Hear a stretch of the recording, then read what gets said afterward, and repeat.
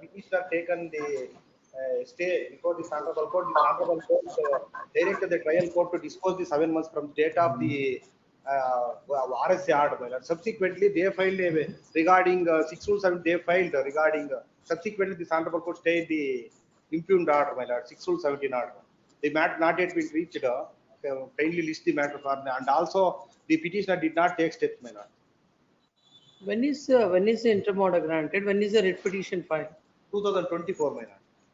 During the pendency of this writ petition, the petitioner died, my lord. It's the whole difficulty. What is not being done from 2024? Everybody wants the matters to be done only in this roster. How is it possible? Is it humanly possible for a judge to hear all the matters? They have to take a step. That's all, my lord. We'll see. Yes, Ms. My lord, this is serial number 244, my lord, parted matter. Only dictation is remaining, my lord, in this matter. Everything has been only dictation of the orders, because the entire matter has been heard, my lord. It is only, it may take some 10 minutes, my lord. Any one of. Yes. Matter related to rejection of the trial court, the matter is And before all of you making a mention, let me make it one thing very clear. Fresh matters, don't make mention. You have to comply with office objections if they're not listing. Please tell the court officer. Number 2, no vacate petitions or urgent, except the matters are coming up before the trial court tomorrow. Then only I will take it up today. This is on 14th. That is the matter will come up before the trial court on 14th, your lord. 14th is next week. You can mention then. Yes. That means maybe procedural. I will not take it up now. You mentioned then. My lord, serial number. Yes. Serial number 5 in list number 2, my lord. They will call the list. They will call. The exhibition is tomorrow. It will be taken up by 2:30. Adjournment calling on that. Malad, it's. So the case is pending since 2009. The urgency is there.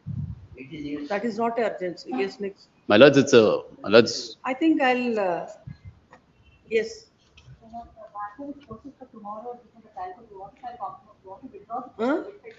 You want to withdraw the writ petition tomorrow? 2/3. Yes. Malad's. It's a GM KEB matter, Malad's. I'm under a threat of disconnection. I'm a When was it disconnected? Malad's. On 3rd, Malad's, I've been issued a notice, not under the Electricity Act, not under the KERC rules, Malad's. 3rd is 3rd. 3rd of Malad's. 3rd of July, Malad's. 3rd of July, I've been issued. File the writ petition.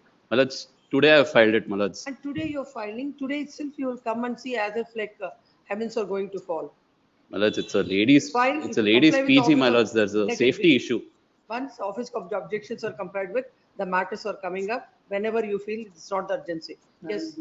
This matter, it was listed on 29th of 29/6. That kind of emergency. That is the reason.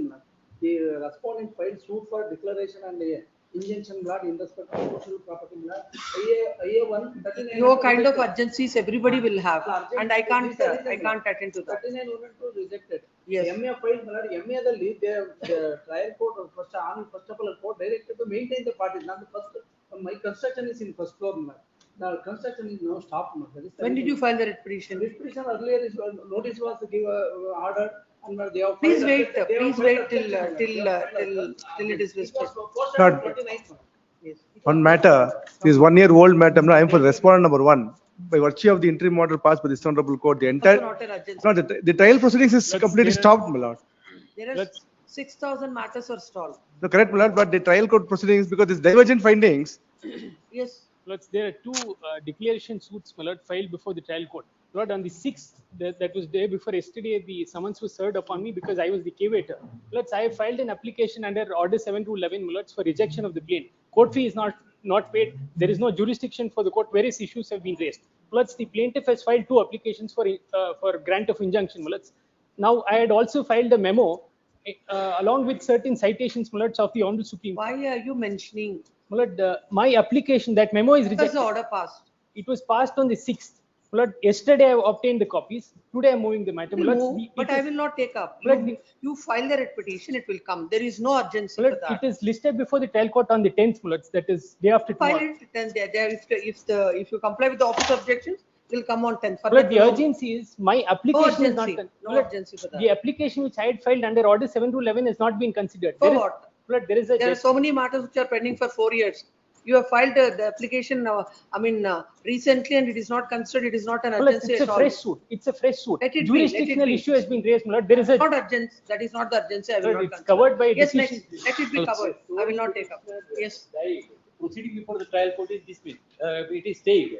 Now, in view of this stay, my lord, unnecessarily the matter is prolonged. 2 years. 2 years ago, she died. We have reported the death. No, that's what Matter is I'm not saying. displayed. 2 years, 3 years, stays are granted, nothing has been, heard. And now what the Now- court can do? Now, Please understand, same your kind of request, there are in 6,000 matters. Is it possible for me to hear all the matters? Fresh matters itself are coming to 50, 60 fresh matters every day. my lord, since it is debated, my lord, the petition has to be dismissed on that ground, my lord. That's why I'm making a request that please don't mention all this, which is not possible for the court to take up the matters. Every day, like half an hour time will be on this, which the court, My lord, yes, call the list. The lordship. Information, my lords. That's one matter, my lords. My lord, the matter is listed before the trial court May I today. make one request? CRT is filed in 2023, and because of this So CRT, list- STP trial has stopped, saying that CRT is pending in High Court. Then shall I do one thing? I'll ask the court officer to take all your memos and tag it to this list. And I think that will serve the purpose. And I will not take up any of the mentions. Let all the matters, let this cause list be 200 pages, 300 pages, let them print it. That's the only option. If you're not understanding what I'm trying to tell all of you. That's the only option. If you want, take all the memos, no mentionings any day. Take all the memos, add it to the list. Let it go on. Let's make it 200 pages also, no issue. Call the list.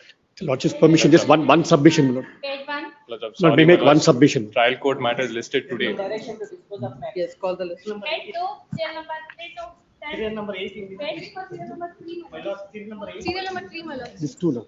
Serial number 3 for adjournment. Why you want adjournment? My lord, there is some personal inconvenience, my lord. Kindly have it, like we have informed them for the respondents, my lord. They said tomorrow, we can have tomorrow, matter can be had tomorrow, my lords, but they have some inconvenience, my lords. Kindly have it on Tuesday, my lords. They have an interim order? No, my lords. Yes, this is matter in the month of August. My lords, trial court matter, it is. Serial number 8. Court has no time. My lords, No time. Serial number 8. Yes, my lords, let the matter be, we'll argue, my lords. Let the yes, matter let be. it be there. Serial number 8. My lord. Serial number? 8, my lord. Yes, Serial number 8, my lord. Yes. Give me a notification. Which time may be granted? 8 in the month of September. My lord, serial number 7, my lord. My lord, due to certain emergency. my Serial lord. number? 7, my lord. This Yes. is one serial number 7. My lord, due to certain emergency, senior could not be present today, my lord. May kindly have it on 15. And for the petitioner. This is matter on 15. Yes, Page number 3, serial number 11 to 20. Page number 4, 21 to 28. Serial number 25, Lordship, appearing for respondent. 25 for the I petitioner. kindly seek short accommodation, Lordship. For the petitioner, I'm my lords, telling, I'm opposing. once you seek for accommodation, no short accommodation. It will come in the month of September. Please, List please, in the month Lordship. of September My lords, I 20. appear for the petitioner, my lords, I'm opposing the adjournment. You- Lordship, 20 senior there is out of station. there is no you appear for whom? Respondent, Lordship. Where is the respondent in 20? 25, Lordship, serial number 25, Lordship. You have an interim order? No, my lords. No, Lordship, fresh matter.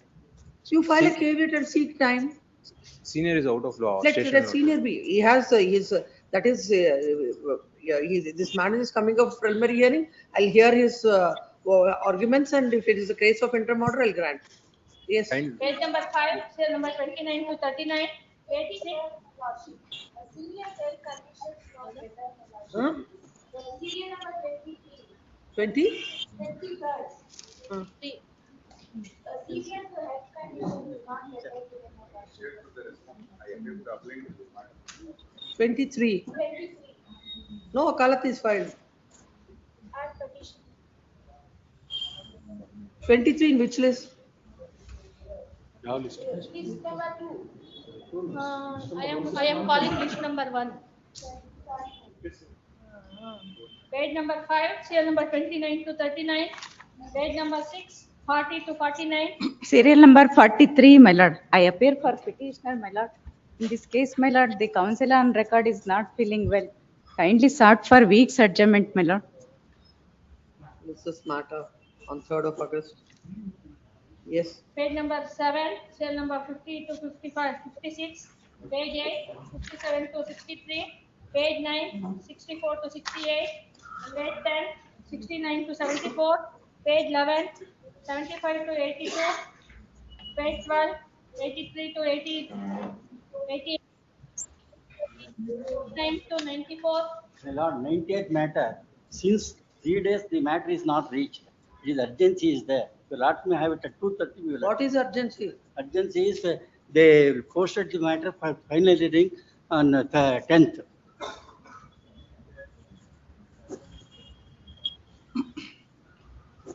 At 2:30, my lord. Yes, 2:30. Page number 14. You don't even comply with the office objections till now. No, only dispensation application is No, there. no, no. Non-compliance of office objections are there. Everything is over, my lord. It is not over. It is there in the cause list today. The list shows that only the dispensation and. That is your protection of amended claims. I will convince my lord. Compliance of You office lord to have at 2:30. I will convince. If it is not complied with, I will not hear. Yes. Serial number 14, serial number 95 to 101, serial number 15, page number 15, serial number 102 to 16, page 16, serial number 107 to 111, page 17, 112 to 16. 114, my lord. And for the respondent, the trial court, the suit begins tomorrow, my lord. It is posted tomorrow for the trial court. May be taken up at 2:30, my lord. And for the respondent, 114, my lord. Have you informed the petitioner counsel? Yes, I have messaged him in the morning. I have informed him. Yes. Page number 18, serial number 117 to 122. My lord, 118, my lord. And for the petitioner, my lord, kindly have it on next week, my lord. You have an interim order. Please, ma'am. I will not extend it. If you want adjournment, take it. Kindly, I'll. Yes.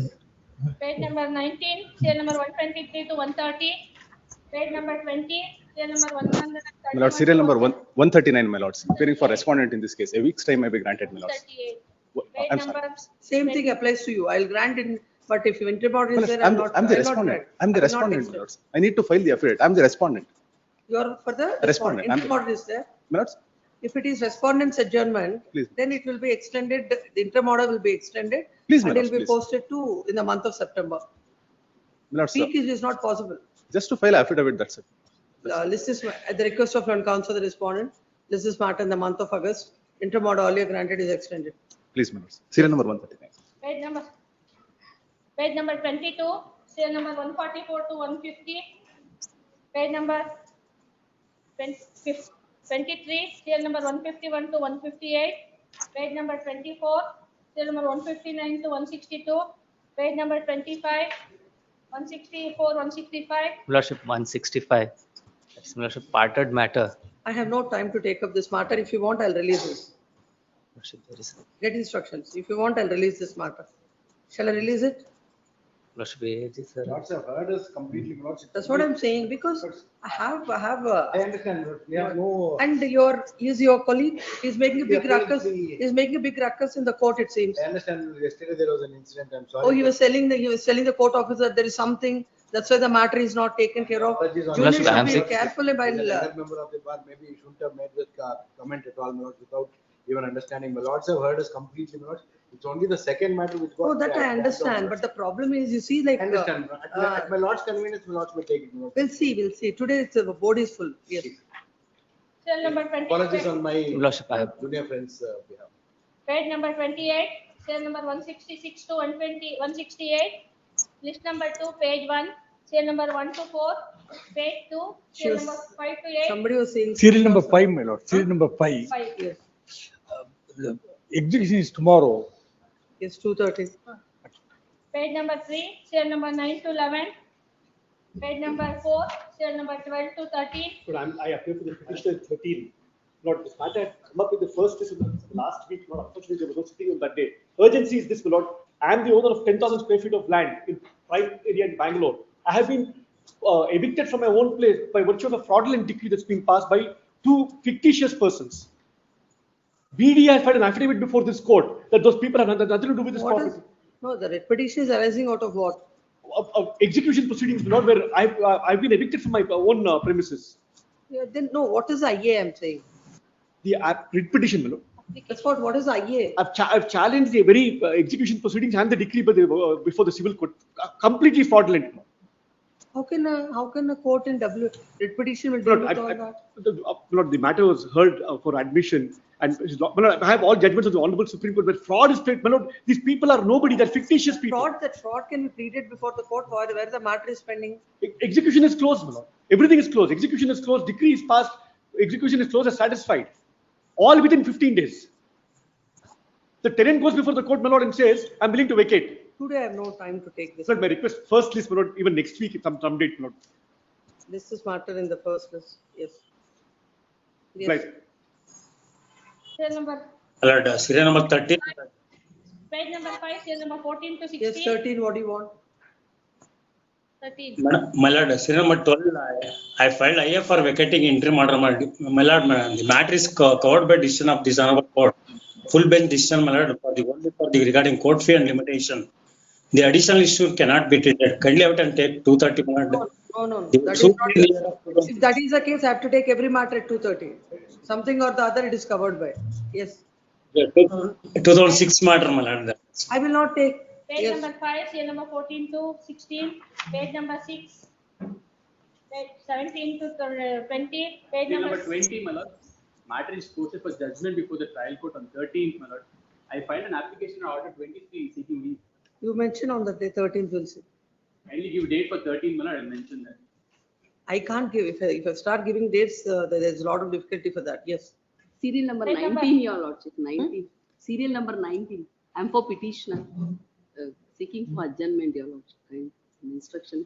I will not grant interim orders. Let it be there in the list.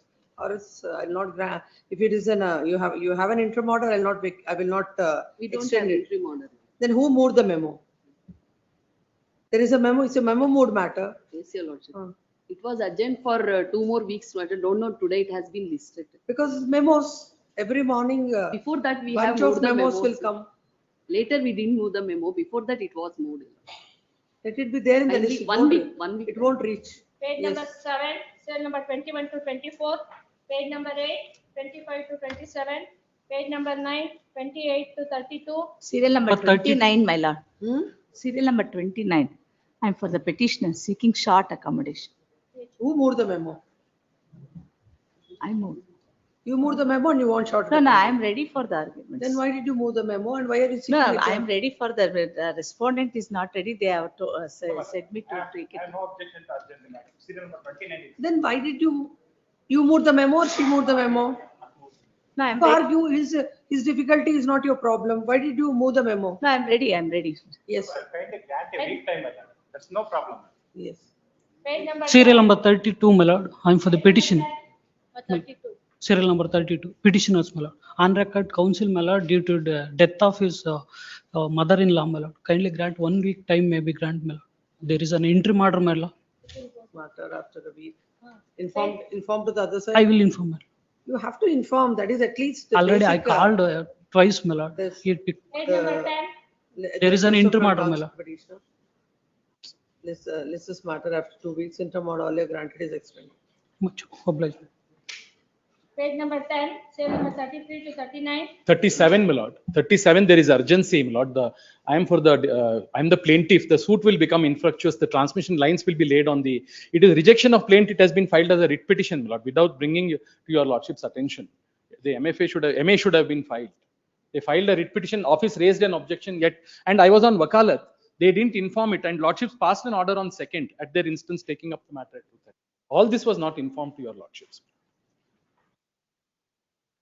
No, which matter? This one. Yes, 37. Thakur Rishabh Raj. No, it is. I have sought for a report from the. Correct, my lord. That matter, I had filed the wakalat. The issue is this, my lord.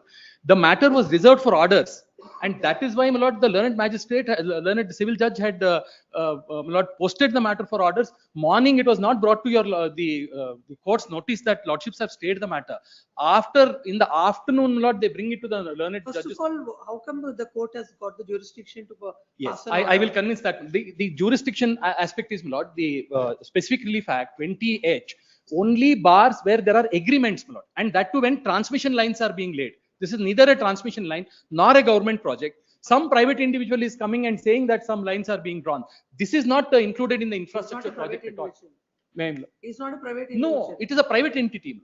Your lordships will see, not KPTCL. And the judge. Totally And wrong. the judge takes note of the fact that the court has passed Completely an wrong. interim order. Completely wrong. And he Indefensible. extend the injunction. Indefensible.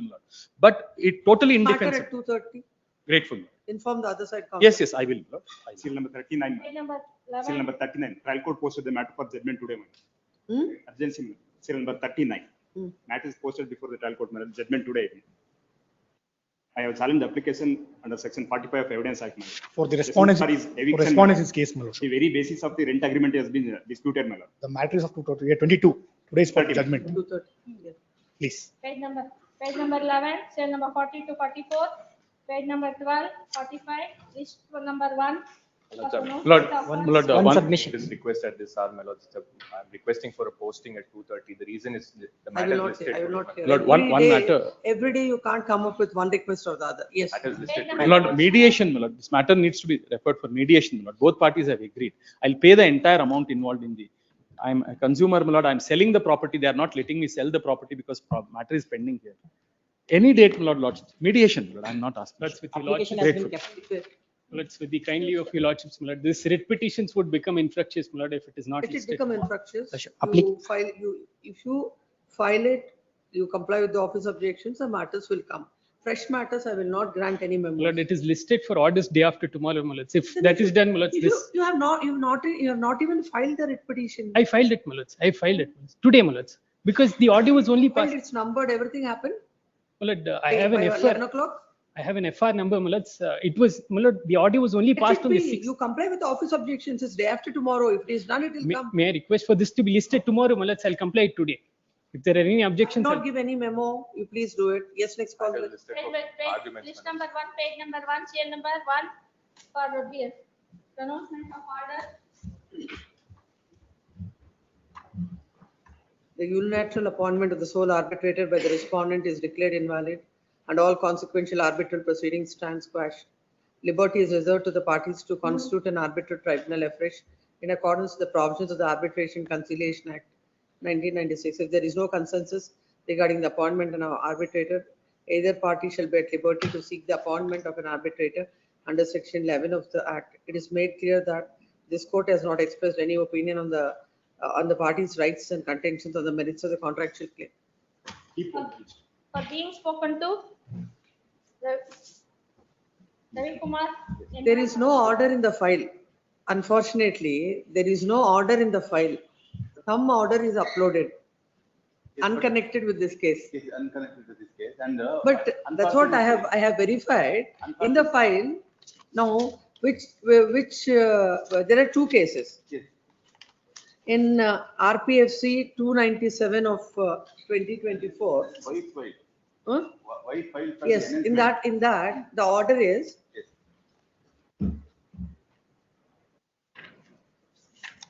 Order passed by me is, Land Counsel for the petitioners submit that the amount is deposited before the tribunal.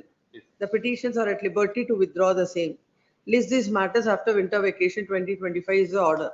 But correct. I verified. Something is uploaded in the website without there being an order on the docket. In kindly there is the order in RPFC 51 of 25. RPFC 51 of 25. That is give my, that. That is my petition. Husband, yeah, order passed on IA number. One minute. Nothing. There is in this case, only there is one order of Justice Pradeep Singh Arur. Yes. There is no other order. But I received here. That is what something is uploaded in the website. Please, and taking this advantage, before the trial court, the respondent, who is the wife, has moved the application. The matter is now this order you find in which RPFC 51. Yes, please. The Land Counsel appearing for the petitioner. The matter is placed before this court and the caption for being spoken to, stating that some order which is unconnected with the petitioner's case is uploaded. It is dated 9/12/2025. 9/12/2025. This court has perused orders in RPFC number 51. as per the available, as per the order sheet, there is only one order in RPFC number 51 of 2025, passed by a coordinate bench of this court, granting stay of operation and execution of the order, subject to condition that the petitioner deposits 7,000 per month to respondent number 1 wife and rupees 2,000 per month to respondent number 2 minor child till further orders are passed. Accordingly, I number 2 of 25 is allowed. Learned counsel for the petitioner submits that in the website an order dated 9/12/2025 is uploaded where Telecast is there. it is here, where it shows that where it is pertaining to some other case and the respondents are taking advantage of the same. Next paragraph. This court has perused the order sheet as well the uploaded order. It appears that by mistake the order of the order in some other case is uploaded in the website. Accordingly, the registry is directed to delete the said order from the website. Post the matter for regular bench. Post the matter for regular bench. Both the matters? Kindly post the matter. This is matters before the roster bench.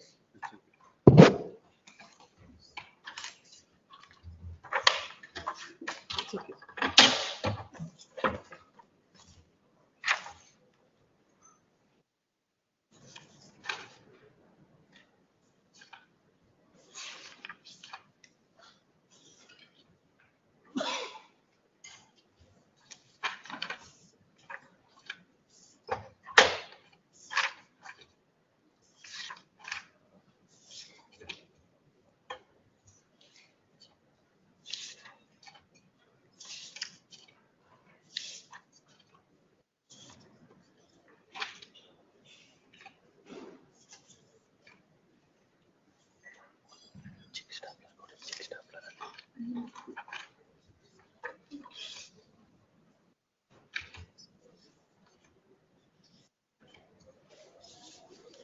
Tell her that she has to give on the same day. She has given yesterday, but the pain on I have left. I was there till 6. She can't come late and give me.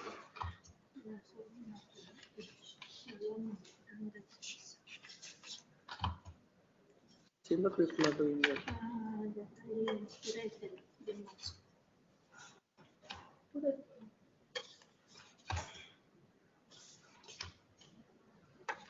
Remaining it can be later.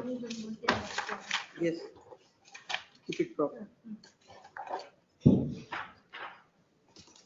List number 1, page serial number 3. Serial number 3, Poonam Patil, for petitioner. Respondent, my lords. Abhishek Sincere apologies, my lord. There is some personal inconvenience for senior, my lord. She had to attend for a medical issue for her son. She had to attend for some medical issue for her son. She has to take her son to the hospital.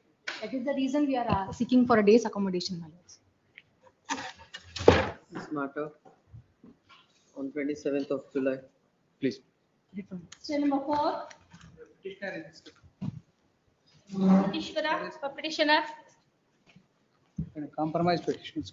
I beg to appear for respondent in this case. Not as alleged, the compromise petition is concerned, my lord. This plaintiff is not a party for that compromise, my lord.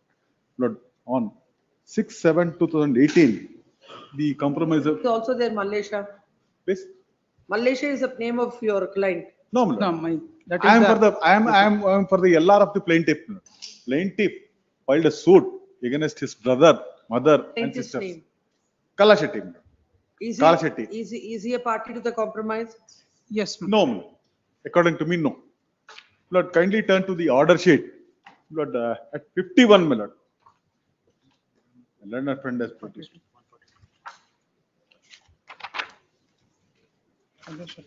Yes. 51, my lord. Hmm. You got it. Yes. In 51, the order says, after filing of the petition, it is posted for objection of the plaintiff. There are several transactions that have been You're taken. referring to, I'm not able to understand. Page number 52 is some handwritten, the decree in original suit. Lord, in FDP, my lord, the pagination is not proper, my lord. Yesterday, my lord, Lordship, may kindly go to page number 142. 142. 142 compromise petition. In the One- open court that Kaleshappa has signed. No. Kalashetty. Kala Shetty is. Kalashetty, That's a 42 in the order first and frame. remand it, let the court take care of it. Please. I'll set aside this order and remand it to the trial court. Whatever you people want to submit before the court. Lord, the question before your lordship is, Lord, my application is allowed, my lord. Against that, my application to delete his name has been allowed. That application has been. In the light of the submissions made before the court, I will set aside this order and send it back.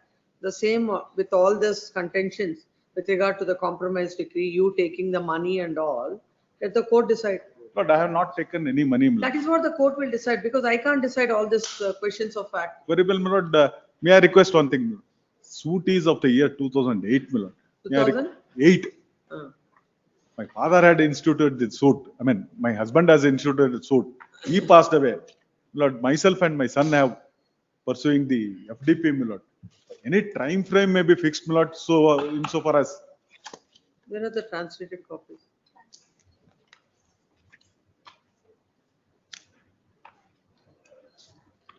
Yesterday has given. Yes, it's here. Yes. Execution is filed when? Lord, the question of is yes, the question of 2018. setting aside, the question of setting aside would not arise, my lord. For this reason, my lord, that the application be disposed of. The writ petition may be disposed of with a direction to dispose of the application of compromise petition, my lord. That would suffice the. If I am not in the If he is proceedings, successful, my lord, if he how is can the successful court in will decide the establishing, compromise petition? if he is successful. If I am not in the proceedings, how can the court will decide, the trial court will decide the Separate, compromise one more petition? application has been filed by my learned friend, saying that is different. include my name in the.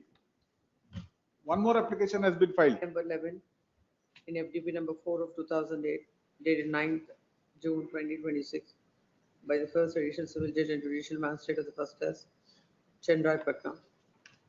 The petitioner is who is the Purchaser. You are read as Defendant number 4 in the trial who is the defendant number 4 in the suit. He was ex parte then. Defendant 4 before this court. The respondent herein has filed in the petitioner has filed an application. Not petitioner. Petitioner. Respondent number 1 has filed an application. Respondent number 1. 1 rule 10-2. And order 1 rule 10-2 seeking the dropping of the fourth defendant, the fourth respondent, Malaysia.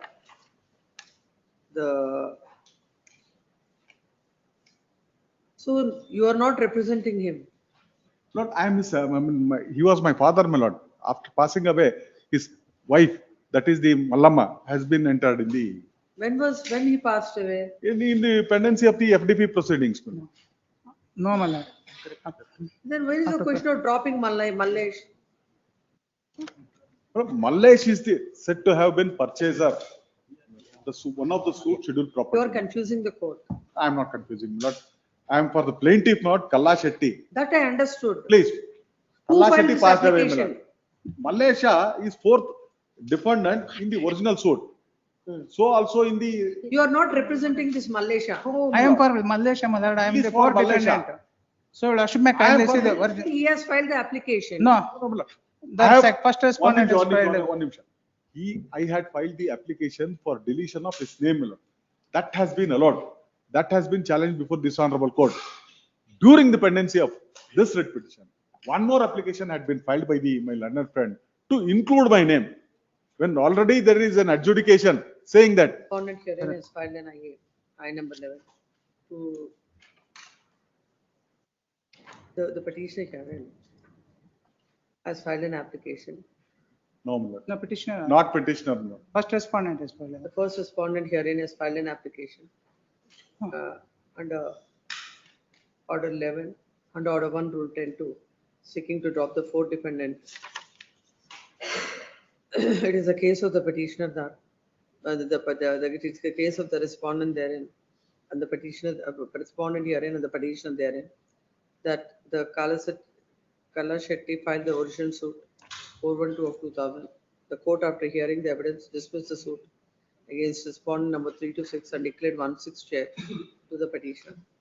However, fourth respondent has not filed any appeal. Respondent number 3, 4, and 6 have filed an appeal before the senior civil judge and JM Nasi Chandrai Patna. Therefore, the respondent has lost his right to get the property. And he has filed since the suit against fourth respondent has already been dismissed, the fourth respondent is not a necessary party to the present FTB proceedings that came to be allowed by order impugned. While allowing the application, the court has observed that since the fourth respondent was not considered to have any right to or any share in the original suit number 412 of 2000 and RA number 45 of 2011, the present final decree application against the fourth respondent, as paid for by the petition, in this petition will not cause any loss to the fourth respondent. Accordingly, the court has allowed the said application, agreed thereby the fourth respondent in the FDP is before this court. And counsel the petitioner submits that, in fact, during the pendency of the proceedings, they have entered into a compromise. As per the compromise, he has paid certain amounts, and said and that application, a compromise petition is pending before the court. And counsel before the court. As such, at this point of time, if the petitioner is deleted from the said procedure, is from array of parties from the said proceedings, it would cause a lot of hardship to the petitioner. When counsel appearing for the respondent submits that, the first respondent submits that he has no instructions on the compromise. Lord, the petition, compromise petition is not at all acted upon, my lord. No, I'm saying whether have you entered into or not. No, my lord, I have not entered. Or I'm saying that you have no instructions, or you want to, sir, you want me to add something else. Lord, my submission may be noted, my lord, since I have not entered into any compromise. It is submitted that the respondent has not entered into any compromise. It is not Page acted. number 142 It is not in the acted. court And he has sheet. nothing to do with the said compromise. The court has rightly held that the petitioner petition's presence is not necessary to decide the presence in the FDP proceedings. It is submitted that there is no illegality with the order, and pending after passing of this order, another IA is filed to include him in final decree proceedings. That was also rejected. No, objection has been filed. It is posted for The order. respondent has filed the objections and the same is pending consideration. In response to that, when counsel for the petitioner submits that he has filed the compromise compromise petition that is filed before the trial court, and in that They have the executed petition is signature in the the open court. Ma'am. They have 142. They have signed in the open court. Ma'am. it is submitted that they In the order sheet, 142 page number. Not this respondent, sir. 140. LR, sir. 140. 142, my my lord. Original plaintiff has signed the It is submitted that 142. the my lord. original plaintiff has Left side signed in the the- same in the court that the proceedings or that order sheet is placed before the court. Next paragraph. Open court, they have signed. In the light of the submissions, having heard the concerns on the said submission on record, in the light of the inconsistent stands that are taken by the contrary stands that are taken by both the parties with regard to the compromise decree, compromise entered between the parties. This court deems it appropriate to set aside this order and remand the matter back to the trial court. Accordingly, this court is passing the following order. The order dated so and so is set aside and the matter is remanded back to the trial court for fresh consideration. The trial court shall consider this application in the light of the submissions made before this court with regard to the compromise decree and shall pass appropriate orders. And so also, considering the fact that the FTP is of the year 2008, the executing court shall expeditiously dispose of the matter. there's a time frame may be fixed. Time frame for disposal of the application, my lord, nothing will, no evidence is required, my lord. This application you are asking, Compromise petition, my lord. this application, the IA shall be this after remand, this particular IA number 11 shall be disposed of within a period of 1 month from the date of receipt of the copy of the order. Much Order grateful. number 5, what's issue for petitioner? Filed a memo for withdrawal, Your Lordship. As petitioner do not want to prosecute the matter, Your Lordship. This is a matter pertaining to, we have challenged the order of the appointment of court commissioner, Your Lordship. Memo is filed to withdraw the petition dismissed as withdrawn. Memo is taken on record. Yes, 6. Grateful, Your Lordship. Cell number 6. Memo for the Petitioner. I have filed a memo for withdrawal, and both the petitioner and respondent decided to settle the dispute before the Lok Adalat.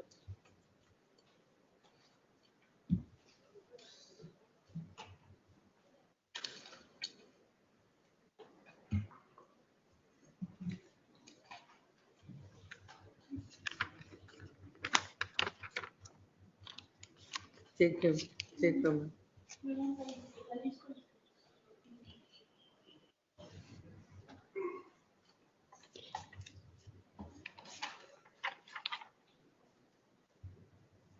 It is a memo is filed stating that for the parties have settled the matter before the Lok Adalat on 11/7/2026.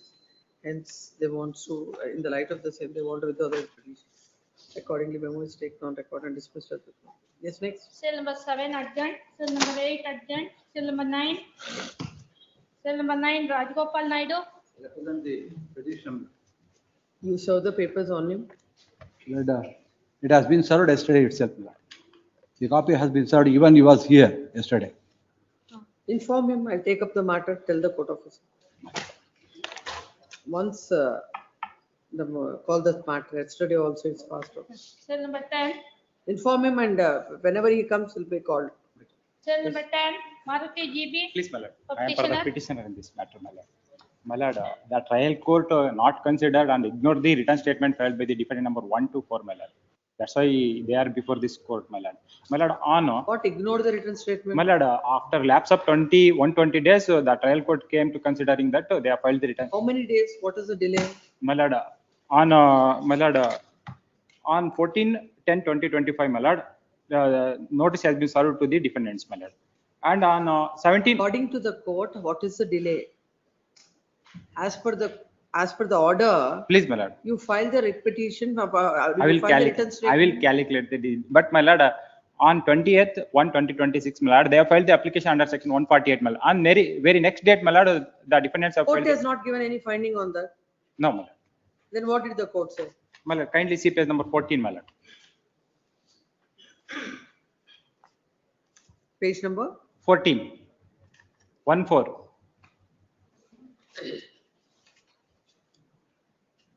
My lord, may I read the 20th 1/1/2026 order is also relevant, my lord. For that reason, I am reading, my lord. Peruse the order sheet. The statutory period for filing the written statement is over. Hence, written statement filed by the defendant number 1, 5 to 9 is taken as not filed. Learned counsel for the defendant number 2 to 4. They are the petition before this court, my lord. Filed an application under section 148 of CP. The court has failed to take the written statement on record on the ground that after the amendment to amendment to order 8 rule 1 CPC, the court has no discretion to condone the delay beyond 120 days. Then counsel for the petitioner submits that a coordinate bench of this court in so and so has stated the operation of the amended provision. In that view of the matter, this is the stay of all further proceedings. Notice to the respondent to the order dated so and so. Notice to the respondent. Same hand summons by 27th of July. The memo shall be filed or else. Yes, next. My lord, respondent number 2 to 8 are the defendants, my lord. kindly dispense with the issuance of notice. File the memo if you Please, file. my lord. Dispense Please, with- please. Memo is filed seeking no dispensation of notice to 2 to 8 petition to take out handsomeness of the council appearing for the respondents. 1 and 2. My lord, only one is the plaintiff, my lord. 1, yes, next. 11, Ramesh CN for petitioner. No representation list in the month of September. Yes. Cell number 12, Gautam. I appear for the petitioner in this matter. My lord, this is an identical matter which you heard the previous one, my lord. I have not been permitted to file my written statement. It's a commercial suit or a normal suit? It's a normal suit, my lord, suit for partition. There is 6 days of delay, my lord, in filing the written statement. 6 days. 6 days, my lord. Then counts for the same order in this also. In this 6 days delay, same order. Yes. Cell number Obliged, 13, my lord. 13, YK Narayan I Sharma. appear for the petitioner, my lord. My lord, similar matters are there. It may be called along with that, my lord. Give the number, post along with that. Yes. Cell number 14. Any date may be given, my lord. Any date may be. Bhimaya. They come, then this matter will also come there. Yes, 14. 14, Bhimaya. For the petitioner in this case, my lord. My lord, the petitioners herein are challenging the order passed by the Honorable Trial Court, which is at Annexure N, my lord, whereas petitioners have filed a impleading application before the Honorable Trial Court, stating that they are having a substantial right over the suit schedule property. What is the suit for? That is what, my lord. I request your lordship to kindly turn to page number 30, my lord, at Annexure A, whereas in Annexure A, What is the suit for? my lord, I'm asking what is the suit for? suit for declaration and possession, my lord, Declaration. filed by the first respondent herein against my mother and the sister-in-law, my lord. Whereas my petitioner number 1 maternal grandfather has purchased the property, which is at Annexure A, my lord. Annexure A, wherein Annexure B is the typed copy, my lord. Come to the impugned order, we'll understand. Yes, the facts yes, from there. yes, my lord. Page number 88, my lord. Plaintiff has filed this suit for the declaration and possession along with mandatory injunction. It is the case of the plaintiff that she is the absolute owner in possession and enjoyment over the suit schedule property by virtue of the registered sale deed dated 9/7/2010, executed by one Lakshmi Devamma. It is the case of the impleading applicants that the applicant number 1 and his brother have jointly purchased the suit schedule property in the name of one Jyoti. Jyoti is the sister-in-law, my lord. The petition number 1, my lord, under the registered sale deed dated 12/2/2008, and thereafter got divided the same, and in this regard defendant number 2 has executed a consent deed dated 5/7/2024. Apart from filing impleading application and taking contention that the impleading applicants are having right over the suit schedule property, they have not. Now you say, Yes. property stands in the name of Sister-in-law. sister-in-law. And sister-in-law has given you a consent. What is that consent? Sister-in-law and my brother, the petitioner number 1 brother. How is it consent? Is it, that is is what it my- registered? Yes, no, this is a notarized consent deed, consent letter, my lord. My submission before lordship is that the Annexure A, the petition number 1's maternal grandfather has purchased the property during 13/1/1959, my lord, at Annexure A. By virtue of the register sale deed dated 9/7/2010, executed by one Lakshmi Devamma. Yes, that is the plaintiff claim. Oh, already your sister-in-law is there in the suit. Why you should be? No, my lord. That is what I wanted to make one submission. My maternal grandfather has purchased the property during the year 13/1/2059. That is petition schedule property, my lord. Then, after the death of the maternal grandfather, my petition number 1 mother succeeded to the property. Then petitioner number mother has sold along with this dependent petitioner number 1 and his brother have sold the property to one Srimati Jyoti. That is during the year my lord 25/11/2006, my lord. Again they on 12/12/2008 again they repurchased the property in the name of the Jyoti, mother-in-law of Jyoti, and We can understand Yes, the property purchased by Jyoti. yes. After that, what That- is this consent? We are not able to understand. My lord, you will also make kindly see the originally this property belongs to the maternal grand. Whatever it Yes, is, what yes. we can recognize is a sale deed. No, my lord, and you will also What make. all you are submitting? You will also make kindly appreciate. I am in Court possess. has said, court has observed that Yes. neither produce the sale deed nor the consent deed to show that they have got any right interest in the title or the sue scheduled property. Impleading applicant have not placed any document to show they've Yes. got any right over the property, hence dismissed. What is wrong in it? My lord, I am in, you will also make kindly turn to page number 80, wherein I produce the photograph out of this property, my lord, northern portion, I am in possession and enjoyment of the property, my lord. Petitioners are in possession and enjoyment of property, the northern Why portion. you have not filed any document before the trial? That is what, my lord, they made a mistake, Not whereas really. whereas, Nothing wrong with the order my then. lord, whereas I have produced all the document to establish that I am having interest. Here you need not produce, you have to produce before the trial court. That is what, my lord, the trial court doctors, they have not. let the You will notice also go. may kindly appreciate the documents which I have produced. Respondent petition is permitted to take out hand summons and the counsel appearing for the respondent and shall file a memo to that effect. Once a memo is filed, list the matter. My lord, Cell number 5. they are the I further have to proceedings. straight away dismiss it, but still I am issuing notice. Question of stay will not arise. I am in possession and enjoyment of the property, northern portion. Much. Yes. 15, Much. Abhishek MK, petitioner. Lords, matter is pertaining to installation of 220 kV high tension line in the property of the petitioner, my lords. Petitioner is a small farmer holding of 1 acre 30 quintals of land. I made an objection before the authority stating that, see, I am not objecting for your erection of transmission line. To the deputy commissioner. My lords, You have to go before the deputy commissioner. no, if no, you no, have my any lords. objection. Upon the liberty given by this honorable court in the earlier rate, I have filed objection. This court directed me to consider the notice as an show cause But notice. respondent 2 and 3 is KPTCL, Devraj will take notice. Devraj, you take. Please, madam. I'm for respondent 1 state. For a moment, if I kindly take. Any objection that has to be filed before the deputy commissioner? no, upon the order passed by this board, How can the court pass an order when it yes, is- my lords, if I kindly What take is your that lordship, they will do? my lords, Under the Telegraphic Act, if any objections are there. my lords, my submission is that they don't have authority under Telegraphic Act. Why? If I kindly take your lordship to impugn order, my lords, at page 66. Hmm.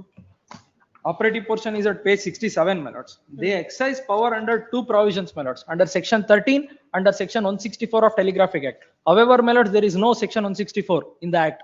Even considering the section 13, they do not possess the power. If I kindly take your lordship to section 13 of Telegraphic Act for a moment. No, your new jurisprudence is evolved now. Whatever is the provision that they have stated, you cannot say that they don't have power to lay the lines under the Telegraphic Act. My It lords, is under not this there. provision, kindly bear with you for a moment, my lords. Provisions wrong, quoting of a wrong provision cannot be a ground. Ultimately, you cannot stop them from My laying lords, the I am lines. not stopping them. If my you lords. have any objection, go before the deputy commissioner and make your whatever objections you have. My lords, I have filed before the authority, my lords. They have considered that my objections and passed this order, impugned order. The 2 and 3, Mr. H.P. Devraju is directed to take notice. First respondent, the AGA takes notice to the list this matter on 30th of July. My lords, still then no coercive steps. My lords, in the problem. My lords, my petition itself become infractious, my lords, if they install, my lords. My lords, one humble submission, my lords. My entire petition. Take it up tomorrow. I am not going to stall. These routine stays will not happen in my court. My lords, I understand, my lords. Serve the papers on him. List this in the first list tomorrow. Unless and until I am convinced, I will not stay anything. Cell number 16. Please, day after tomorrow, my lords, I'll Day serve. after tomorrow. Great. And please don't come up with this 145, 146. Tell the court whether they have powers or not under the Telegraphic Act. Forget about the provision. That provision, they will now correct it. That's what my submission, my lord. They do not have the power. I'll They have convince the the powers on the Telegraphic Act to do it. It is a settled law. Now you can't, that's what I said, new jurisprudence is evolved. Yes, next. Cell number 16. Very petition is matter note. Attarki Hal, Parishuram. For the impugned order, page number 31, the appellant court has passed an order IA number 1. What is the suit for? Suit for an injunction, permanent injunction. What happened to the IA? The IA 1 has been filed by the plaintiff, has been granted, against which you have filed an appeal, first appeal, miscellaneous first appeal, along with a delay, condemnation of delay, and along with the IA number 2 for sought for seeking a stay of the impugned order passed by the trial court. in the IA number 1, which are filed by the section 5 of the Limitation Act, the appellant court held that the inquiry is required for that IA number 1. With how much delay? 212 days delay is that. So according to you, the court should straight away. Sufficient cause has been, section 5 of the Limitation Act, your lordship So kindly see. notice to respondent is required under section 5. Notice has been ordered. After hearing the matter, the order has been passed for holding inquiry request. Lordship kindly see the page number 31. Question before the court. Please, Lord. It is an order. Please. After hearing the matter on both sides, after issuing the notice to the respondents therein. Please come to the order. Where is Please, it? your lordship kindly page number 31. While perusing the.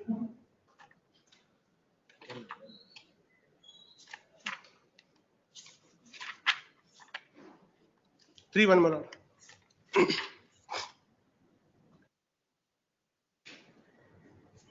Shall I read, my lord?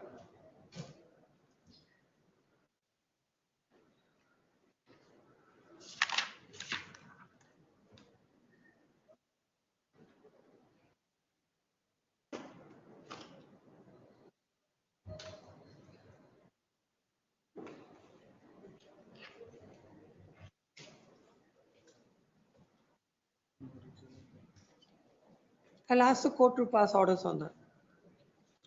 The Honorable Court also directing to the trial court. Your lordships kindly see the 102, page number 102.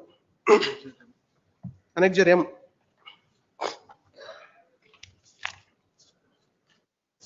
The operative portion of the order is 104. After arguing the matter of some time. Accordingly, the petition stands disposed of as withdrawn. My considering IA number 1 and 2. How can it be stands disposed of as withdrawn? Well, subsequently directing to the trial court. Further to request the first appellate court to pass appropriate Order on IA number 1 and 2. To request, this court has not said anything. We are also requesting to the trial court more to consider my IA number 1. After hearing the IA number 1 at length, after passing the notice has been issued. This is not an order. This is not an order. Trial court to do anything. The inquiry. So, you requested. You requested. I requested. When was this order passed? This order passed on 12th January 2026. How many times the matter has come up before the court? And 4 times, my lord. Let's see that. Your lordship Let's see the order sheet. After 3-2, my lord, page number 27, we placed the order passed by this honorable court. The appellant filed a memo and the certificate copy of the order passed by. Case has been advanced by the advocate for appellant without serving copy on the opponent. Memo filed by the appellant with the advance application is taken on record wherein it reveals about the production of computer generated extract taken from the website of the High Court of Karnataka. Whereas the said extract is not forthcoming with memo. 3/2/2026 order. But the advocate for appellant pressed IA number 2.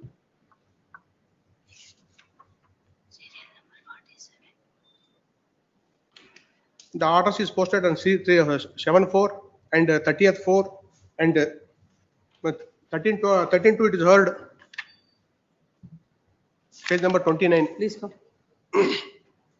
Let consider the petition submits that the trial court has granted. Even I thought proper reasoning, the holding the inquiry. The petition is filed in the following. Then consider the petition submits that the trial court has granted injunction, questioning that the petition has filed an appeal, filed MA, and along with the delay of 200 odd days, the court right from January is not considering the application. In fact, when he filed the earlier writ petition, the court has given the liberty to the petitioner to request the court for disposal of the MA. Even after that, from the last 6 months, the matter is not taken up by the court. Hence, the petitioner is before this court. Next, having heard the land counsel the petition, this court has perused the order sheet. When an MA is filed in the month of January, not considering the same, even till the month of till July, is not proper. The court ought to have considered the same, and that inquiry on IA will not take these many months of time for the court to decide, considering the urgency expressed by the petitioner and the fact that the interim injunction is granted long back. In that view of the matter, this court is ad interim injunction. In view of the same, this court is passing the following order. The writ petition is disposed of directing the Appellate Court to decide MA number 74 of 2025 in accordance with law as expeditiously as possible, but not later than 2 months. Also set aside the order, otherwise again the matter is posted for inquiry on IA number 1 only. Need not set aside, yes. Well, otherwise I press it. I said it will be decided within 2 months. So it will be decided. Let them, the court, appellate court ask for conduct the holding the inquiry, IA number 1, later on they decided. That is the question. That's the order of The order has been goes, but ultimately. I will not set aside that order. Yes, next. Cell number 17, Shilpa MR, for petitioner.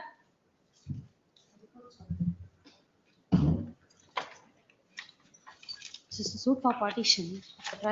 This honorable cause had directed the trial court to complete the FTP proceedings within the first time they ordered for 2 months. Second time they ordered for 1 year. In spite of twice the direction from this honorable court, the FTP is not disposed of.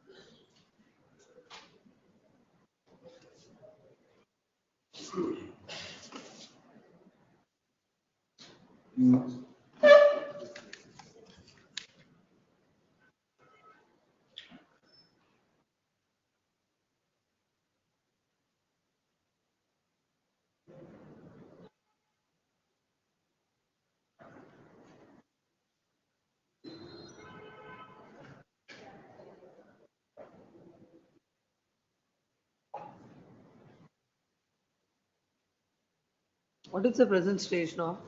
So present state is for the appointment of court commissioner. I have already suggested the court commissioner name and I have also filed the memo of instructions. And along with the, I have also filed the memo of instructions and I have also suggested the court commissioner. For then also they are giving the allotting 15 days and to 1 month for. What the court says is the IA number 1 of 2026 on 10th, which was filed by the petitioner, praying to direct the respondents not to put any lock to any portion of the scheduled property, and this court has rejected the application by its order dated 15/6/2026 and posted the matter to 19/6/2026 to name the court commissioner for auction of the petition scheduled property. On 19/6/2026, one so and so is appointed as court commissioner. No, on the request of the has parties. been appointed. I have placed a order sheet. Says on 19/6, date name also given. Suhas TL is appointed. Is not appointed. It's in the pending. See, kindly come to the page number. And the matter is posted to 10/7/2026. And the file memo of instructions as a last. Kindly look into page number 185. See the proposal. Kindly look into page 185 of the petitioner. The proposed for objections to the learned counsel for the petitioner file memo naming the court commissioner along with memo of instructions. The counsel, the learned counsel for respondent 6, no objection to memo. Learned counsel responded to no objection to memo, and for objection for any other respondents. And proposed court commissioner is yet to be appointed. There is a proposed court commissioner. Not like that, my lords. Come to the page number 30. The same thing has happened in the 2022 also. You are reading proceedings of which date? I'm kindly looking to page number 130 of. You can give me the date. What are the 2022? 2022. Huh? In the 2022, the same. I am referring to 19/6/2020 order. And the same thing has happened in the 2022 also. I see it. So what do you expect the court now? I'm not making allegations against anybody. I'm saying now that is what is the report. That's what the report is called for. So that's what my humble submission is. At least from now onwards, kindly expedite the process and make the complete the auction process within 1 month, because kindly look into photographs of the scheduled property from page number 204 to 207. There are completely the portion of the petitioner, the placing in the particular scheduled property is completely in a dilapidated condition, and the sewage water is connected to the water supply. And how he can, in such case, how can he sustain? See, I am not permitted to carry out any repair or construction. In spite of that respondent one taking the undue advantage of this one, is carrying out the repair or construction work. And that also I mentioned the photographs of the. Presented petition is filed seeking the following prayer. As it is submitted that the FDP proceedings of 2011 are pending, this court has called for a report from the concerned court. And one more submission, my lords. It is submitted, it is stated that on 19/6/2026, the court has appointed a court commissioner on the request of the parties. The matter is posted to 10/7/2026 to file memo of instruction as a last chance to carry out the court commissioner's work to auction the scheduled property. It is stated that in view of filing of several applications and non-cooperation of the parties to the petition, the petition could not be disposed of. Ms. Parallel and counsel of the petitioner submits that the parties, the matter is a FDPs of the year 2011. On one pretext or the other, the matters are being adjourned at the behest of the other parties, at the behest of the respondents, and there will be a direction to the executive court to dispose of the FTP as expeditiously as possible. Next, considering the submission of the then counsel for the petitioner and looking at the fact that this is FTP of the year 2011, this court deems it appropriate to pass following order. Yes, the writ petition is disposed of, directing the trial court to dispose of, to requesting the trial court to dispose of the pending FTP proceedings with an outer limit of 4 months from the date of receipt of the copy of the order. Then number 18, Puneet C, a petitioner.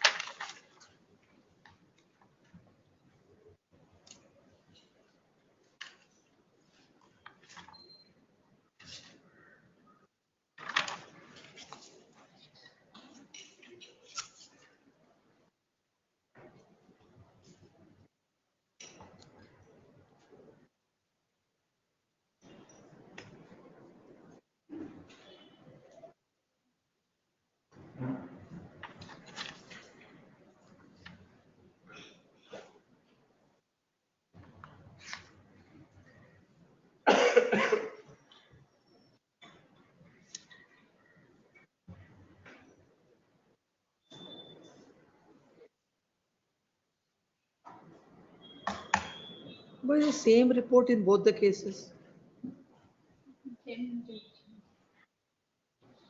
Same judge, same report will not come. Like in the earlier case, this is also the same report.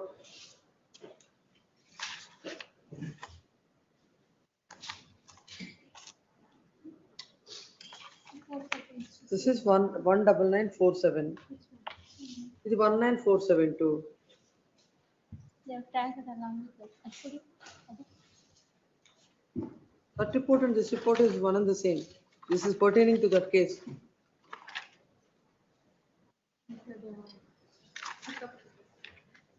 same. One through Gmail, one is physical copy. Where is the report? Ask them. Password.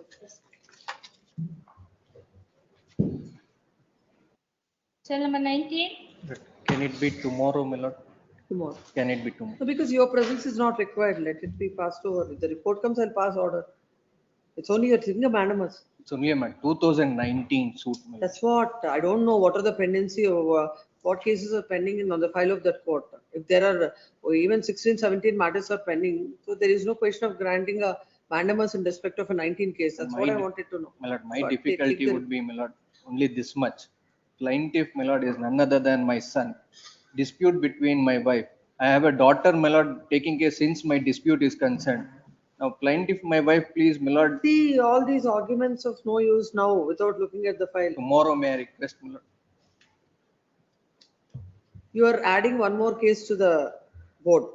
That you have to understand. Yes, that's why pass over. Please. Yes. Cell number 19. I appear for the petitioner, my lords. My lords, the petitioner had filed a suit for partition and an application came to be filed under Order 12 Rule 6, my lords. On the last hearing date, my lords had directed me to furnish the written statement filed by the respondent, my lords, wherein they have made the admissions. So, Take that. Please first come to the order. please, my lords. That's at ink page number 56, my lords, 55, my lords. Yes. The operative portion, my lords, is at ink page number 65. What is the suit for? Partition. Partition, my lords. It's not in dispute, my lords, that the genealogical relation between the petitioner as well as the You respondents. say that the original, made by the original defendant so and so, a preliminary decree shall be passed basing on the averment in the written statement. Yes, my lords. Mm. What has happened, if I may request my lords to kindly peruse the written statement once, my lord. Mm. In the written statement, my lords, there have been multiple admissions. One such admission, if I may request my lords to kindly peruse, is this. At internal page number 2, para number 6, my lords, the last but one sentence. It is therefore submitted that the partition or any development in respect of the property cannot be affected till the lapse of the period of lease. Para number 6, my lords, last but one sentence. If in the same page, in the last paragraph, para number 10, my lords, the second sentence, the averment that the kata pertaining to 9 to 13 are standing in the joint names of the plaintiff and the defendant number 1 is true. They admit. Further, my lords, at para number 13, my lords, the last sentence. That is at internal page number 5, my lords. They say, it is further submitted that the partition between the plaintiff and the defendant number 1 cannot be affected till the expiry of the lease period. And the lease period has expired, my lords. They themselves also admit in the objection at annexure E1, my lords, at ink page number 51, my lords, para number 4.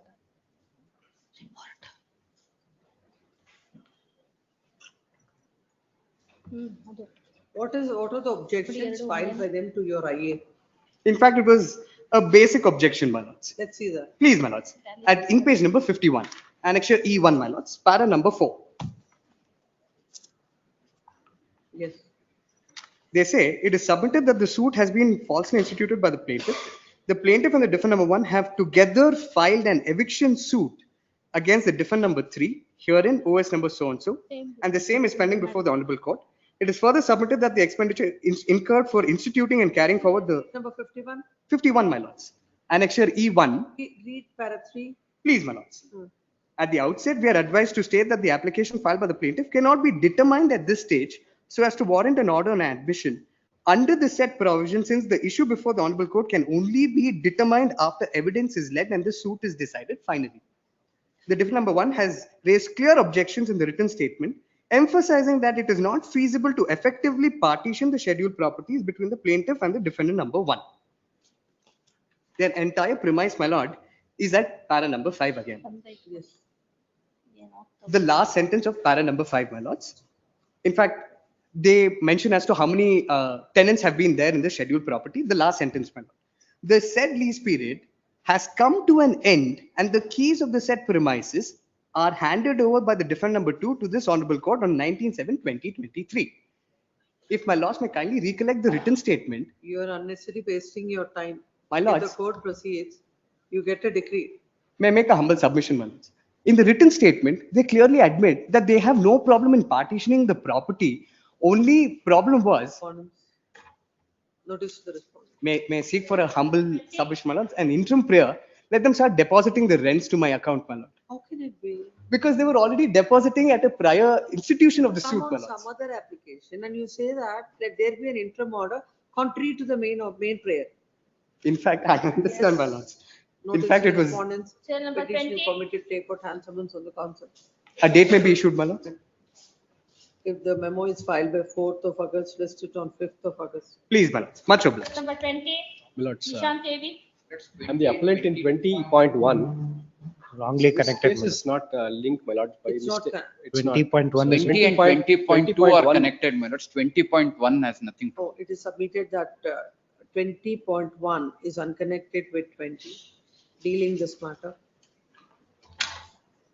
It's 20. Please, my lords. Plaintiff's writ petition. Suit of the plaintiff, my lords, is for permanent injunction. Injunction was granted by the trial court, my lords. Ex parte injunction was granted by the trial court. Defendant entered upon appearance, filed the written statement and a counterclaim. Injunction or suit for permanent injunction. Counterclaim was for mandatory injunction. Then a temporary injunction was made absolute, against which appeal was filed by the defendant. In the appeal, my lords, the order of injunction has been set aside, against which the present writ petition is filed. Come to the order passed by the trial court. Please, my Which is in your favor. Trial court order, my lords, is at Annexure E, page 58. Reasons start at page 61. I have purchased the property, my lords, in the year 1981. Page 61, my lords, the reasons start. Please read. The learned counsel for the plaintiff argued that plaintiff is seeking an ex parte temporary injunction to protect his property, which he claims to have purchased in 1981 and developed with a residence and areca nut garden. He alleges that on February 15, 2023, the defendant illegally trespassed, stole 50 kgs of areca nut, and is now attempting to fence off his land. The plaintiff asserts that he holds absolute title and possession, whereas the defendant has no legal right to the property. He argues that without an immediate court order, he will suffer irreparable loss and injury due to the defendant's threats to alter the land's topography and harvest further crops. Consequently, he maintains that the balance of convenience favors his request to restrain the defendant from further interference, hence necessitating grant of ad interim ex parte temporary injunction. Per contra, learned counsel for the defendant argued that she is the absolute owner. You can come to para 13. I'm sorry, my lords. You can come to para 13. Please. In the light of the arguments canvassed by the learned counsel for the parties, this court has carefully perused the list of documents produced by the parties. The list of documents of the plaintiffs consists of RTC 3 numbers, where it shows that the first item of this property stands in the joint name of the plaintiff and the defendant, and the second and third item of the property stands in the name of the plaintiff, and the property was transferred by a registered sale deed to the plaintiff. At this stage, without going into the merits of the case and holding a mini trial, this court has considered the aspect of prima facie case. At this stage, this So court, basing on your say deed, the court has come to the conclusion that you made out a prima facie case. please, my lords. Paragraph 18 reiterates that, my lords, page 64.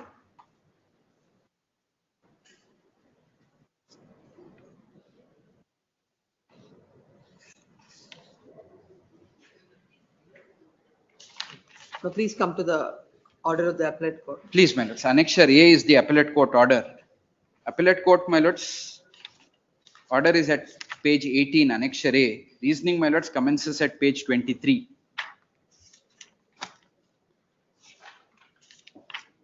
On two grounds, my lords, the order is set aside. One, the alleged date of cause of action which I have pleaded in the plaint. Defendant, being my sister, my lords, claims that her husband was hospitalized and she was in the hospital on that particular day. That, my lords, will get it at paragraph 15, page 25.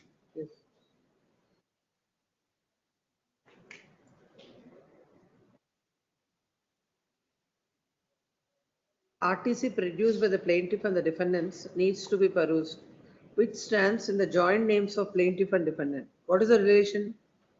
Plaintiff and defendant, my lords, are brother and sister.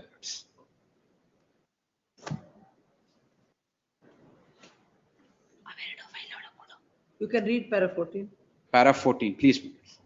With this background, whether there is a prima facie case in favor of the plaintiff is to be seen. As per the plaintiff, the cause of action arose on 15/1/2023, when the defendant, along with her men, trespassed into the suit property and picked up 50 kg areca nut from the property of the plaintiff. At this stage, RTC produced by the plaintiff and the defendants needs to be perused, which stands in the joint names of the plaintiff and defendant. the plaintiff is not disputing the settlement deed executed by his father in favor of the defendant. Therefore, the possession of the plaintiff and the defendant with respect to their respective properties is admitted. The court has to consider whether there was alleged interference where injunction was granted. The counsel for the defendant much opposes upon the cause of action which arises on 15/2/2023. The counsel for the defendant also has produced the discharge summary of husband of the defendant by name so and so, which shows that so and so was admitted on 9/2/2023 and discharged on 17/2/2023. Thus, it was vehemently argued that the question of interference by the defendant does not arise, where the defendant was taking care of her husband in the hospital during the said dates. Cause of action, it was argued that the question of removing 50 kgs of areca nut by the defendant does not arise. At this stage, the court has to note that removing 50 kgs of areca nut cannot be done with a couple of minutes or couple of hours, but involves a lot of time and labor. If really the cause of action as alleged by the plaintiff is considered, it would be unbelievable that the defendant, being a lady, while her husband was in the hospital, who came to be admitted on 9/2/2025 to 17/2/2023, left him along with arrangement to the property to the plaintiff and removed 50 kgs of areca nut, and the plaintiff kept on watching the same. There is no complaint lodged by the plaintiff in this regard. It appears that the plaintiff has also lodged a complaint before Hebri Police Station on 23/11/2022. In the said complaint, the plaintiff has alleged that the defendant tried to put up fence in his property and stopped on his objections, that he has applied for plotting before the Tahsildar and has sought for protection. There is an endorsement issued by the station house officer of Hebri Police Station dated 17/12/2022 that the matter is of civil in nature and has directed the parties to resolve the same in civil court. The present suit is filed in the year 2023, and somewhere it appears that the cause of action has been created. It was also pointed out that the document produced by the defendant does not prove that the defendant was accompanying her husband in the hospital, and the chances of her going to home, etc. cannot be ruled out. If really the defendant came along with her men and tried to remove the areca nut from the... Yes, sir, see. Please. So what, there was an earlier suit between you and the defendant. Please, madam. Where an injunction is granted. Please, in respect of the very same property.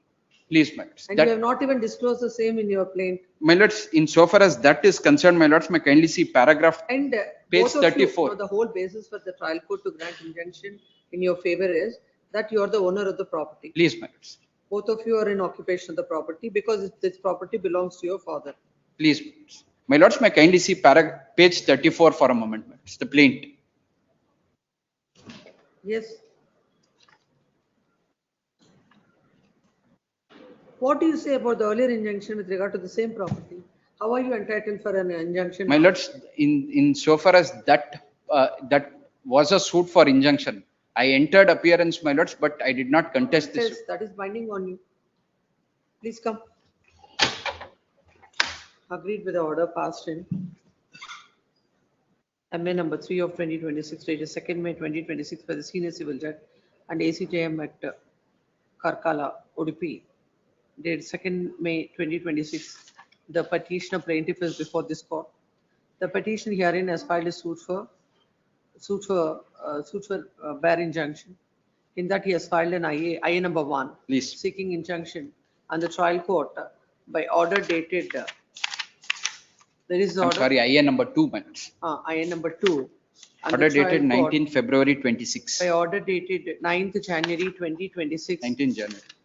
Has granted injunction.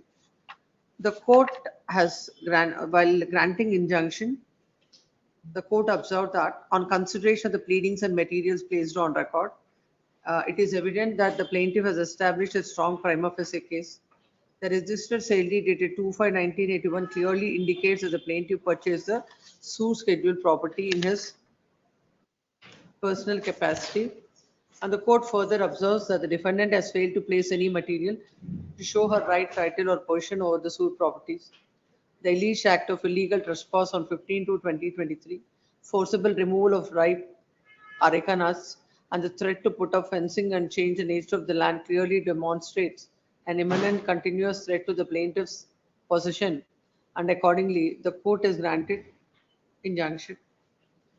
Agreed thereby, the defendant has filed MA number 3 of 2026 on the file of the Senior Civil Judge and ACJM at Karkala, Udupi.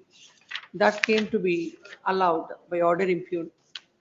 While allowing the application, the court has observed that the RTC extracts show that the property is standing in the name of both the plaintiff and the defendant. And the plaintiff is not disputing the settlement deed executed by his father in favor of the defendant. Therefore, the possession of the plaintiff and defendant with respect to their respective properties is admitted. Further, the court also considered the aspect that earlier, the defendant has filed OS number 196 of 2002 against the petitioner and petitioner plaintiff and others, and that suit came to be decreed. And this aspect was not mentioned by the petitioner, was not disclosed by the petitioner in the plaint.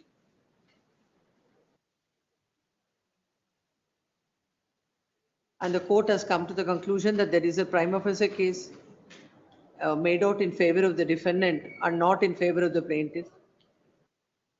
When the defendant is alleging that the misusing the order of ex parte temporary injunction, the plaintiff has blocked the road, where IA number 8 also has been decided by the court in MA number 4 of 2026. Hence, the court is of the opinion that there is no prima facie case made out by the plaintiff, and the balance of convenience tilts in favor of the defendant, who already has an order of injunction, and the defendant will suffer hardship and irreparable injury if injunction is granted, and accordingly allowed the MA. Next para. When counsel appearing for the petition submits that the court, without appreciating the facts and the police report, that is the complaint that is given by the plaintiff with regard to the alleged interference by the defendant, the appellate court had reversed the findings of the trial court. It is submitted that the trial court has rightly considered and granted injunction, and the appellate court only on the aspect that earlier suit for partition was permanent injunction is decreed in against the plaintiff. The court had dismissed had allowed the MA. It is submitted that petitioner has made out a prima facie case and the balance of convenience lies in his favor, and if the injunction is not granted, it would cause a lot of hardship to the petitioner plaintiff. Next, having heard the counsel for the petitioner, there is a material on record. The suit is for bare injunction. Both the plaintiff and defendant are none other than the brother and sister. The RTC extracts are standing in respect of in the joint name. This property belongs to the father. And it is also an admitted fact that OS number 196 of 2002 is filed by the defendant herein, who is the defendant herein, who is the plaintiff in the said suit, and the said suit came to be decreed. Though and counsel for the petitioner submits that he could not contest the same, but however he has not questioned the said judgment and decree, and which has attained finality. In those circumstances, the petitioner cannot seek for injunction again in respect to the same subject matter against the defendant, and the court has rightly considered this aspect and rightly held that in fact the balance of convenience lies in favor of the defendant, and if injunction is granted, irreparable loss would occur to the defendant. In the considered opinion of this court, the court has rightly dismissed allowed the IA by setting aside the order passed by the trial court, and this court do not find any reasons to interfere. Accordingly, this court is passed the following order: the writ petition is dismissed. Number 2, this court has not expressed any opinion on the merits of the matter, and any of the observations made by this court shall not be construed as an expression of this court, and the court shall consider the suit on the merits of the matter. 20.2, my lords, it is IA number 8 filed by the defendant. 80, which is? 20.2. Huh. IA number 8 filed by the defendant to remove the pillars which I had put up on the road. That was rejected by the trial court, against which the matter went up to the first appellate court, MA 4, which my lords referred to in this order. MA 8, I think. This is MA 8, But in this order, there's a reference to MA4. The order passed in MA4 is challenged in 20.2. Yes, Please. there is the order. Order, my lords, is at Annexure A.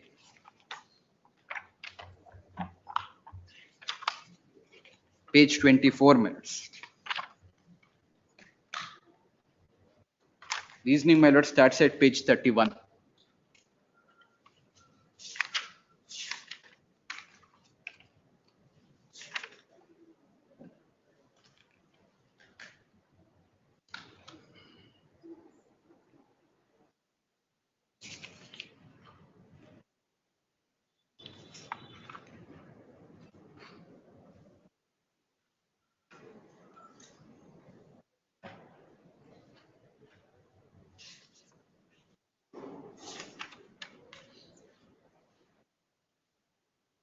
Paragraph 19 at page 35.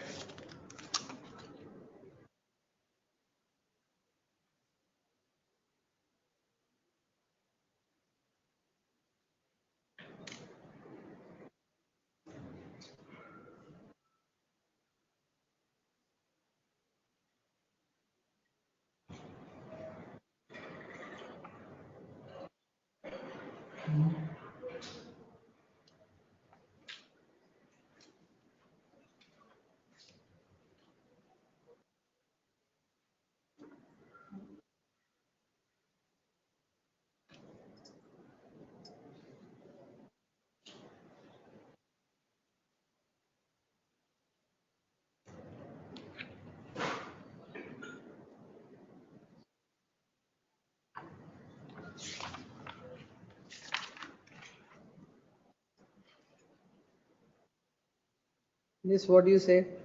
My lords, in view of that, my lords, I don't stand a chance.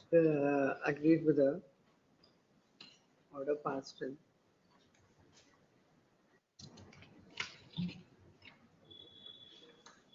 MA number 4 of 2026, dated 2nd May 2026, by the senior civil judge and ACJ Ahmed Karkala Urpi.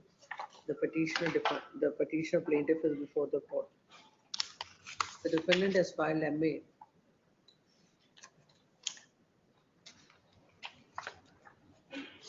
The defendant has filed IA number 8, seeking an order of temporary injunction directing the plaintiff to remove the stone pillars put up with the road passing through the property in survey number 171/1A, portion of Mudradi village blocking the road, which was used by the defendant to gain access to the house situated in her property in survey number 107/1A, portion passing to be scheduled property of the plaintiff, pending disposal of the suit that came to be dismissed.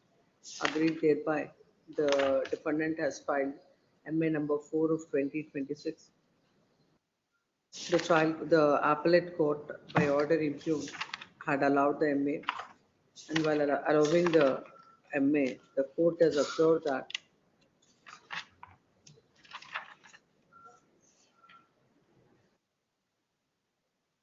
the plaintiff contends that there was no existence of the road and the defendant has not claimed the easement right till now. The same can be considered. On the other hand, the version of the plaintiff that there was only 3 feet space and the defendant has alternative road to have the ingress and egress creates doubt in the contention taken up by the plaintiff. The complaint lodged is in the month of November and the cause of action alleged is in the month of February on the allegation that the defendant took out the areca trees from the property of the plaintiff.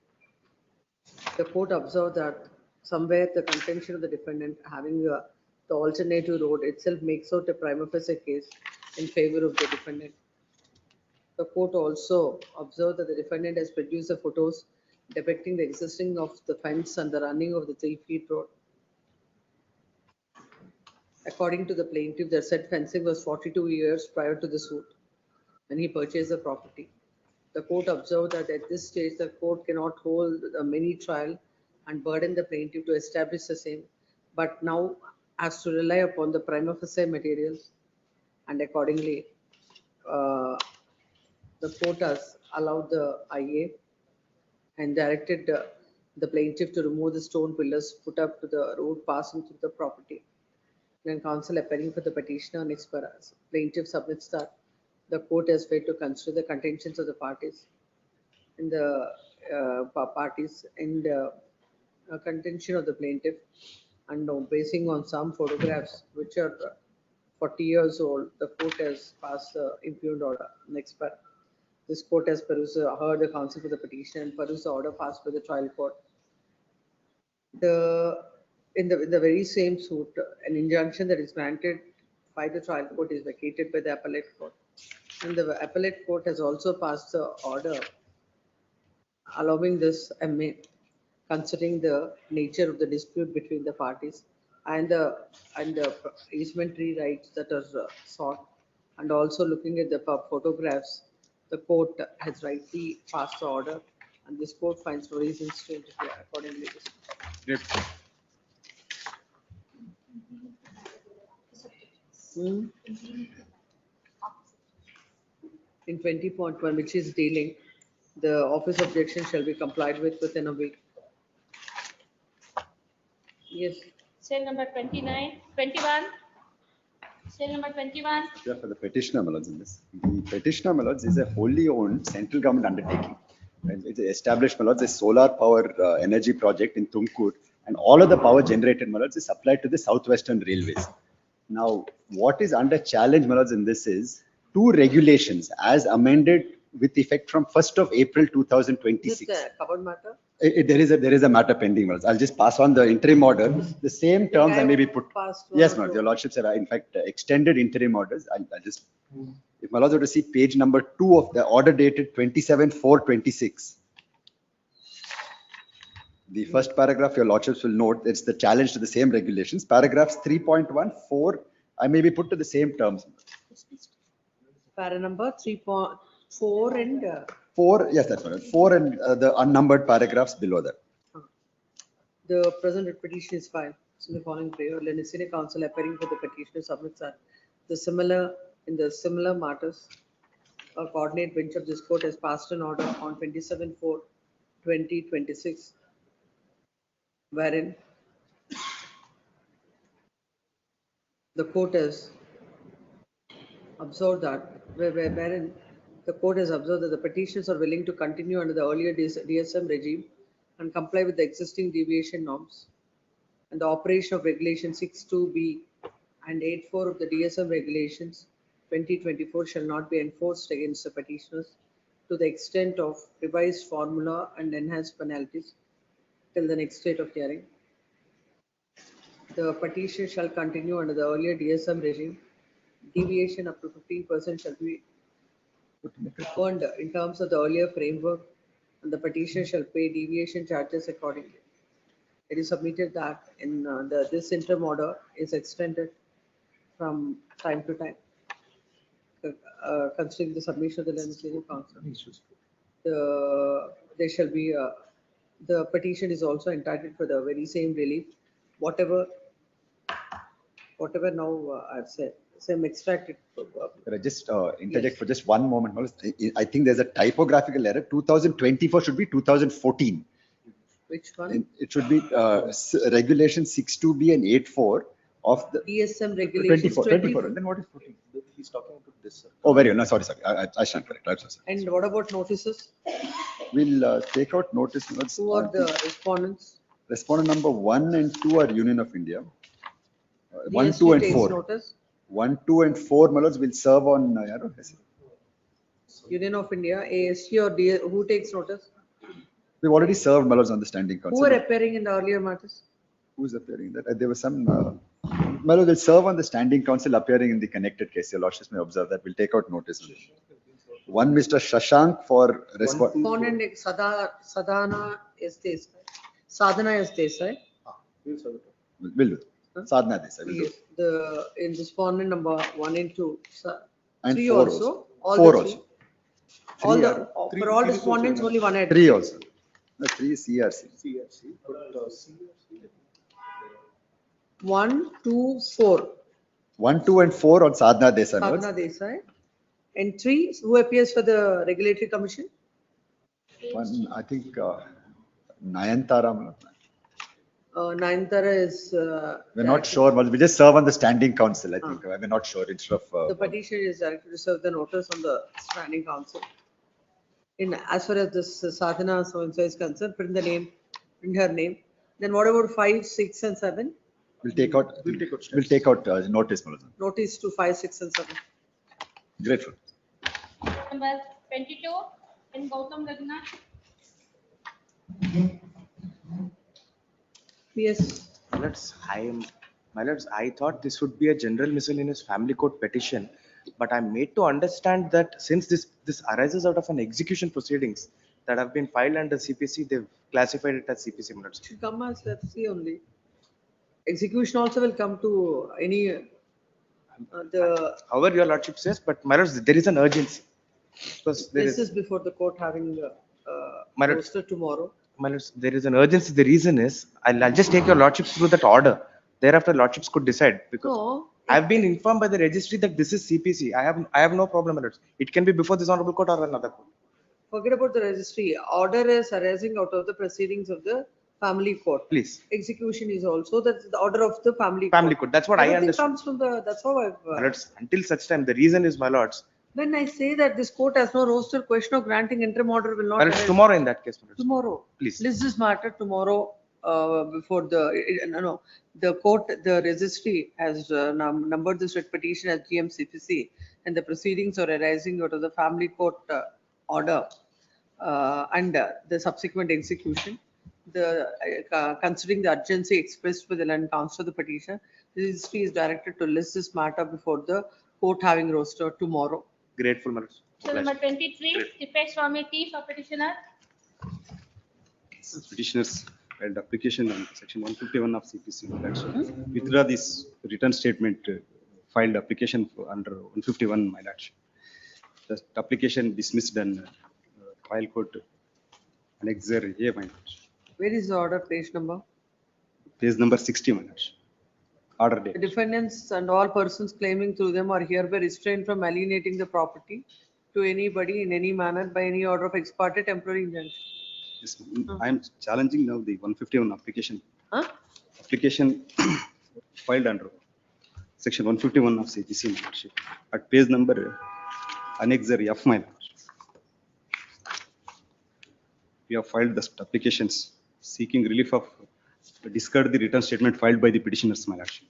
That the return statement entirely prepared by only respondent number first respondent. He is the plaintiff in original suit for specific performance, my lordship. How will the court decide all that? My lordship. You say that the written statement is prepared by somebody else, so that should be returned. Simply go through the documents. It very clearly shows that, my lordship. Under which provision such a power is there to the court? Petitioner, respondent number 1 is cousin brother of the petitioners, my lordship. They have helping. Come to the impugned order. Let's page number. Please, my lordship. Page number. In application, we have clearly mentioned in the application. Oh, please come to the impugned order. Please tell me which page number it is. 49, my lordship.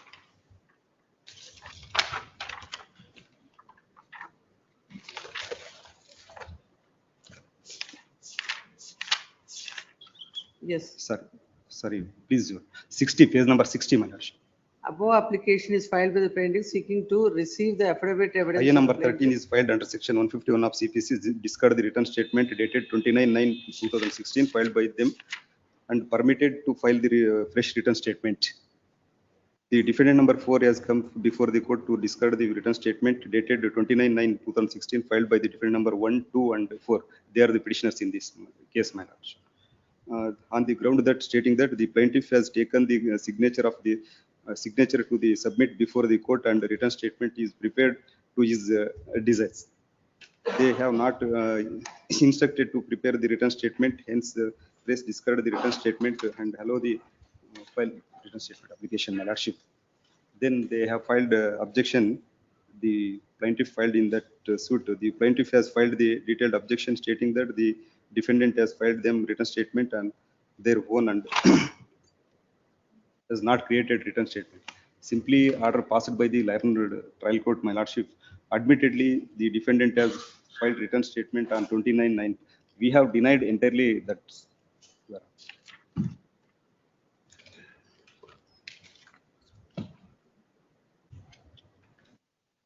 Kindly annexure E is the written statement filed by the alleged written statement. Annexure E, my lordship. Entirely simply filed admitting entire averments of the plaintiff.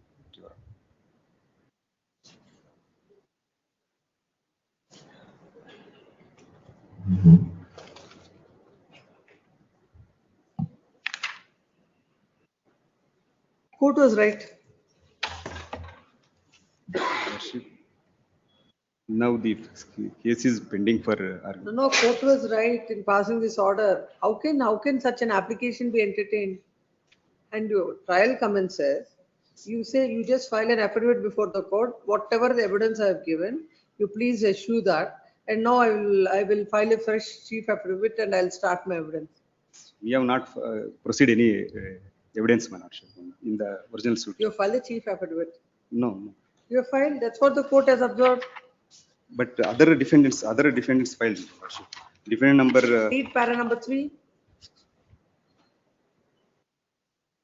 The trial has commenced. The Yes, plaintiff has filed chief examination affidavit and marked exhibits. This plaintiff also. PW1 has partly cross-examined by defendant number 3 and 5. At this stage, the plaintiff has come up with present application seeking to discard his evidence by way of affidavit before this court, stating that the facts stated in the affidavit are not averred in the plain.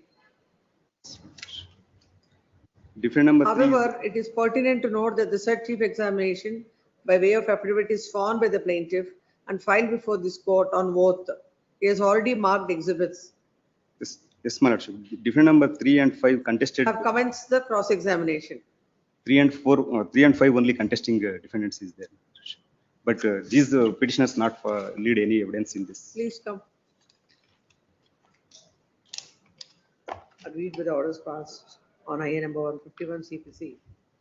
Notice number 1369 of 2012. By the Principal Senior Civil Judge, Bangalore Rural. The petitioner plaintiff is before this court. The petitioner at the time of at the stage of cross-examination of PW1 has filed an IA under section 151 CPC seeking to receive the affidavit evidence of the plaintiff by discarding the earlier affidavit evidence filed on 19/2/2021. In the affidavit, he has submitted that the suit is filed for the relief of specific performance.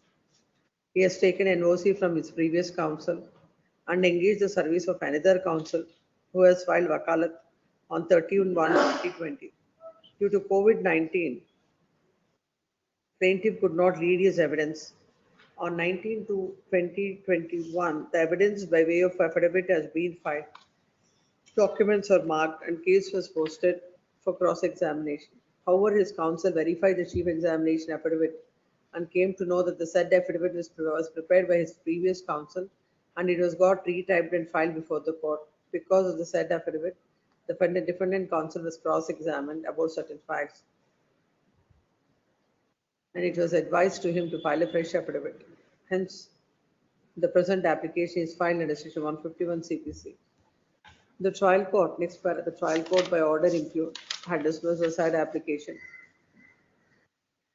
The court has observed that the trial has commenced. The plaintiff has filed chief examination by way of affidavit and marked the exhibits. PW1 has been partly cross-examined by defendant number 3 and 5. At this stage, the plaintiff has come up with present application seeking to discard his evidence by way of affidavit filed before the court, stating that the facts stated in the affidavit are not averred in the plaint. The court observed that the defendant number 3 and 5 have commenced cross-examination. The evidence by way of affidavit has been filed with the plaintiff PW1 on oath by stating whatever stated in the chief examination affidavit. And such being the case, question of allowing this application will not arise and accordingly dismissed. Then counsel for the petitioner has submitted in tune with the application that is filed before the trial court and submits that unless and until this application is allowed, the petitioner would be put to hardship.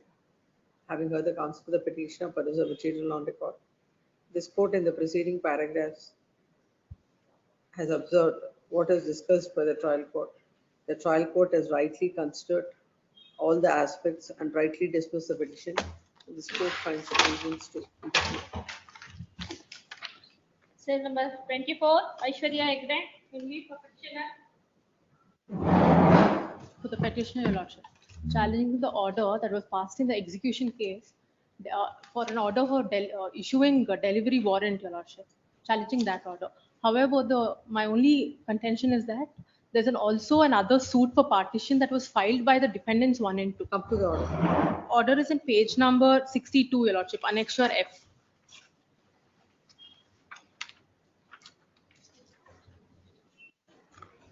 52. 62. 60.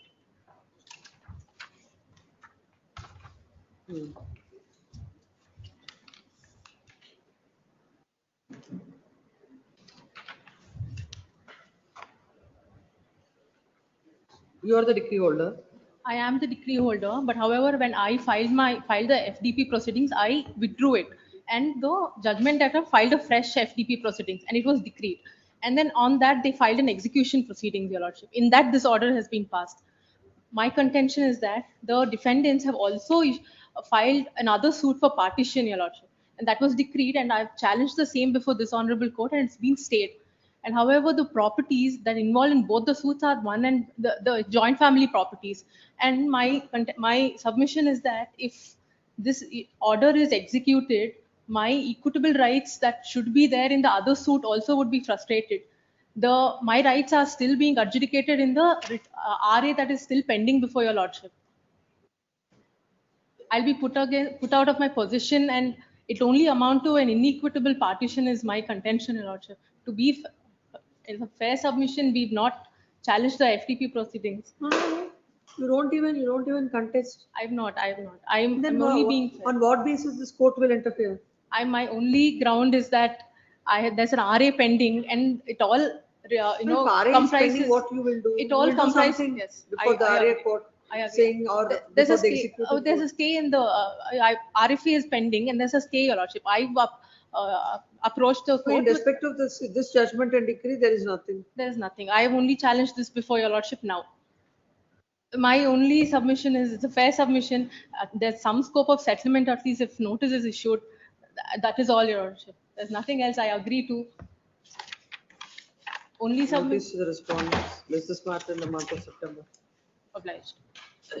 Cell number 20. Rajendra, yes. My lord, plaintiff petition, my lord.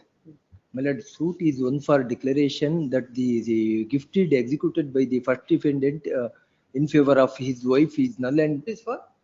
Declaration. You are the plaintiff? Please, my lord. I am the plaintiff. My lord, the declaration that the gift deed executed by the first defendant in favor of his wife is null and void and not binding on him, and also, my lord, consequently permanent injunction. Husband files a suit for declaration that the gift deed executed in favor of wife is null and void. But first defendant in favor of his wife is null and void. My lord, based on the grant certificate, the petitioner herein claiming the ownership on the property in question. My lord, of course, when the matter is posted for arguments, my lord, the petitioner made two applications. One for recall and another for to examine the. Suit is of which year? 2011, my lord. 11 suit. When was the suit was posted for arguments? Please, my lord. My lord, relevant para at page 37. Posted for arguments. Which year? My lord, 2026. Matter posted for arguments. November You file now reopen and recall. Recall. My lord, the court below, my lord, rejected my application. Affidavit why it should be reopened and recalled. My lord, at page number 30. My lord, application for recall at page number 27. Let's read the affidavit. At page number 28, my lord, my application for recall. What is this? Read it. After reducing my evidence, the matter is posted for arguments. At the time of evidence, I am unable to read the further evidence and not file list of witnesses. Now I file the list of witnesses to prove my case, hence to recall and reopen. My lord, another application for to examine the list of witnesses. My lord, at the time of my lord, The consequential to that. Please. That also because you don't have the list at that point of time and you have the list now, then so it should be reopened. my lord, court has to my lord, give At least some more paragraphs and sentences to say to I support agree. of- I agree. My lord. with this kind of application, can the court allow your IA? It should be dismissed. It should have been dismissed with cause. Come to the order. My lord, at page 37, relevant para, page 4, para 4, my lord, page 37. May I read, my lord. Yes.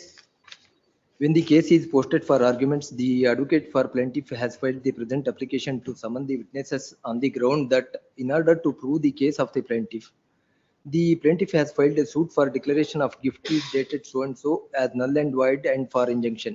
In the affidavit, the plaintiff only states that these witnesses are required to prove his case.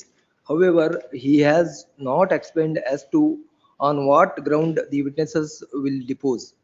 Another important factor that requires to be considered is that witnesses mentioned in the list are What not. do you say?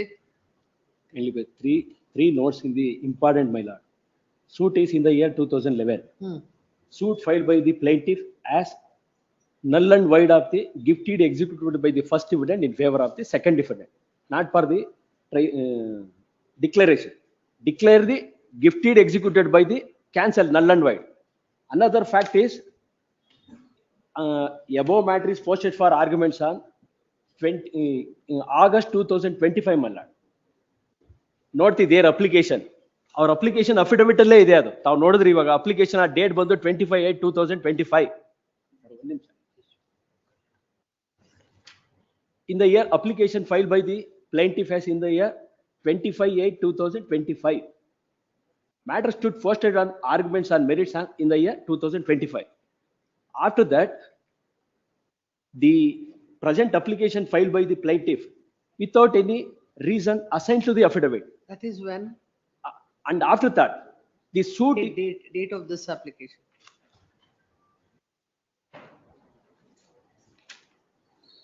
Affidavit mentioned in the date of application 13/8/2025, my lord. In page number 28, their affidavit, sworn to affidavit. Immediately as filed. Immediately. Already matter posted for merits, arguments on merits, my lord. When was the evidence concluded? Concluded on defendant evidence concluded on June 25th. June 2025. Another fact is these witnesses are not necessary to subject matter of the suit. Yes. My lord, the petitioner, my lord, along with my lord, declaration of his title, my lord, he also pleaded fraud, misrepresentation. My lord, your lordship kindly appreciate that, my lord, the defendant, my lord, taking advantage of the similarity in the name of, as that of the petitioner, my lord, to grab the property in question. Yes. My lord, the trial court, my lord, solely on the ground that the 23 suit when the evidence is concluded in the year 2020. My lord, 25 concluded. 23 evidence is concluded, 25 posted for arguments. Arguments, my lord. Immediately after, my lord, I made What will happen to application. 23 to 25, 2011 suit? And why should we give you that opportunity? There should be some reason for that. Just mere for asking, the court will not grant. And in fact, all these reasoning was not at all required by the My court. lord, Unnecessary the reasoning. court, the reasoning itself is cryptic in nature, my lord. My lord, solely on the ground that Not cryptic. Court has given unnecessary reasoning, not even required that much for your application. Please come. Agreed with orders passed on an IA under order 18 rule 17 and order 16 rule 1 and 2 with section 151 CKC in OS number 1013 of 2011 by the, which court is this? By the second My lord, edition. Senior second Civil additional senior division civil. as Bangalore Rural District. At Bangalore.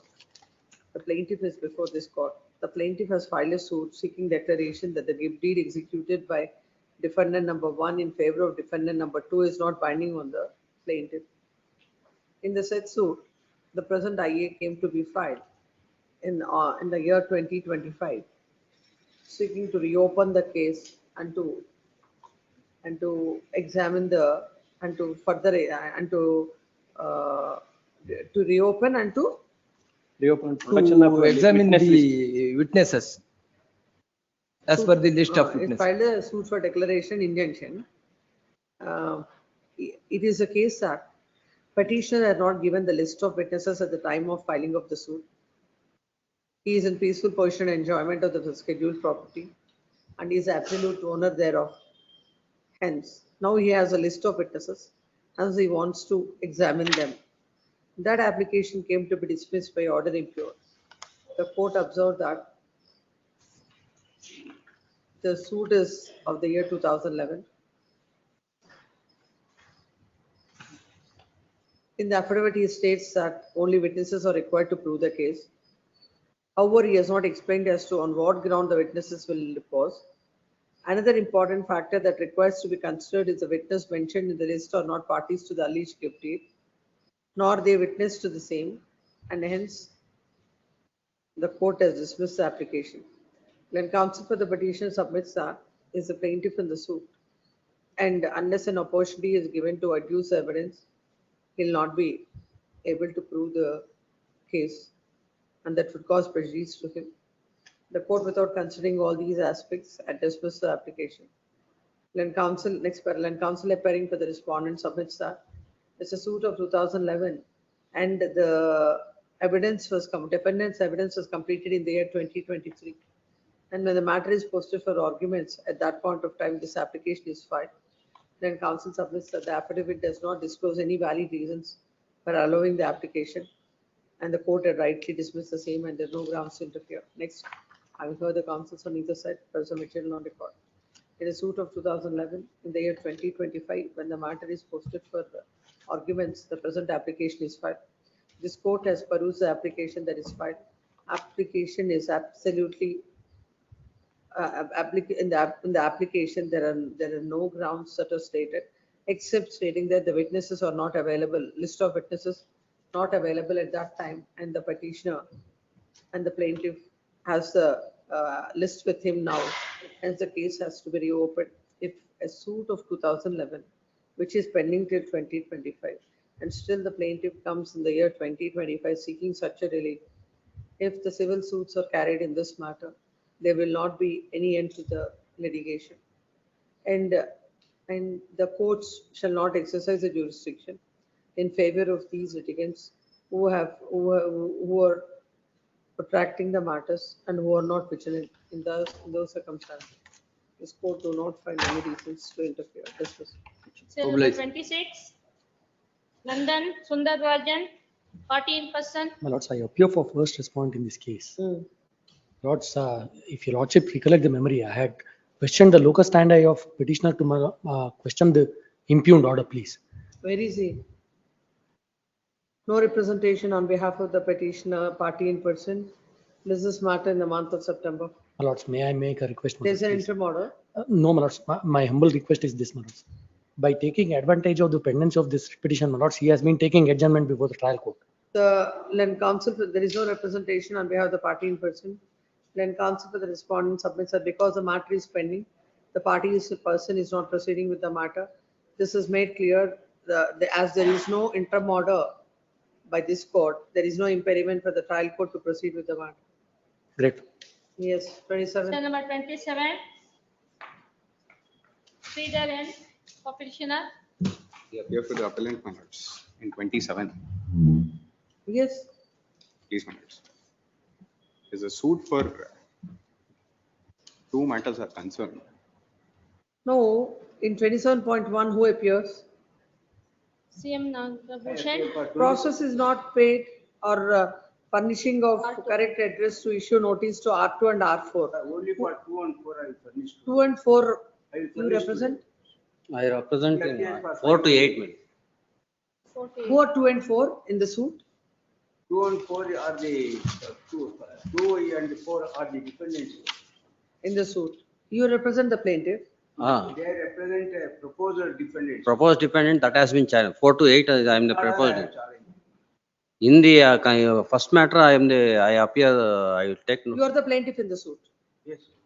No, Then- she is not the plaintiff. I am the defendant number 3 in the trial court, Your Lordship. He has filed application to implead himself as a defendant. You have an objection to order 1 rule 10 Yes, Your Lord. Impleading a and plaintiff has no objection. No The objection. plaintiff That has is no an objection. intent that He is said no defense. objection. Yes, set up the defendant, respondent, proposed defendant. No, if plaintiff has no objection, what is your objection? My objection is it changes the nature of the suit and enlarges it. And they, If it changes the nature of the suit, that is the problem of the plaintiff. Your Lordship will kindly see, he has set up them because they make an allegation. What is the suit for? The suit for mandatory injunction and permanent injunction. Now, Your Lordship, the trial court says the proposer, respondent, defendants who have an easementary right, therefore they can be brought on record. In fact, they have not pleaded that easementary right. As Your Lordship aware, if the easementary right, it whole things it changes.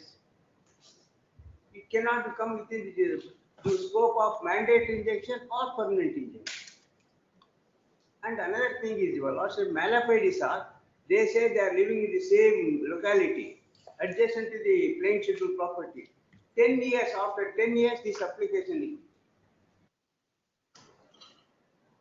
Yes, let's see the first matter. Please, ma'am. Yes. What about this? What about my matter? No, first is Sridharan. Both of them are. Your matter. I appear for 27. Ah. Learned Senior appears for Same client, 27.1. same parties. He appears for next 27.1. 1 minute. So let's see first 27. Please. Yes. Lords, agreed by the order dated 12/1/2026. If my lords kindly come to annexure A, suit is one for mandatory injunction. Page number? 23, my lords. Hmm. Please, my lords. Here, if my lords kindly come, Order there are 6 three to applications, a 7. common order is passed. Hmm. This particular petition is challenging with respect to order 8. IA number 8. IA number 8, sorry. 6 rule 17. 1/25 is 22 rule 10. And 2/25 is order 1 rule 10, which is in, they're challenging. Both are allowed. My lords? Both are allowed. All the applications are allowed. All the applications are allowed. Now, if my lords kindly come to the So there is IA number 1 of 25, IA number 2 of 25. 25. And IA number 8. 8. Please, my lords. So, Now, this writ but there petition are is only only two writ pertaining to petitions. IA number 8. IA number? 8. 6 rule 17 application. The And other the next connected matter petition- is IA number 2 of 25. Next writ petition is pertaining to IA number? 2 of 25. 2 of 25. 1 is not questioned. One is not questioned. Nobody has questioned. So please come, now you're only concerned with the amendment of plaintiff. Please, amendment of the plaint. If my lords kindly come to the amendment application, for a moment, if my lords kindly come to the plaint, annexure B, my lords. Not the plaintiff, come to the affidavit Application. filed in support of the. Please, please. Annexure H, Page number. page number 87, my lords.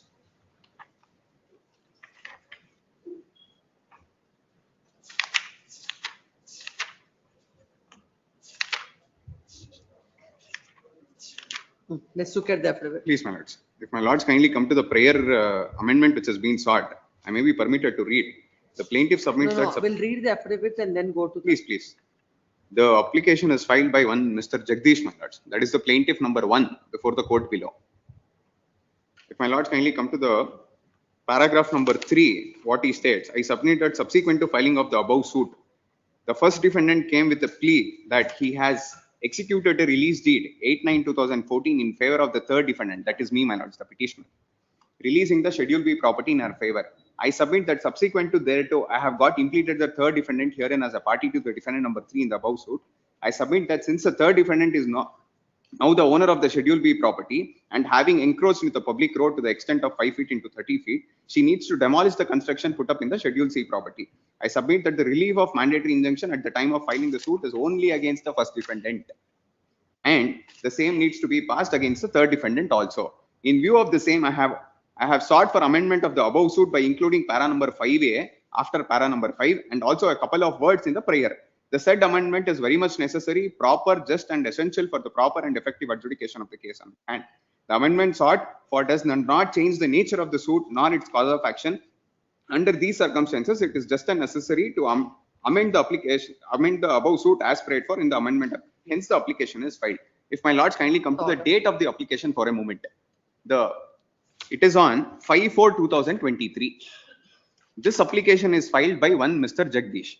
Now, if my lords kindly come to annexure L, page number 99. Yes. Please, my lords. This is an applicant. She comes under the purview of Order 22 Rule 10 application, telling that she wants to come on the record as plaintiff number 2. The reason what she is assigned is supposed to be looked into, my lords. If my lords kindly come to affidavit, paragraph number 1, page number 101, para number 3. I submit that subsequent to filing of the above suit, my father, the first plaintiff, gifted the suit schedule A property in my favor under the registered giftee dated 16/4/2022. So the application is filed by amendment application is filed on 5/4/2023. It's allowed. My lords, This is allowed. this is also allowed. But again, is this a writ petition is filed? No, my lords. I suppose it is petition is filed. Looking at it, I feel that I passed some order. No, my lords. As far our knowledge is concerned, Order 22 Rule 10. 2210. as far my knowledge is concerned, there is no any writ petitions according to my. There is a writ petition, but I could not get the number. Huh? There is a writ petition, I could not get the number. There is a writ petition. There is a. Any. It is disposed of, I suppose. I don't know whether there is a writ No one has petition, challenged this, my lords. From my, we have not challenged this particular because she is acquired a right by virtue of a gift deed. No one can dispute that. Ultimately, it's a matter of the fact under Order 22 Rule 10, she acquires the right and it is a non-disputed. Now, if my lords kindly look to the gift deed dated, it is on 16/4/2022. So, on 16/4/2022, she became the owner of the scheduled property. Now, an application is filed for amendment by the father under the purview of an owner. Now, Come to the order. impugned order may be looked into, my lords. Annexure A, the operative portion is at reasons starts at page number 28. If my lords kindly come to page number 29, paragraph number 12. The present application is filed by plaintiff Jagdish on 5/4/2023. It is very relevant to note that his daughter, being an applicant under IA number 1/2/25, has contended that her father had executed a gift deed in respect of the plaintiff A scheduled property in her favor on 16/4/2022. Though such is the factual aspect of the matter, while filing IA number 8, the plaintiff has suppressed the same for reasons best known. So this is the finding given by the trial court. If my lords kindly come to the next paragraph, if You really the complete plaintiff, it at one go, then you make submissions. Then that will be unnecessary taking time. please, my lords. Paragraph number 13 also, if really the plaintiff has approached the court with the clean hands, instead of filing IA number 8 under Order 6/17, he ought to have called upon his daughter applicant IA number 1/25 to file the necessary application to implead herself as a plaintiff in the suit, but he has not chosen to do so. Now, if my lords kindly come to the next paragraph, that page number 15, paragraph number 15. Therefore, it is clear that here is a plaintiff who has suppressed the material facts. However, this aspect of the matter itself is not a ground to dismiss the suit of the plaintiff at this stage. Then, if my lords kindly come to paragraph number 17. In addition to the applicant's IA number 2/25, I have also contended that the construction is being carried out on the public road, which caused inconvenience to them also. In this view of the matter, the proposed amendment is just and necessary to decide the real dispute. However, the court is not satisfied with the conduct of the plaintiff of the Jagdish. Now, the trial court comes to the conclusion that on the date of the filing application, the plaintiff has suppressed the material facts and have done. Please read the. Because all along he has suppressed the material facts and filed his affidavit as if he is continued to be the absolute owner. The suit of the Schedule A property, therefore, is evidence to the effect the Gita might have constructed the house over B scheduled property itself is sufficient to hold. The plaintiff has not pleaded factual matters of the case when at the time arose. Therefore, it is necessary to impose a cost of rupees 2,000 to the plaintiff and to pay the same to the state. Accordingly, point number 1 is answered in affirmative. So this is the finding which is with respect to Order 6/17. Trial court judge comes to a conclusion telling that he has suppressed the material facts. There is no prima facie case. Has allowed your application. Please. You are agreed with the cost of 2000. No, I am not agreed by the cost. I am for the defendant number 3. Yes. Now I am challenging 6 rule 17, telling that it does not categorically, the proviso to the 6 rule 17 itself has not been demonstrated by the due diligence on the first aspect. There is a clear abuse of process of law by the plaintiff. He has taken it, wherein on the date of filing the application, he was not the owner. In fact, my lords, defendant number 3 was brought on the record to the suit in the year 2020. In the year 2016, defendant number 1, my father files a written statement telling him that the property does not stand in my name. It is already released. All my family members have released in favor of defendant number 3. The date of knowledge regarding my implication came in the year 2016. So we will give the liberty to the daughter to seek the amendment. My lords, it's a suit for mandatory injunction. Ultimately, 6 rule 17. Will give the liberty to the daughter to seek the amendment. My lords, my only submission is that as on today, concerned with the plaintiff, it's his concern, he does not, because my only submission is Remains if there is an encroachment on the road.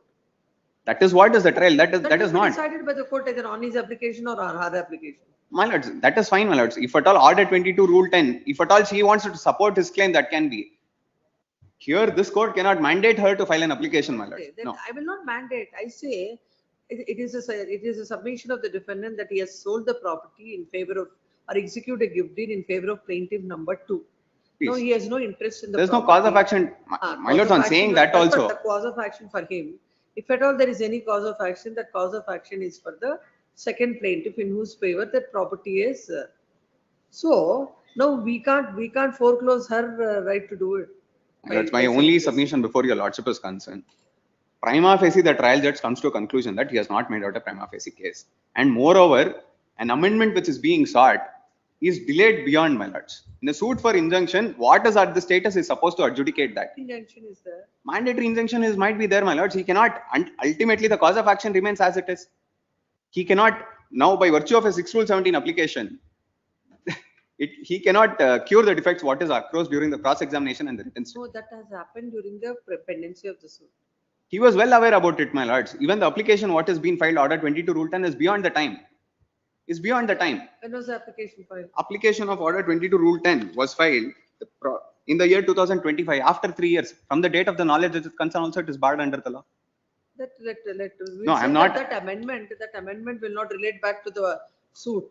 Whatever I would like to the issue rely of upon, limitation is concerned, let the court decide. my lords, The issue of but on the limitation. prima facie case, the impugned order suffers, my lords. That's what I'm saying. There are two aspects. If Please. you have no objection to allow this, I'll dismiss it and say it will not relate back to the suit, and the issue of limitation is kept open is one.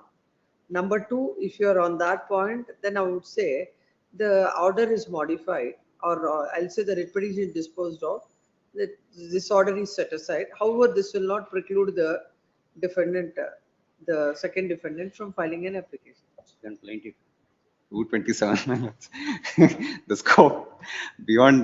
Because it's unnecessary, and why should they file it? They say encroachment on the No, my road. lords, this order might be set aside, making a finding that as per my lordship may set aside the order. If at all she can exercise that remedy, my lords. It is left to her concern. You represent whom? I represent the plaintiff in this. So That is the one who has filed this application. Application. So what is your role now? You have as on that day, executed the she gift deed. now lordship, as on that day, of the date of the filing of this one, she has not come on record. Now she has come on record. Now to order 22 still. You represent her. You represent her also. Now since she has not been implemented, only application is allowed. Amended did not carry out. And since stay was granted, Oh, in that application, she is allowed not a and part nobody has challenged, but still she has could not come on record because of the stay in this. in this application.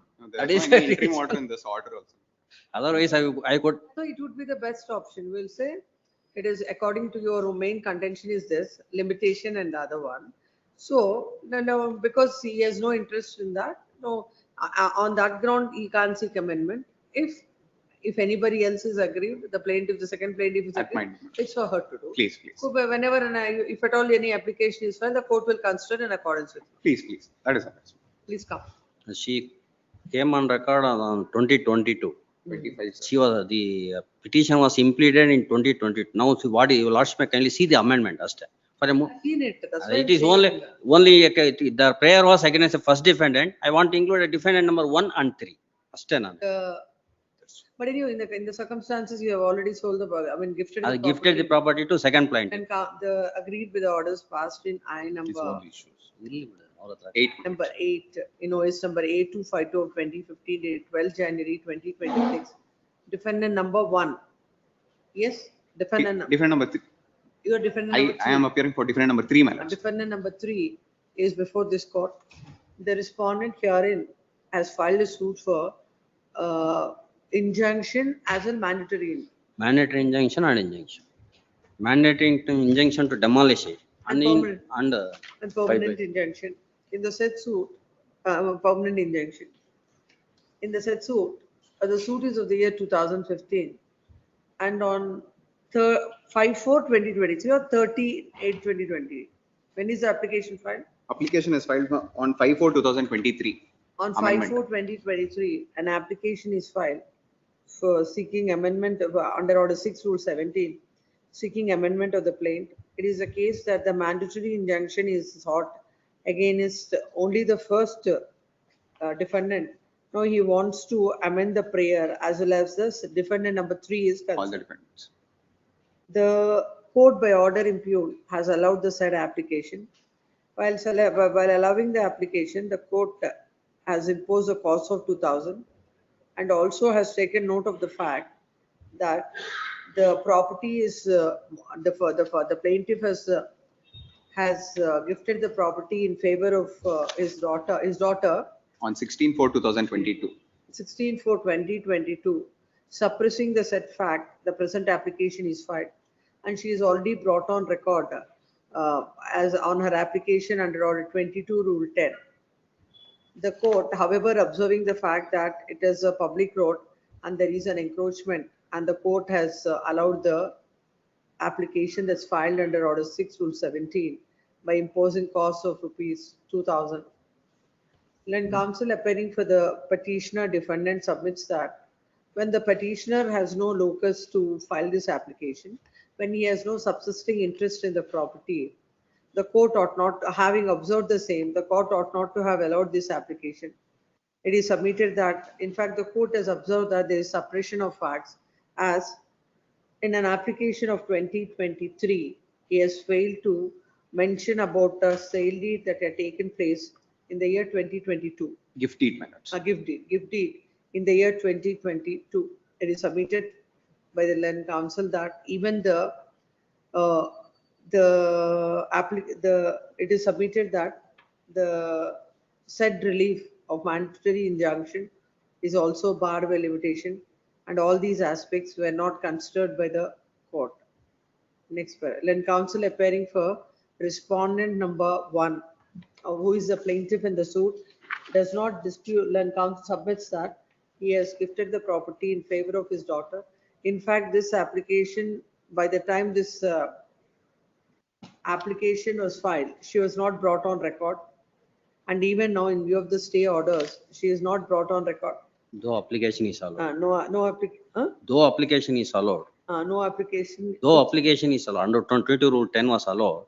She could not brought on record because of this. Because after allowing the application, as there was stay of all further proceedings, she could not be brought on record. It is submitted that even assuming that even if according to the counsel for the petitioner, such a relief is not available to the petitioner, but at the same time, she cannot be precluded from making such an application if the court may keep the said option to the plaintiff number 2, as by way of amendment, the petitioner is not the plaintiff is not putting forth any new case. In fact, it is clearly stated that in respect of T1, they've already sought for mandatory injunction. D1 has sold the property to D3. D3. Released. D1 has released in favor of D3. D1 has released in favor of D3. Hence, the very same relief they are seeking against D3, and no prejudice would be caused to the defendant. Next para. Having got the counsels on either side, peruse the material on record.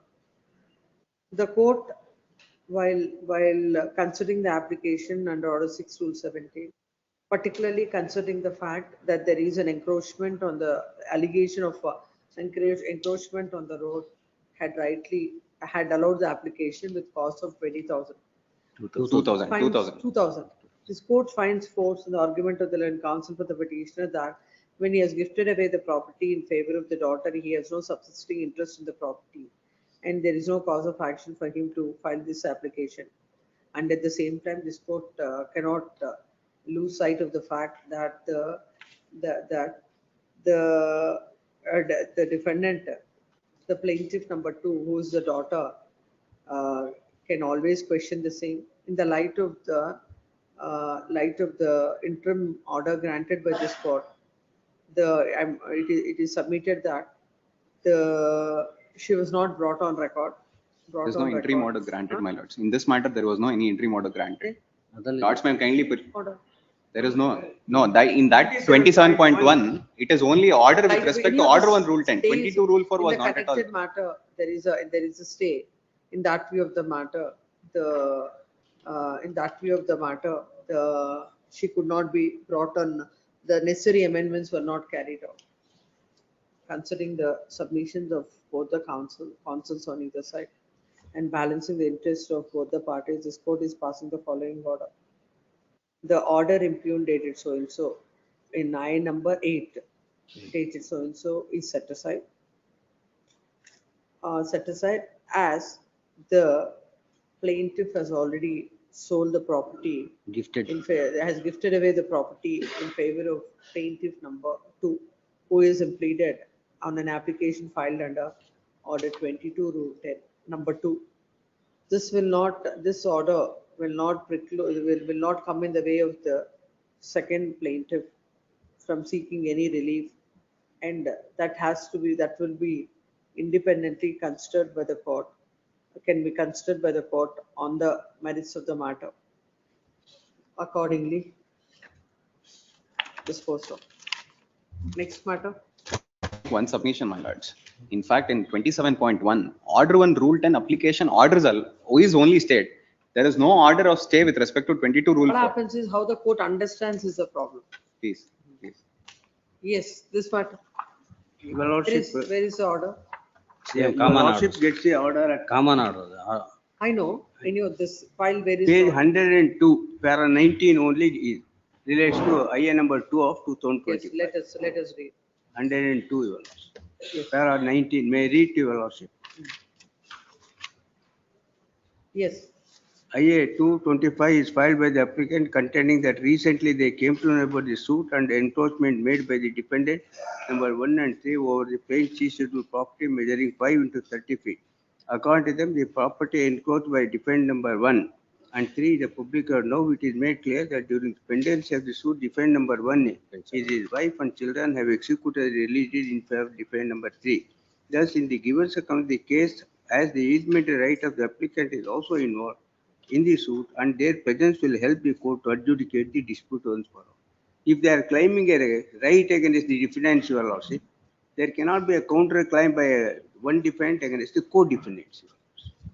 No, where is this IA number 2 of 25 is filed by the applicant containing that recently they came to know about the suit Recently, but made by defendant number 1 and 3 over the seized scheduled property measuring so and so. According to them, the property encroached by defendant number 3 is a public road. But in the affidavit, they say they are the adjacent owners. Para 3 of That's the. why, because they are adjacent owners, because of the encroachment, then why are they proper parties to this suit? You No, have not filed your objection. No, now just now I have impleaded. No, I have not filed objection to this petition. Why? Day before yesterday, I saw time only 2 days as within one. Not here. Before the It is trial my court. application. It is my application which was allowed.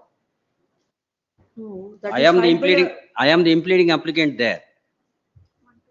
He also. Year 2 of. Here he also appears for the plaintiff in the other.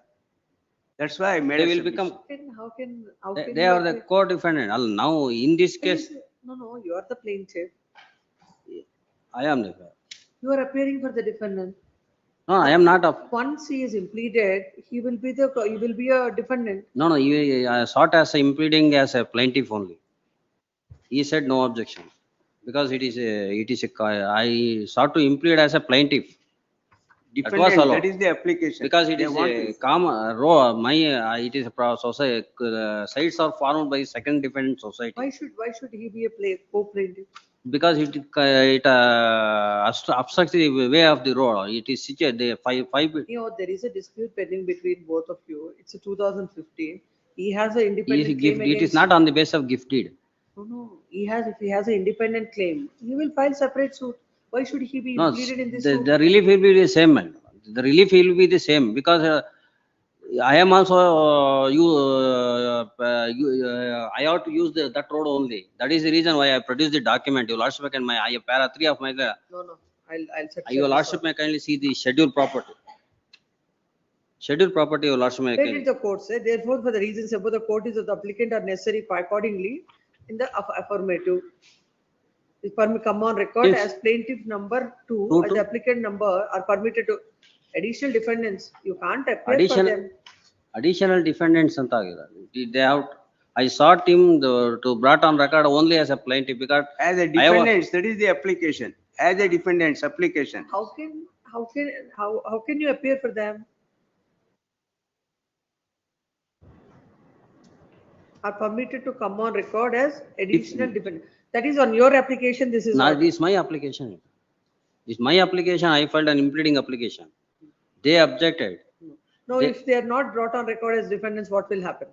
No, the relief, if I cannot curtail my right to file an independent suit. The suit will be only for a mandatory injunction to demolish that 3. No.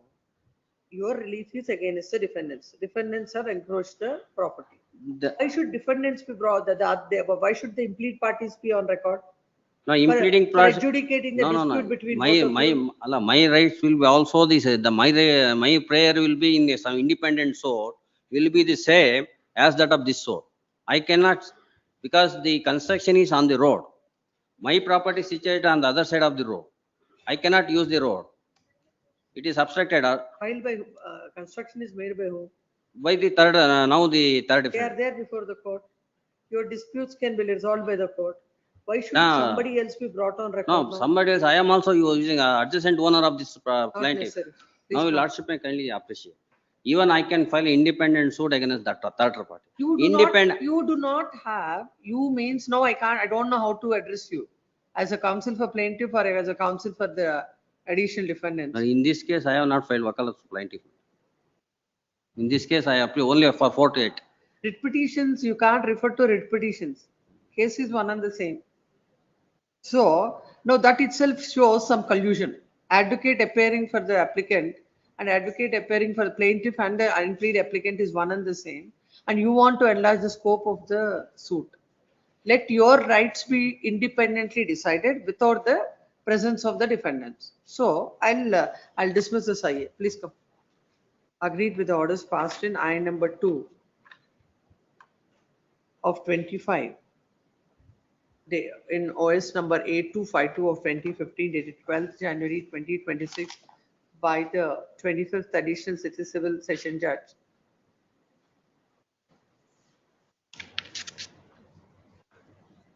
Within brackets, why it says CCH number 23? Roman number is 25. Yes. Which is correct?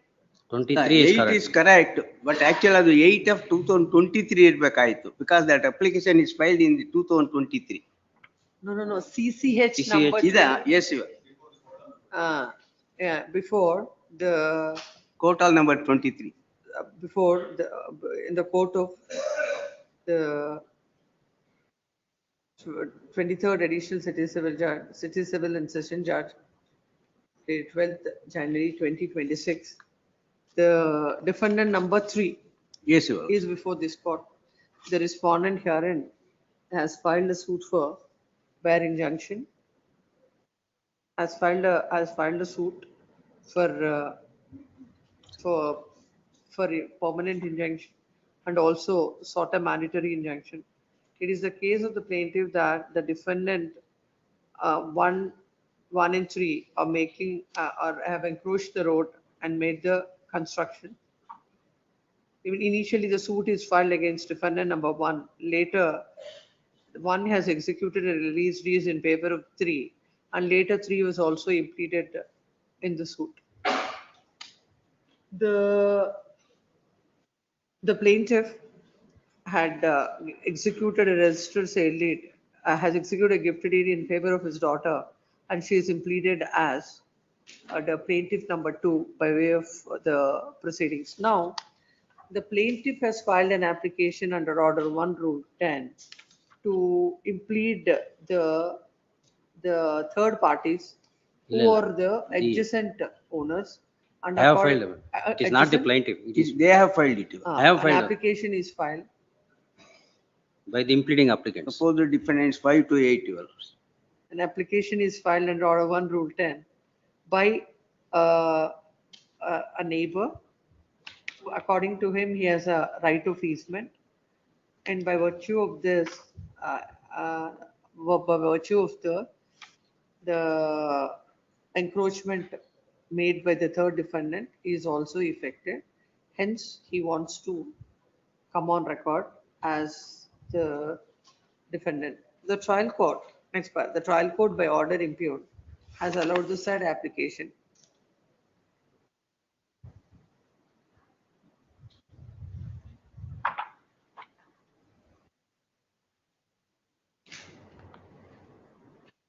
The court has discussed about that it's a case of about the facts of the case, and in the given circumstances, as the easementary right of applicant is also involved, it will help the court to adjudicate the dispute once for all, and accordingly allowed the application. Then counsel appearing for the defendant submits that the dispute between the parties, the plaintiff has filed the suit for mandatory injunction, permanent injunction against defendant number 1 to 3.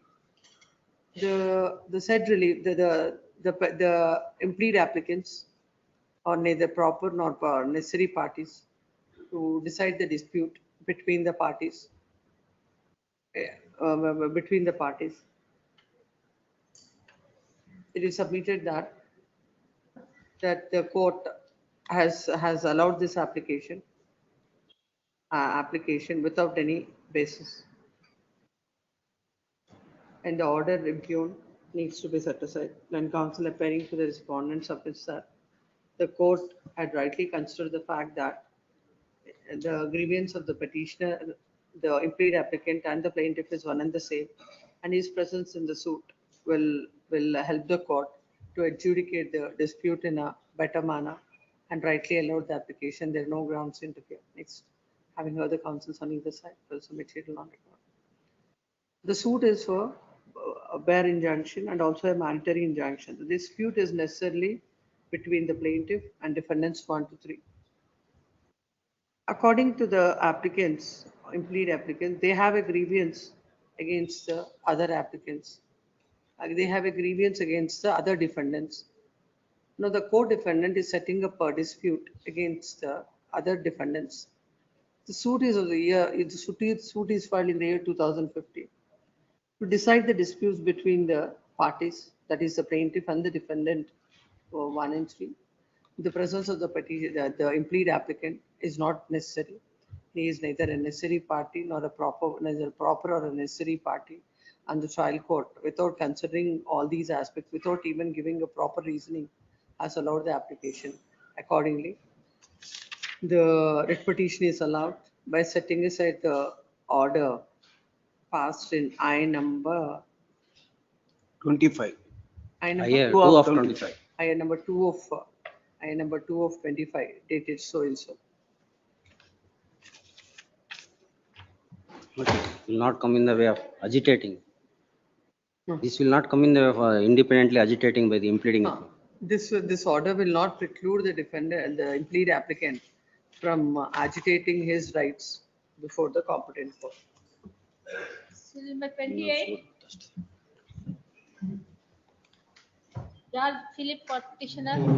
For respondent caveat or motion, they have not served the full copy of the petition served, your lordship. He's the caveator. Without serving it, the matter will not come up before.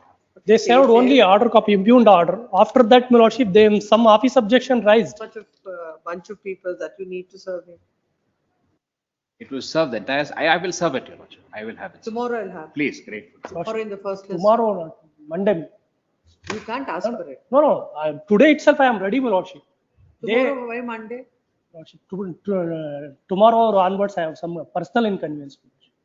Then take papers and argue in the afternoon. Because you're a caveator. You can't ask for adjournment. And he has every right to. I'm not asking any adjournment. Not adjournment. I'm not asking any. What is today? Today is? Monday is when? Monday is on 13th. 13th. You're seeking for 5 days.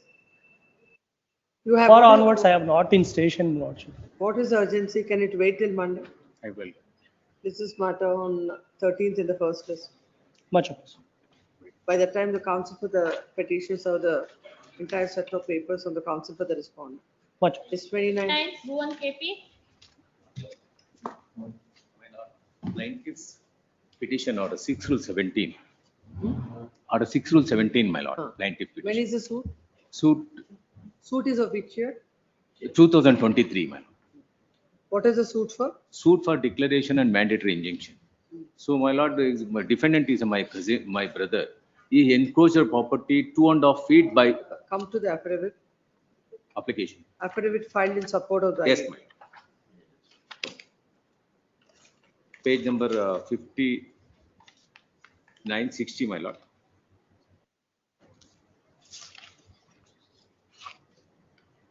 Second, third, at the time of filing of the said application, all relevant pleadings and documents were not available with the present counsel. Only my newly appointed counsel obtained certified copies of the entire pleadings and the documents while preparing the further arguments. It came to light that certain bona fide errors existed in the application schedule. This error are neither deliberate nor which are intent to delay the process. Now the entire trial is completed. Matter is for arguments. Yes, ma'am. At that time, you just say. We came to know that At the time of filing of the said application, all relevant pleadings and documents were not available with the counsel. Hence, you are coming up. Yes, my lord. What happened? Regarding only boundaries, my lord. The boundary changing of What boundaries. is the amendment? Amendment, kindly, that is. You are seeking declaration and injunction basing on what? Based on the title deeds. There is no dispute regarding that. So, yes. Now, what are the boundaries mentioned in the title deeds? Yes, my lord. And now in the amendment, what are Amendment mentioned by are one and the oversight same? mistake has been taken, please. That is one. Come to that. My Where is page number that 58. amendment? 58. 58, my lord, that application. Number 22. Got it, your Where are your title documents? Does this correlate with his title document? My lord, partition deed taken place between me and my brother. My respectful No submission, my lord. dispute regarding that title deed. Oh, there should be a document. Yes, my yes. He has not produced a If it is the single document before typographical this court. mistake, my we lord. can understand. Yes, my lord. To show it, where is the document? No, he is not Documents produced we are any not single produced. document before this Documents court. we are not produced. If you have you produced before the trial court? Yes, my lord, already marked the documents also. Show it. Show to the court. This is matter on Wednesday Please, my lord. in the first list. Yes. My lord, tomorrow is for judgment. It has been posted for tomorrow judgment. Without that, I do not find any reason to. My lord, if the judgment has been, No. I will not stop the judgment. Yes. the writ will be infructuous, my lord. So till for short period, we will come up with the documents. We'll establish that. I can't. We My can't lord, stop the court from delivering the judgment. if the delivered judgment to that writ will be infructuous. Writ will be infructuous. Let it be. You can question it in the appeal. My lord, this is a bona fide mistake, not on. Oh, that's what show the court Yes. whether these documents are there. I will pass over, but I will not state. Kindly pass over. Yes, pass over. My lord, my respectful submission, my lord. This is the fifth application, my lord. This is not a first application. This is the Then- fifth application.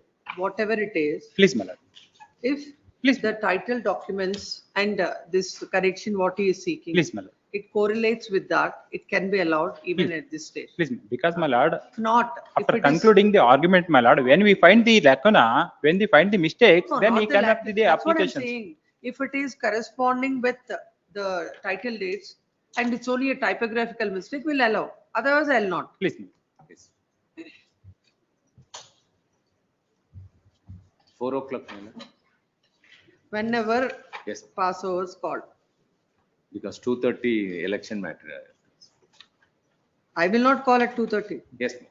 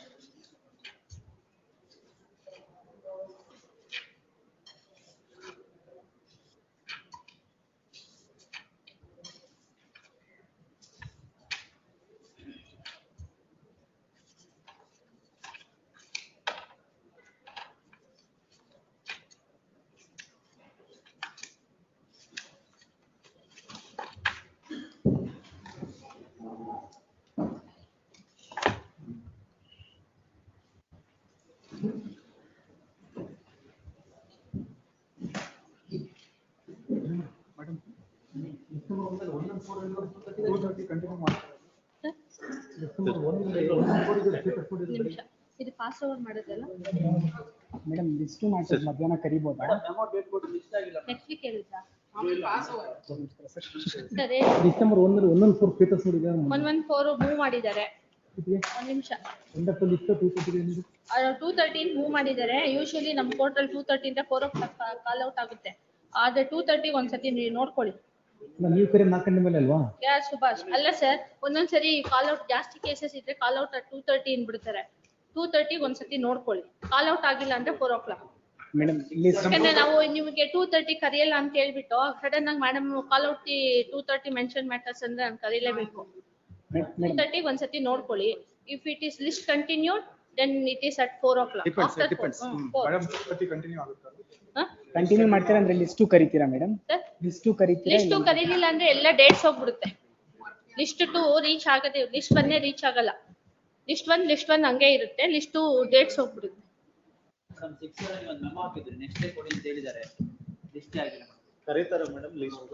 List 2 ಕರಿಯಕ್ time ಇರಲ್ಲ ಇವ್ರೆ. Unless mention ಮಾಡಿದ್ದಾರೆ ಅದ್ರೊಳಗಡೆ. List 2 ನಲ್ಲಿ serial number 5, 37 and 39 urgency mention ಮಾಡಿದ್ದಾರೆ. ಅದನ್ನ ಕರಿತೀವಿ. serial number 5, 37, 39 ಕರಿತೀವಿ. ಇನ್ನು ಉಳಿದಿದ್ದ ಮ್ಯಾಟರ್ಸ್ ಎಲ್ಲಾನು ಕರಿಯಲ್ಲ. ಅದು ಕರೀದಲ್ಲೇ ಇದ್ರೆ ಹೋಗುತ್ತೆ. ಅಕಸ್ಮಾತ್ ಲಿಸ್ಟ್ ಯಾವ ತರ ಹೋಗುತ್ತೆ ಅಂತ ನಮ್ಗೆ ಗೊತ್ತಾಗಲ್ಲ. ಹಿಂಗೆಲ್ಲ ಪ್ರಶ್ನೆ ಕೇಳ್ಬಾರ್ದು ನಾವು. ಲಿಸ್ಟ್ ಕರೀತೀರಾ, ರೀಚ್ ಆಗುತ್ತೆ, ಕರಿಯಲ್ವಾ? ಅಕಸ್ಮಾತ್ ಕರ್ದ್ಬಿಟ್ರೆ ಮೇಡಮ್ ನೀವ್ ಹೇಳಿದ್ರೆ ಕರೀಲಿಲ್ಲ ಹಂಗೆ ಹೇಳ್ಬಾರ್ದು. ನೋಡ್ಕೋಬೇಕು display. You have to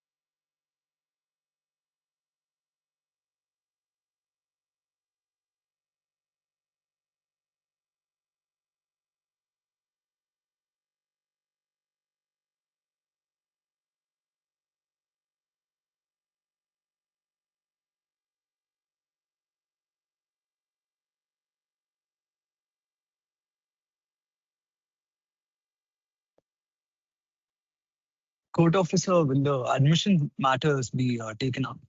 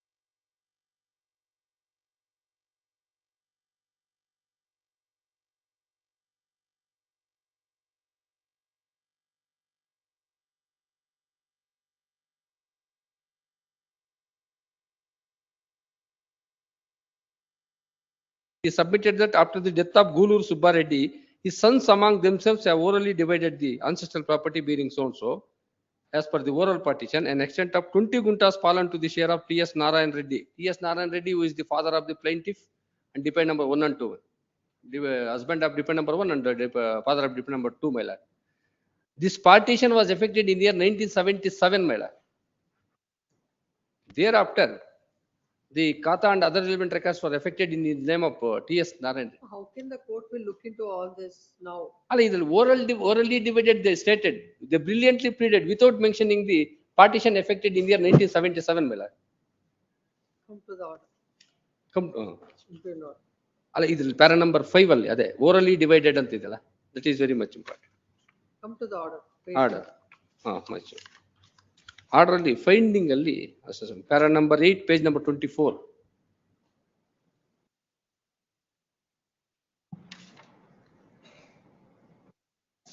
The allegation, page number 24, my lord, para number 8.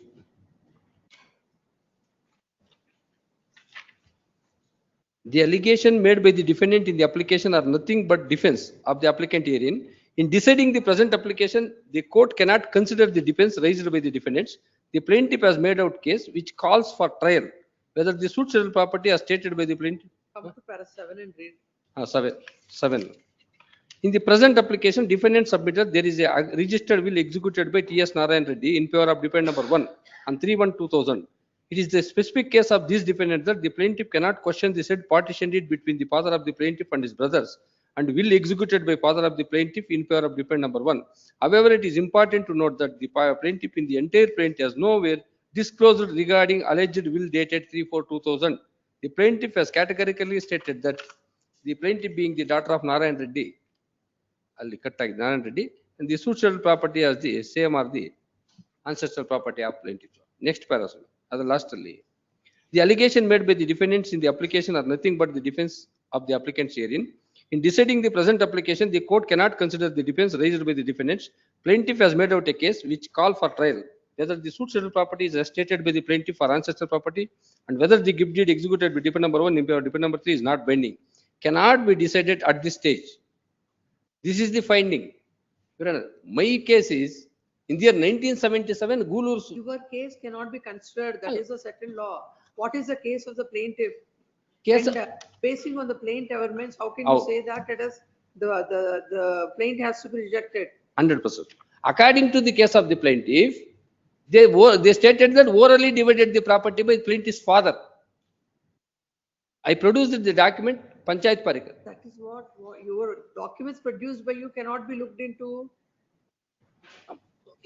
For that reason, my lord, suit is barred by limitation because 1977 the property was divided by the sons of Gulur Subba Reddy. Plaintiff's father got 20 guntas of land in the year 1977. During his lifetime, in the year 2000, he executed a registered will. According to whom? According to you.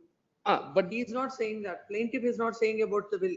Plaintiff, that is the brilliantly pleading the plaint. But they said in the plaint, they already orally divided the property. Yes, please come. Para number 5, my lord. I've seen that. Orally divided. But they did not mention the date. Agreed with the order. Once divided, property belongs to self-acquired property of Narayan Reddy. Invoice number 1584 of 2023. By Second Edition Senior Civil Judge, Bangalore Rural District, dated 17th July 2025. The defendant is before this court. The respondent had filed a suit for partition. The defendant has come up with this application under Order 7, Rule 11, stating that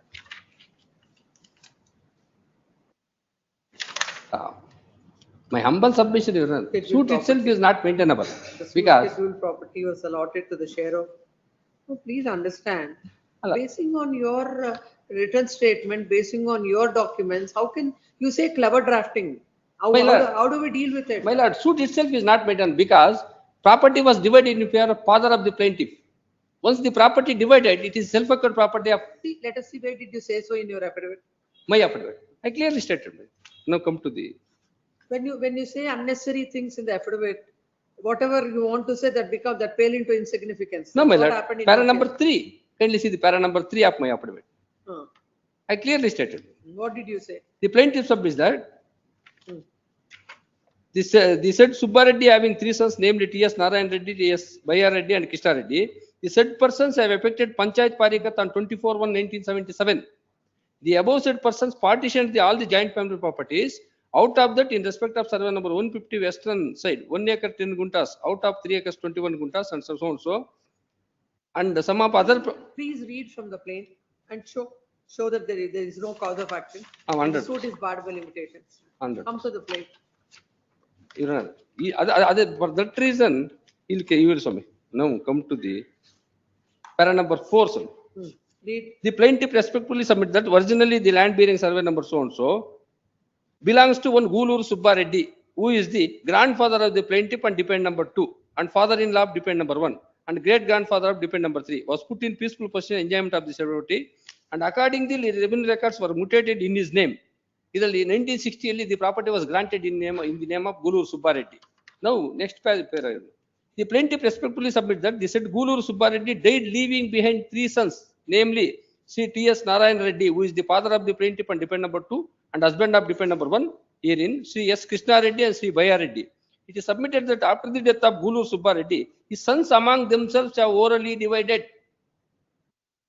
the ancestral property bearing so and so. As per the oral partition, an extent of 20 guntas fallen to the share of T.S. Narayan Reddy, who is the father of the plaintiff and dependent number 2 and husband of dependent number 1. Accordingly, all revenue records are mutated in his name. The copies of the RTC are herewith put. Your Honor, the plaintiff filed a suit under section 6. This suit is coming under section 8 of Hindu Succession Act. Once the property divided between the parties, it is self-acquired property of T.S. Narayan Reddy. Oh. T.S. Narayan Reddy is no more. T.S. Narayan Reddy during his lifetime executed a registered will, my lord. Registered will. You will tell the court about the registered will. That is your case. No, It is already not the produced. case of the plaintiff. Once the document was registered, it is. Standing, then I can't help. Please Again, come. I'll. Yes, please come. What did you write?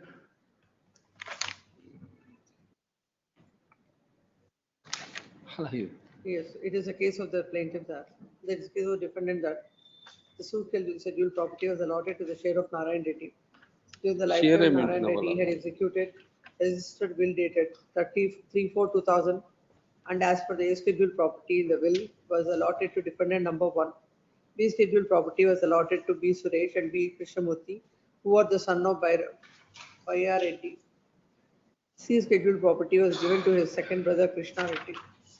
The said Narayan Reddy died on 8/10/2000, and thereafter Khata was entered in the name of defendant number 1. Thereafter, defendant number 1 has converted the land and executed a joint development agreement in favor of Mrs. Concord Housing Corporation Private Limited. Thereafter, defendant number 1 has executed 3 registered gift deeds.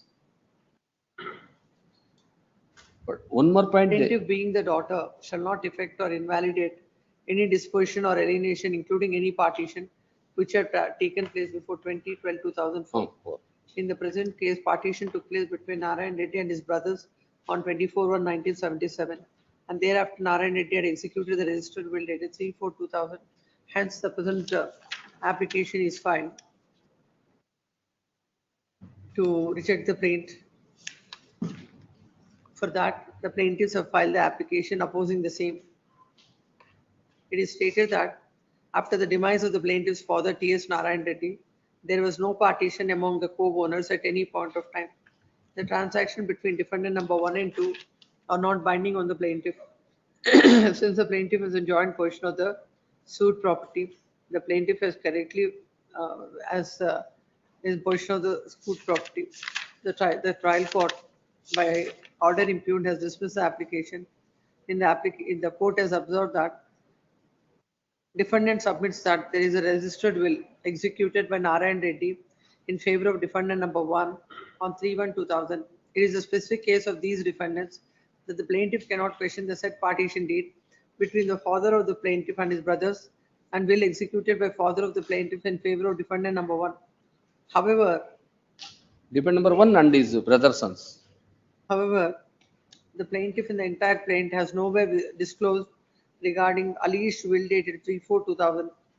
The plaintiff has categorically stated the plaintiff, being the daughter of Narayan Reddy, is entitled to 1/3 share in the suit property as the same or the ancestral properties. The allegation made by the defendant in the application are nothing but defense of the applicants there herein. In deciding the present application, the court cannot consider the defense raised by the defendants. The plaintiff has made out a case which calls for trial, but the suit scheduled property is stated by the plaintiff for ancestral property, and with the gift deed executed by defendant number 1 in favor of defendant number 3 is not binding, cannot be decided at this stage. Accordingly, the application that's filed under Order 7 to 11 is rejected. Let counsel appearing for the petitioner submits that the suit itself is not maintainable. Already the suit scheduled properties are partitioned long back, and a will is executed. And by way of a clever drafting, all these issues were suppressed by the plaintiff. As plaintiff, it is submitted that the defendant has filed the written statement and brought to the notice of the court about the alleged will, and the court ought to have considered all this and ought to have rejected the plaintiff. Next, for having other counsel for the petitioner, there is a material on record. When an application is filed under Order 7 to 11 seeking rejection of the plaintiff, the court will consider the plaintiff governments and the documents, if any, filed along with the plaintiff. In this case, by filing as per the plaintiff has shown a cause of action.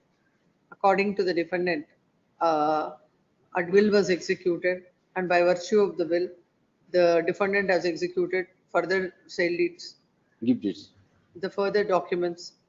The court has rightly held that basing on the amendments made in the written statement, the court cannot reject the plaintiff, cannot consider the application filed under Order 7 to 11. The court has rightly observed that whether the property is an ancestral property, whether the gift deed executed by defendant number 1 in favor of defendant number 3 is binding or not, it can be only decided during the course of the trial. And under Order 7 to 11, under the provisions of Order 7 to 11, the plaintiff cannot be rejected. This court, in the considered opinion of the court, findings arrived at by the court are just and reasonable. No interference is called for, dismissed. Cell number 34. Naveen GS. Yes. Suit is one for declaration seeking joint development agreement as not binding of the year 2005.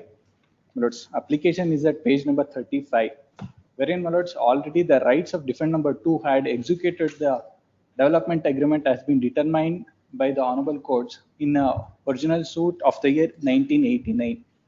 May refer to that in the plain, my lords. Page 22, my lords. What is the suit filed by whom? Suit filed by her family members seeking a declaration that a development agreement executed by defendant number 2 in favor of defendant number 1 is not binding on them, the plaintiffs. But they themselves admit in their plaint that there was a partition suit that was filed by defendant number 2 in the year 1989, wherein a decree was passed in favor of defendant number 2. Subsequently, plaintiff had taken it in appeal. The appeal was partly allowed. Then the defendant number 2 had taken the judgment and decree passed by the appellate court before this honorable court, wherein this honorable court in a second appeal has restored the judgment and decree passed in the original suit. As such, my lords, she has entered into a development agreement with respect to her share. Her share being questioned by the plaintiffs who does not have any right over the said share. And they don't even say that they are the absolute owners of the scheduled property. Originally, the property was 7 acres. Come to that. Page 37, my lords, para 5. Yes. May I read, my lords? I say on oath that the first defendant had filed a suit against Your the defendant number? 2, my lords. I am the one who had got the land by way of development. Yes. Suit against the plaintiffs here and their mother Puttamadama for a relief of partition, separate possession of the suit scheduled property and other properties in OS number 310 of 1989. This is part of the plaintiff government. Yes, my lords. before the Honorable Second Munsif and JMFC Court at Mysore. The Honorable Court was pleased to decree the suit on 11/8/1997, thereby declaring that the plaintiff and defendant therein are entitled for a share in suit scheduled property and other properties. Being aggrieved by the said judgment and decree, said Srimati Puttamadama, the mother of plaintiffs, and the plaintiff number 2 and 4, herein have preferred an appeal before Honorable Second Additional Civil Judge, Court at Mysore in RA number 128 of 2001. The said appeal was partly allowed, thereby declaring the plaintiff number 1 and 3 herein and their mother Puttamadama and first defendant herein are entitled to 7/30th share in item number 1 and 2, that is land bearing 223/1 and survey number 296, which is subject matter of this suit, my lords. 7 acre 4 guntas, and plaintiff number 2 and 4 are entitled for 1/3 share, and declaring that the suit with respect to item number 3 and 4 is dismissed by virtue of judgment dated 22/11/2003.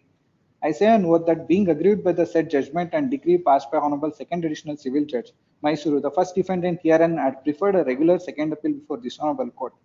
But in RSA number 395 of 2004, the Honorable High Court of Karnataka allowed the said RSA, thereby set aside the judgment and decree passed by the First Appellate Court in RA number 128 of 2001, filed before the Second Additional Civil Judge at Mysore, and confirmed and restored the judgment and decree passed by the trial court in OS number 310 of 1989.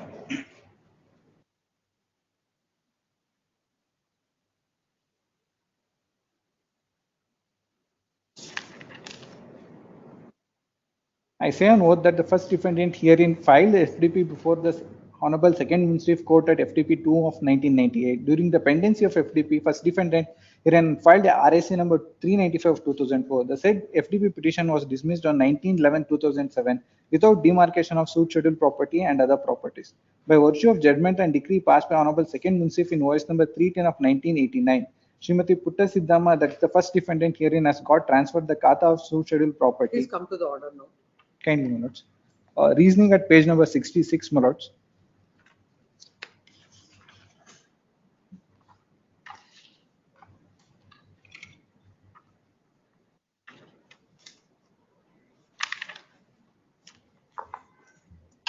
From para 34 minutes.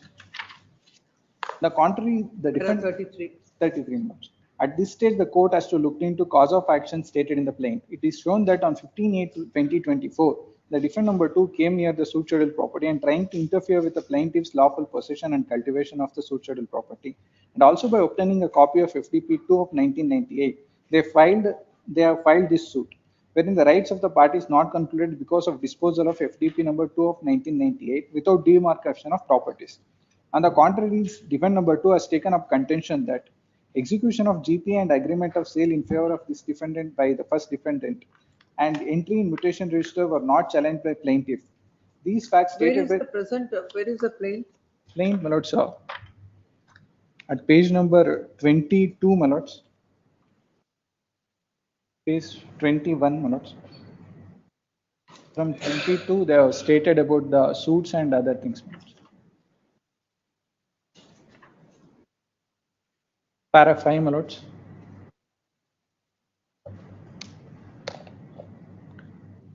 Wherein your lordship may kindly see in the last line, my lords. What is the relationship between these plaintiffs and the plaintiffs in the earlier suit? Lords, the plaintiff in the earlier suit was a daughter-in-law to the family of the plaintiffs. After demise of her husband, she went back and settled at her maternal home, wherein thereafter she filed a suit for partition seeking share in her husband, seeking share of her husband in the joint family properties. Subsequently, the honorable courts decreed the suit filed by defendant number 2. Okay, understood. Yes, my lords. No. Who are the defendants therein? These plaintiffs, my lords. These plaintiffs and mother-in-law, my lords. The late mother-in-law. Those were the defendants in that suit. No, who has executed the what is this? The Development agreement. First defendant has executed in favor of the second defendant in the year 2005. Yes. And what is the relationship between the first defendant and other plaintiffs? They are the family members. The first defendant was married to the family of the plaintiffs. Her husband died in the year 1987 somewhere, my lords. Thereafter, she went back to her maternal home. She settled there. In the year 1989, she files a suit for partition against the family members of her husband. The court decrees it in her favor, stating that she is entitled for 1/3 share in the property. The appeal is and the appeal is allowed, and the RSA was the suit, the judgment and decree was restored. Yes, my lords, in my favor, in the defendant number 1's favor, the decree was restored. Even by that time, this agreement is executed. Yes, my lords. My lords? By the earlier suit itself, this first defendant has executed the document in your favor. Yes, my lords. Your lordship may kindly see the extent of suit schedule property when she had filed a suit, partition suit in 1989, and the extent that they have stated in the present suit. The last line, your lordship may kindly see. Even that the judgment and decree in that suit is part of the plain document. Yes, my lords. They have clearly stated and admitted that there was a suit filed by defendant number 1 wherein she had sought partition. What was the finding about this document of 2005 in the earlier suit? No, my lords, that was not challenged in the earlier suit because already in 1997 itself, the suit was decreed and a share was allotted in respect of. The FDP proceedings were concluded. My lords, it was dismissed for non-appearance of parties in the year 2007. So their rights were determined by the RSA that was determined by this honorable court, which restored the judgment and decree passed in OS number 310 of 1980. No, the rights of the parties have to be determined, like what are the shares to be. That has been determined, my lords. In FTA, where is it? My lords, FDP is only for demarcation of properties. What? If they want to demarcate the properties, my lords. Show that judgment. My lords, I have not produced along with this. I may produce it, my lords. So this is what is the difficulty for the trial court also to consider your application. My lords, but along with the plain, they have produced it. No, along with the plain, they must have not produced all these documents. What are the documents that are produced? Show to the court. My lords. So everything, what can be done after trial, you want everything to be done at this stage. What are the documents produced? My lords, they have produced the judgment and decree in OS number 310 of 1989. That itself is not sufficient. We need to have after that what was the order in the RSA. RSA actually restored the judgment passed in OS. How the court will understand and know. They have clearly. That is not part of that is not the document. No, they have produced it before the trial court, my lords. I have not annexed along with my petition. They have filed RSA also. Yes, my lords. OS, RA, RS. Also filed. I mean, need, my lords, a week's time. I will procure This is matter next week. In the first list, my lords. In the first. Fine. Great. Cell number 35. My lords, for the petitioner, Krishna Kashyap. my lords, the petitioner is the daughter-in-law of the plaintiff's GPA holder. Plaintiff is the brother-in-law of the GPA, brother-in-law. Plaintiff is the brother-in-law of the defendant, my lords. So the defendant, I'm representing the defendant who's the petitioner in this case, my lords. So my lords, kindly peruse the plaint. I'm going to purely stick to the arguments made in the plaint. It is a 7 to 11. 7 to 11, my lords, seeking rejection of plaint. Suit for eviction. Please come to your affidavit filed in support of the IA. Please.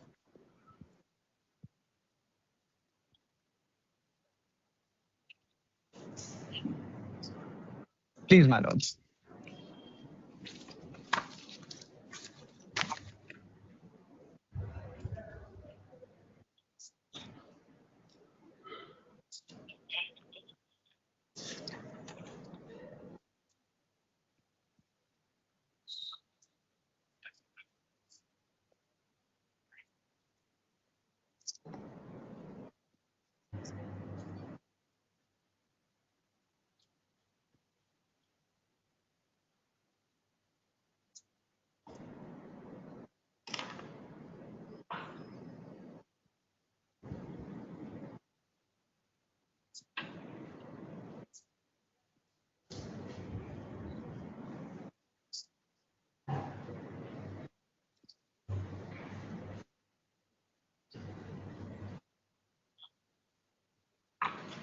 Please come to the order in queue. Please.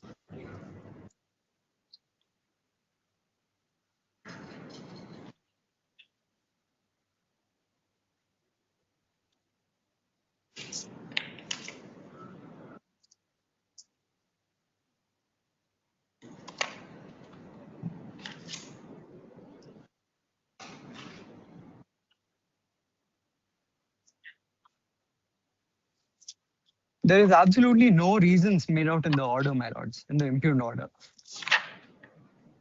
The trial court just produces some judgments from Supreme Courts and then goes to say that Calls for the petition defendant. Come fast. When calls for the petition defendant submits that the IA that's filed in order 7 to 11 is rejected by the court without giving any reasons. He submits till paragraph number 17. The court has discussed about has extracted the judgments of the Honorable Apex Court, and at para 18, the court has observed that the court do not find any reasons to reject the plaint as per the application filed by the defendant. Considering the submission stay, request to the respondent, memo should be filed by 27. Yes, next. Cell number much 36. obliged, my lords. 36. Petitioner. Yes. Rajesh. Please. So the prayer is at page number 28, my lord. Filed an IA for rejection of plaint, my lord, based on the barred by law of limitation, law of cooperative societies, my lord. Kindly see the cause of action and the prayer made, my lord, at page 28. 58. The cause of action, my lord, he takes the cause of action for the suit arose on 10/4/2023 when the district registrar of cooperative society has dismissed the petition, and on 5/8/2023 at 3 p.m. when the defendants threatened the plaintiff with dire Something consequences. wrong with the pagination. My lord, Something wrong with the page numbers. 53, 54, 57. 28, my lord. 58, 55, 59. Which page? Page 28, my lord. Huh? 28.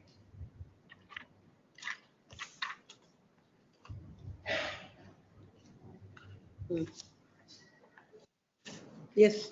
My lord, the cause of action paragraph. Paragraph 13, my lord. The cause of action for the suit arose on 10/4/23 when the district registrar of cooperative societies has dismissed the petition on 5/8/2023, my lord. And the prayer also, my lord, prayer A. The order passed by the deputy registrar of cooperative societies on 19/12/2011 by dispute bearing number so and so, and the deputy registrar of cooperative societies on 10/4/2023. So against this, there is a plaint, my lord, which is filed by the respondent here, my lord. The respondent, my lord, has challenged the very same order, my lord, before the KAT, my lord. Before the tribunal. Sorry, my lord. Before the tribunal. Yes, my lord, and it is pending consideration, my lord.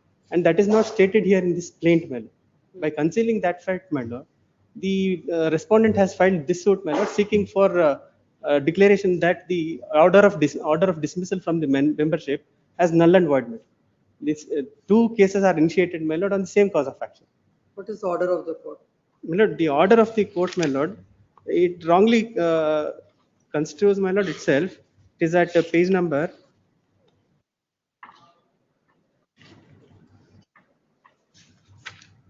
8, my lord, para 11, my lord. So page number 21, para 11.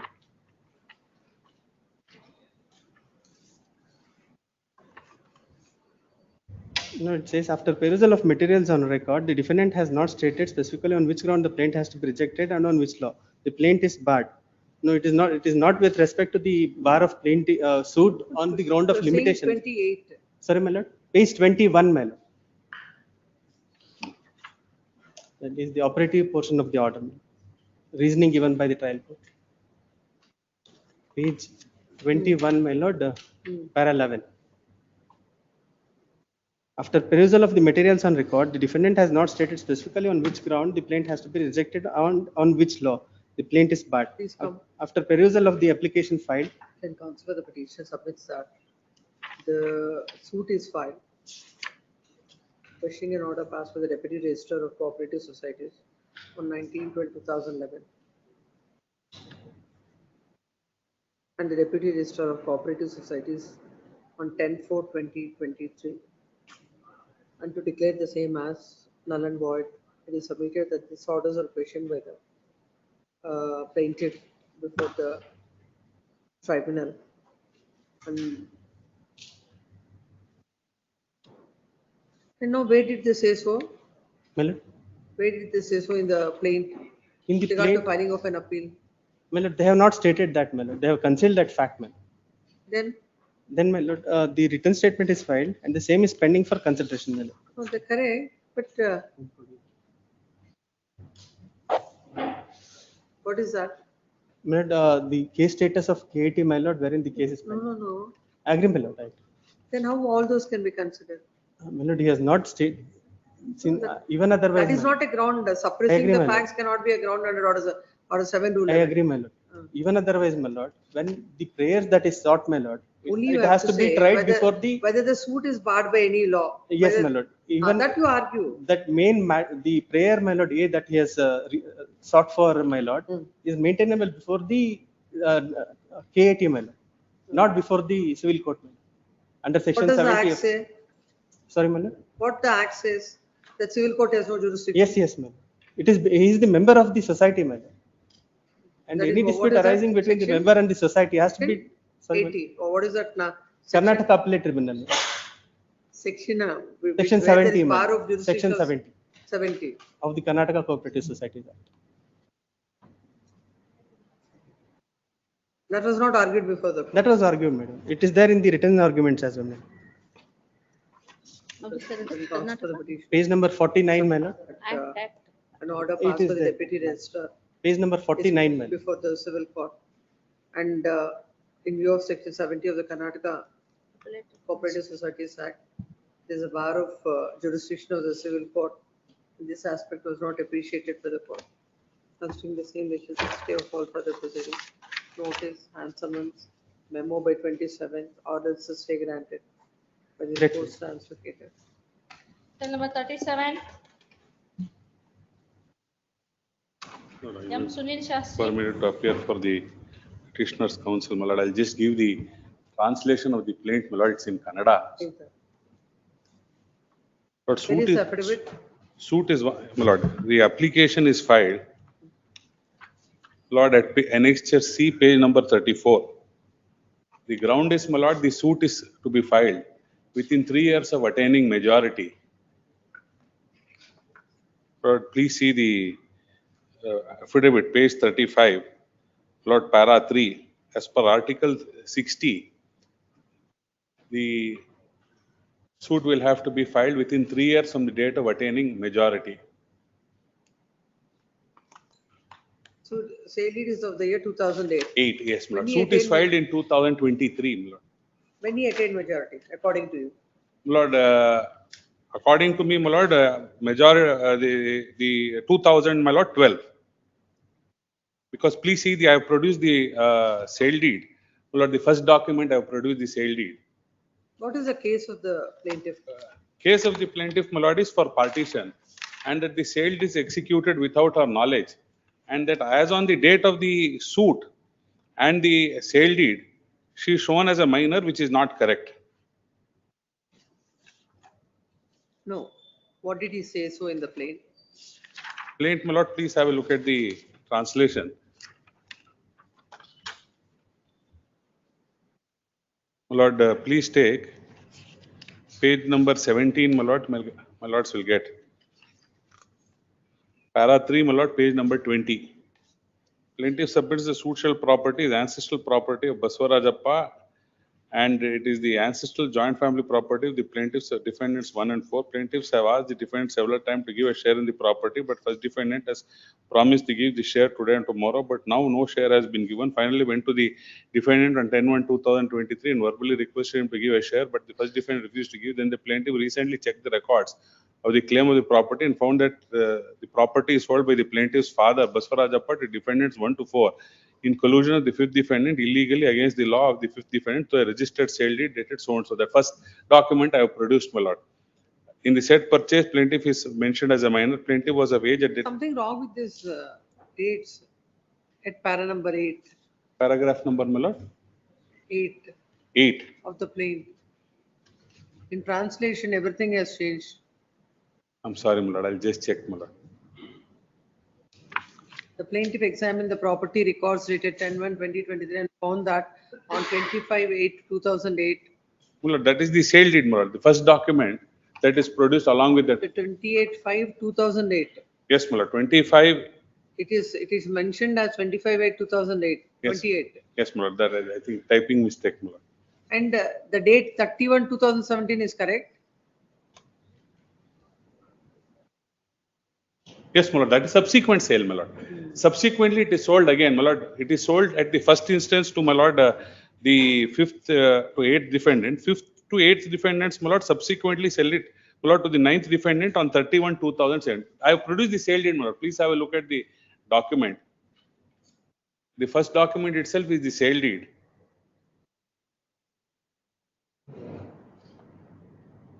The plaintiff was a legal at the time of registered sale deed.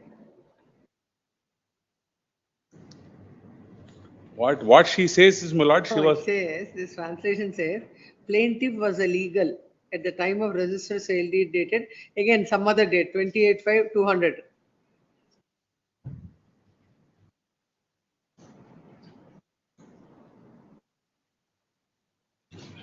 He is 1984 born.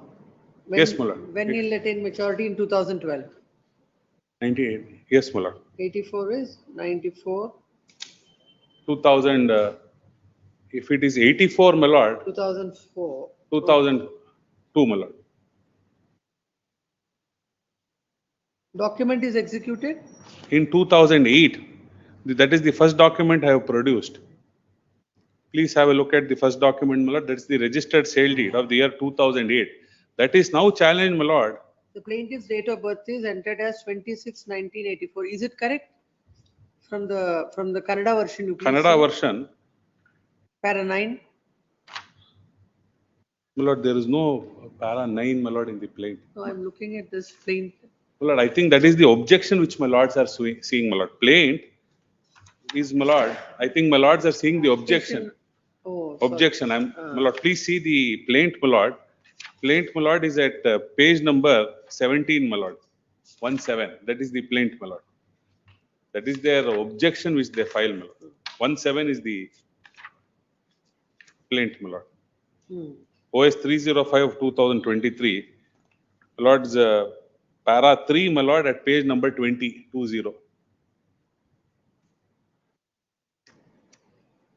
What? First sale, my lord, is 28/5/2018. Then at para 4, my lord, they speak of the second sale on 30th of January 2017.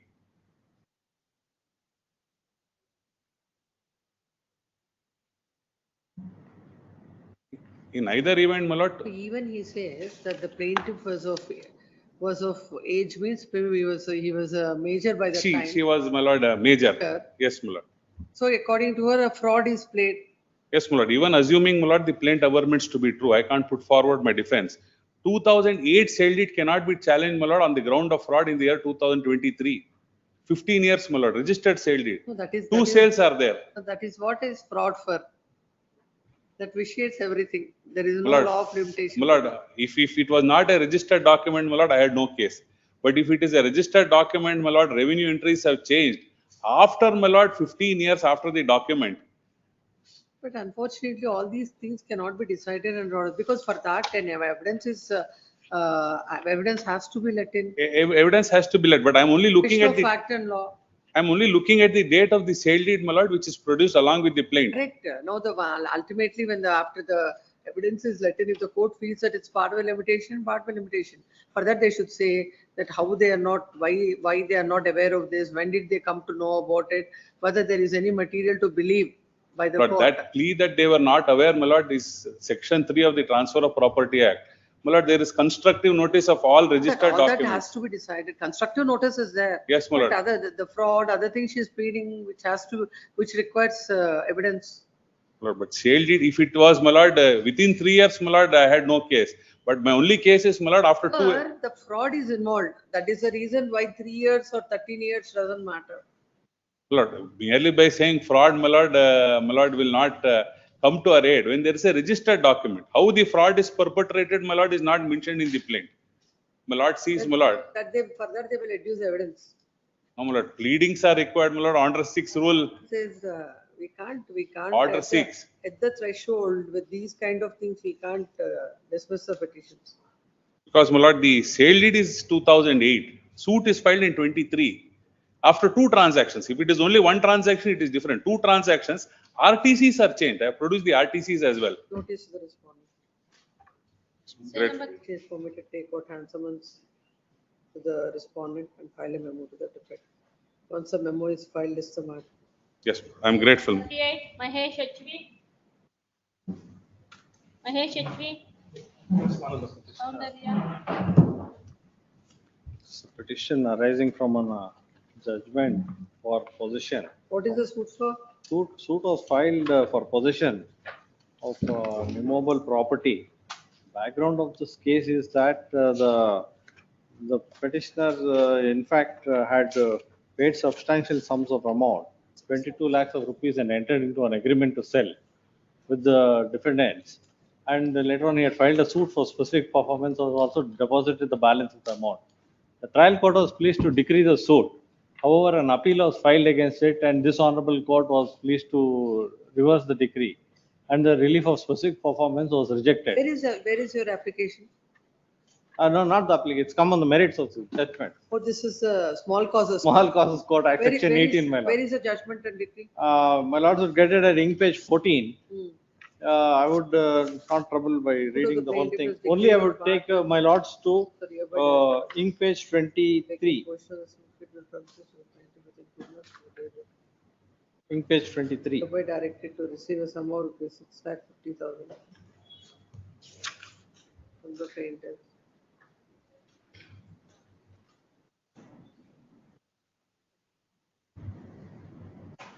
You paid this money? That's the facts are like this. No. 6,50,000. I'm permitted two critical aspects. When was it paid? Before the in time. When is this judgment and decree? Date? Judgment and decree is on 17 January 2026. 17 January 2026. No, the order is to deliver possession within 2 months. Yes. Here, two critical aspects come into the play. As regards All you have to answer the court. Yes. What are you doing from the January to July without filing the writ petition? No, I filed a revision petition. That was thrice listed, it wouldn't reach. When was it listed? It was listed earlier. When you have filed? I have date of You have filed this on 4/3/26. within limitation we have filed. January, in March it has been filed. 13th. I submit one thing. 13th March.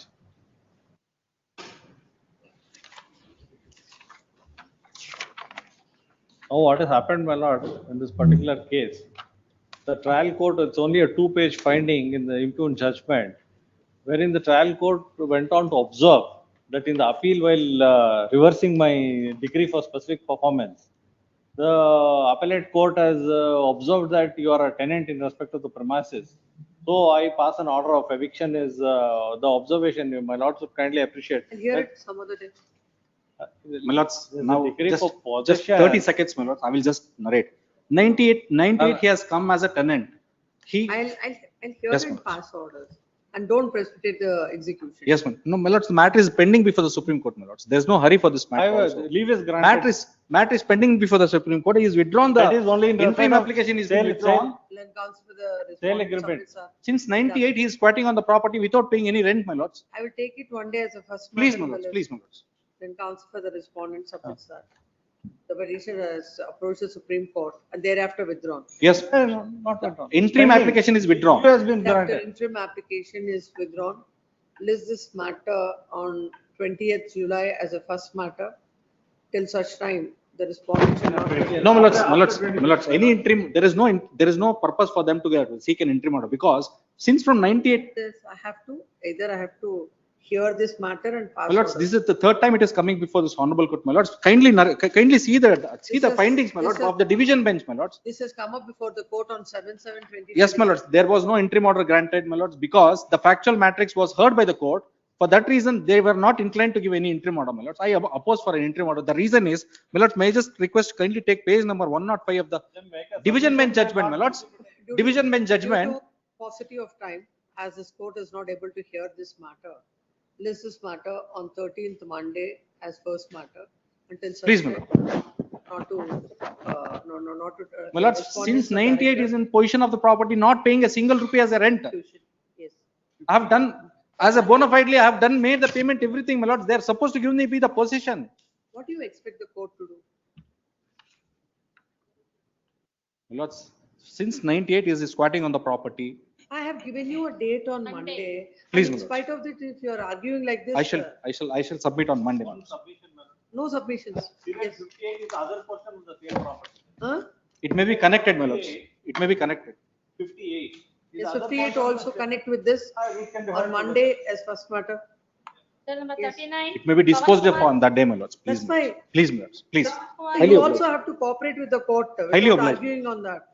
Pawan Yes. Kumar Sorry, amend for petitioner. So I appear for the petitioners counsel. Yes. Let's suit filed for partition and my lords for seeking for declaration, my lords, that certain sale deeds, a partition deed and rectification deeds where there were parties, my lords, are not binding on them. Lords, Mr. Narayan Reddy, my lords, is the grandfather who owned the properties. He expired in 1990. Lords, he had one son and 5 daughters. Before that, can we look at the affidavit? Please, my lords, kindly see the averments. My lords have Page 64. 64.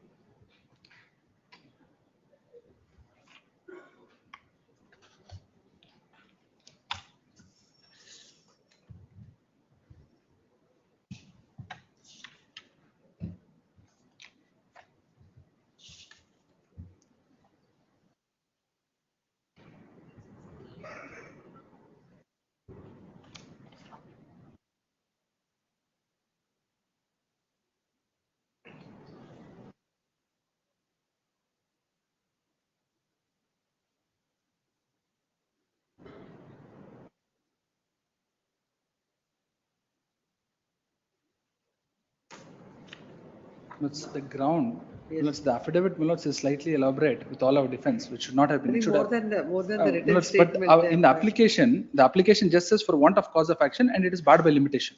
And in so far as limitation, my lords, it's only one paragraph, para 23.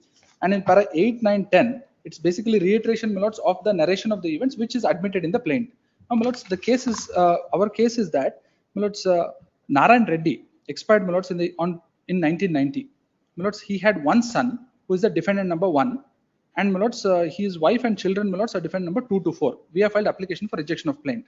There were 5 daughters. One daughter, my lords, expired without legal heirs. My lords, the remaining daughters, one Anusuya, my lords, she is expired and her 3 sons are the plaintiff 1, 2, 3. So all the daughters, my lords, surviving daughters are the plaintiffs. Now, 24/8/2001, there was a partition where there were parties. Thereafter, That is whose case? that is their case also. It is Plaintiff's case. plaintiff's case also, and it is our case that is a partition. Now, my lords, after that, there is a rectification that takes place because there was a mistake in the servant number on 19/3/2002. Then again, there is a second rectification that takes place on 8/2/2005. Now, kindly see the prayer in the plaint. Yes. It is a case of clever drafting, my lords. I'll just point out. Kindly see, my lords, page 55. Yes.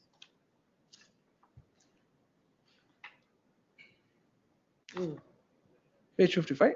A, to put in partition and separate possession, that is the partition relief. Can you see B, my lords? Alleged sale deeds dated 13/12/2004, 13/12/2004, 3/5/2014, 10/9/2015, 6/8/2011, 6/8/2011, 33/2011, 8/12/1994, 23/4/2003. I've seen all that. These are all sale deeds which were prior to the partition deed itself. That is admitted by them. And kindly note notes, and partition deed dated 24/8/2001, rectification deed dated 10/3/2002 and 8/2/2004 are not binding upon the plaintiff's share. Now, my lords, if you are a party to a document, you cannot say it is not binding on me. If you are saying that it is vitiated on account of any of the parameters, my lords, set out in law, you must seek for a decree of cancellation. Supreme Court says that when a party to a deed seeks for such a relief, when in law they ought to have sought for cancellation, and if you had sought for cancellation, it is barred by law because of limitation aspect, then it is a case of clever drafting, my lords. On a similar set of facts, my lords, I have a judgment. Can I just pass it on, my lords? No, judgment is not required. Let's understand the facts. Please. Now, this is the relief that they sought. Please, my lords. This relief, my lords, is barred by limitation for this reason. If my lords may see the 3 dates, they are registered. No. Let's see. Please. The name of the plaintiff. The name of the plaintiff. Mohan Kumar Stanna is 40 years old. Hemant Tejomai, 37 years old. These are all the children of? Plaintiff 1, 2, 3 are the children of Anusuyamma, who expired on 23/4/2021. So in the partition deed, the children also were signatories because Anusuyamma had expired. Plaintiff number 3, 4, plaintiff number 4, 5, and 6, my lords. Now, what is the age of these people in 2001? 20 years, my lords. One is 40 years old, and another is 34 years old. As on 2022. Please, my lords.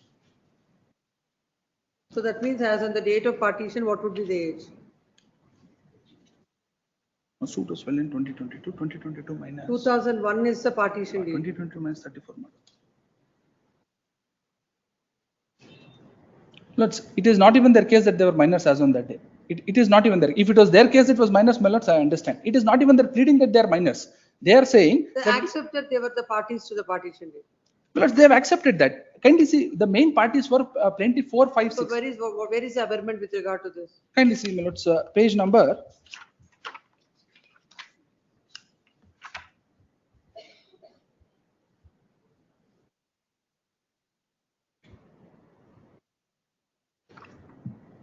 50 minutes. Yes. No, so I'll just read for the context. Para 5 minutes. Para 5. Yes. The plaintiff submits that during the lifetime of KH Narayan Reddy and his children are enjoying the joint family members and are cultivating and enjoying with possession the suit schedule properties. After the death of KH Narayan Reddy, defendant number 1 is the only male member of the joint family and has managed the ancestral and joint family properties. The plaintiff submit that during the lifetime of KH Narayan Reddy, his brother one Jairam Reddy had filed suit for partition and separate portion against Narayan Reddy and others before the Honorable City Civil Judge CCH3 Bangalore in so and so. The said suit was decreed by filing the compromise petition and compromise between KH Narayan Reddy and his brothers. The suit schedule item number 1 to 9 has been allotted to the share of KH Narayan Reddy. The said KH Narayan Reddy has purchased item number 11 of the suit schedule property under the registered sale deed from his vendor on 2/7/1953. After the death of KH Narayan Reddy, the defendant number 1 has purchased item number 10 of the suit schedule property and registered sale deed from his vendor on dated so and so out of the joint family funds. And it's further submitted that the defendant number 1 has purchased item number 12 to 15 in the name of his wife, defendant number 2, out of the joint family funds under the registered sale deeds. Then, my lords, para 7. The plaintiff further submits that after the death of KH Narayan Reddy, the defendant number 1 has changed the revenue records to his name. The defendant number 1 has sold the portion of item number 2 in favor of defendants number 6 to 9 in different sale deeds, 6 different dates, my lords. And also defendant numbers 1, 3, 4 have executed portion of item number 3 of suit schedule property in favor of defendant numbers 10 and 11 under registered sale deeds dated so and so, and have also executed JD agreement dated so and so. The defendant number 1 and his mother have executed the alleged sale deed on 8/12/1994 in favor of the defendant number 12. They are aware of the. And they are aware of all these sale deeds. Deeds also. Please, my lords, they say they are aware of all these sale deeds. And my lords, then paragraph number 8. The plaintiffs further submit that the defendant number 1 had formed the layout in the item number 2 and tried to sell the sites to various persons. Thereafter, the plaintiffs have approached the defendant number 1 and his mother to effect the partition in respect of the suit schedule property. The defendant number 1 has told that after the clearance of item number 11, which is in disputes in the pending revenue Bangalore, and will effect the partition in the name of the suit schedule property. Then senior counsel appearing on behalf of the non-counsel for the petition submits that the trial court, when an application is filed under order 7 to 11, seeking rejection of the claim, that the same is barred by limitation, and also the party to a document cannot seek the relief that the same is not binding upon binding on them. The trial court, without considering the said contentions raised on behalf of the plaintiff, on behalf of the defendant, has rejected the application, considering the same. It shall be called for the proceedings. A memo shall be hand summons and the memo shall be filed by 27 July, or else the stay granted with post advocate. 40. Grateful. Case number 40, Prasanna PR for petitioner. Respondent 1 to 3 herein filed the suit for partition. Little later on, but is amended, page number 122. Fine. They sought for declare that the sale deed dated 4/7/2026 executed in favor of the defendant number 45 and subsequent sale deed dated 28/1/2013 executed in favor of the defendant number 46 is not binding on them. But we, the defendant, filed the application for rejection of the claim on the ground that there is no cause of action and that is barred by limitation. Lordship, kindly see the moment in the plaint awareness itself. It shows that in the 2006 itself they are aware of the sale deed. They have initiated the revenue proceedings against the defendant number 45. 2006 they are aware. Please. Let's see that. Please. Lordship, kindly see the page number 130. Madam.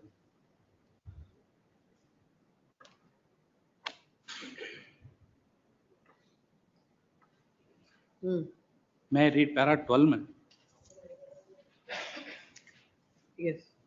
The plaintiff submit that Srimati Boramma, defendant number 3A1, have obtained the order from the Special Tahsildar, Bangalore South Taluk, in RRT this CR 55/2003 that herself and her children are in possession over the property in respect of the survey number 162/10, measuring 3 acres 10 guntas.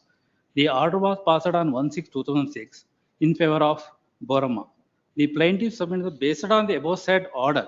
The defendant 3 to 44 and others have executed a registered sale deed dated 3/7/2006 in favor of the defendant number 45 or Guru Prasad. The said sale deed came to be registered on 4/7/2006 before the senior subject so and so. The submit next para. The plaintiff submit that the said What is the defendant. order of the court? Pardon. Order of the court is page number 33 onwards. The reasons assigned in page number 56 onwards. Regarding the limitation, that is page number 70.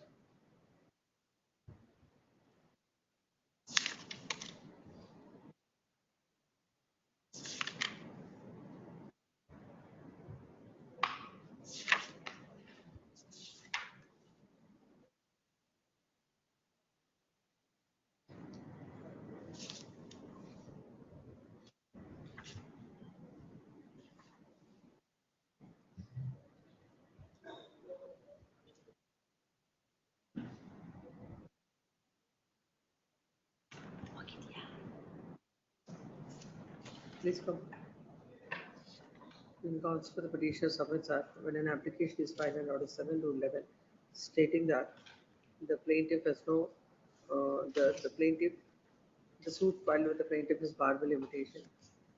On the face of it, when they themselves have said that their knowledge about the documents that are registered in the year 2006, in respect of that, a suit is filed in the year 2020. But the court, without considering all this, dismissed the application, considering the same stay. In respect of respondent 7 to 49, they are the defendants. File seeking dispensation of notice to 7 to 49. The memo is taken on record and dispensed with 1 to 6.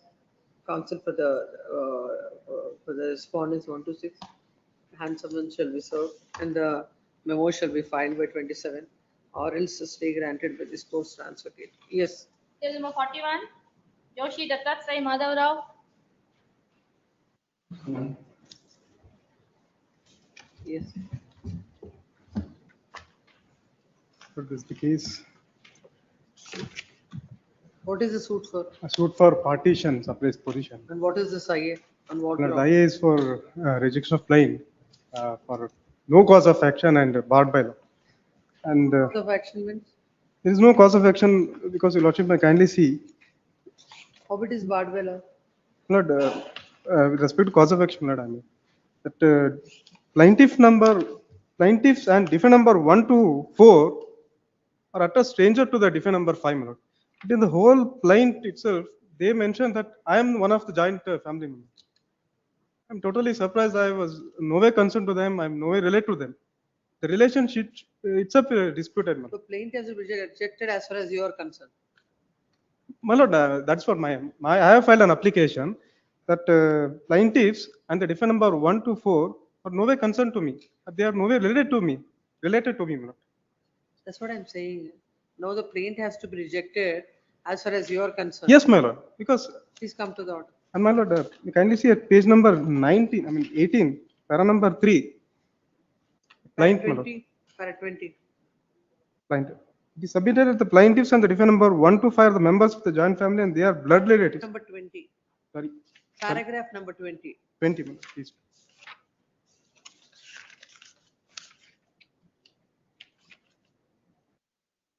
Plenty of plaint, madam. Oh, 20 of the order. I'm sorry.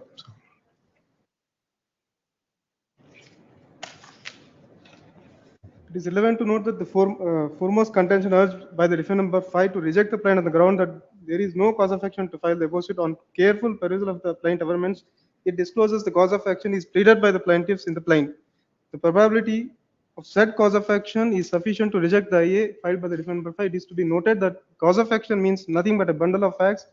Whether there is a cause of action to file suit or not, it can be considered after the conclusion of trial, but not at the stage of at this stage. At this juncture, I would like to refer the decisions also. Next. My lord, 21. Defendant number 5 has taken another contention. The suit of the plaintiffs is undervalued. Admittedly, it is a suit for partition and separate position of the plaintiffs. Legitimate share in the respect of social property, as could be seen the relationship the file.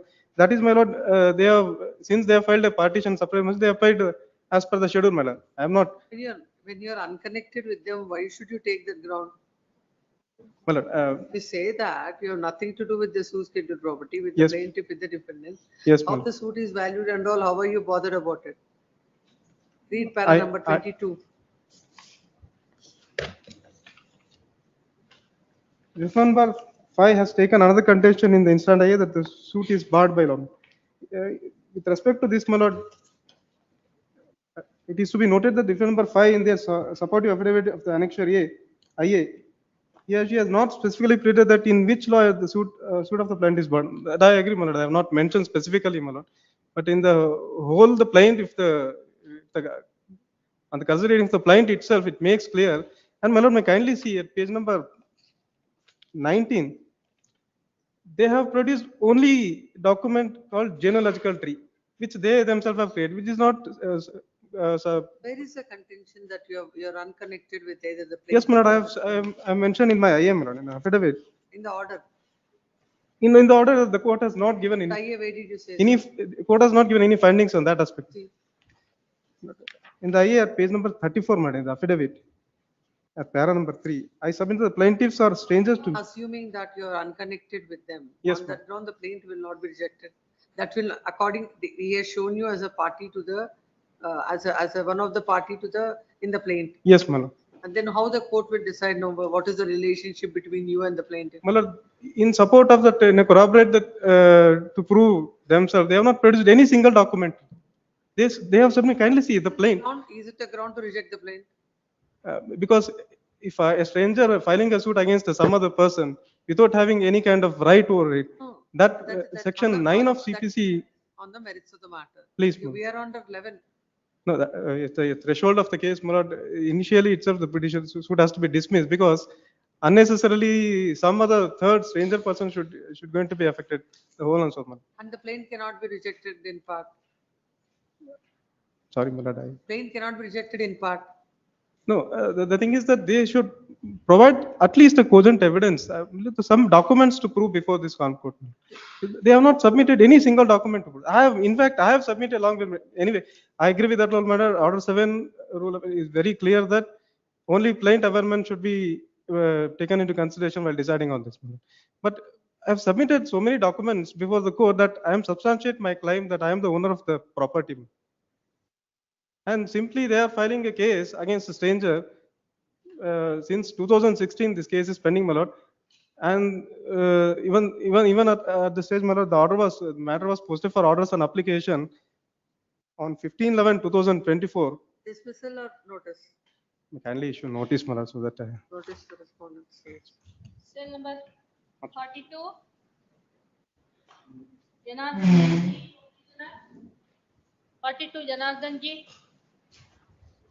The defendant's division, the plaintiffs respond 1 to 6 filed a suit for declaration and possession against my client, and they took the saying that his sale deeds 2013 is not binding on them.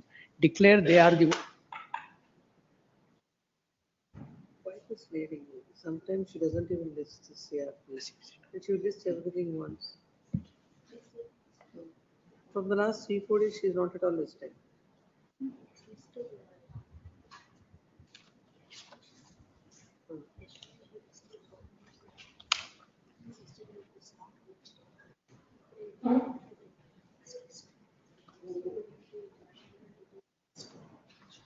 Yes.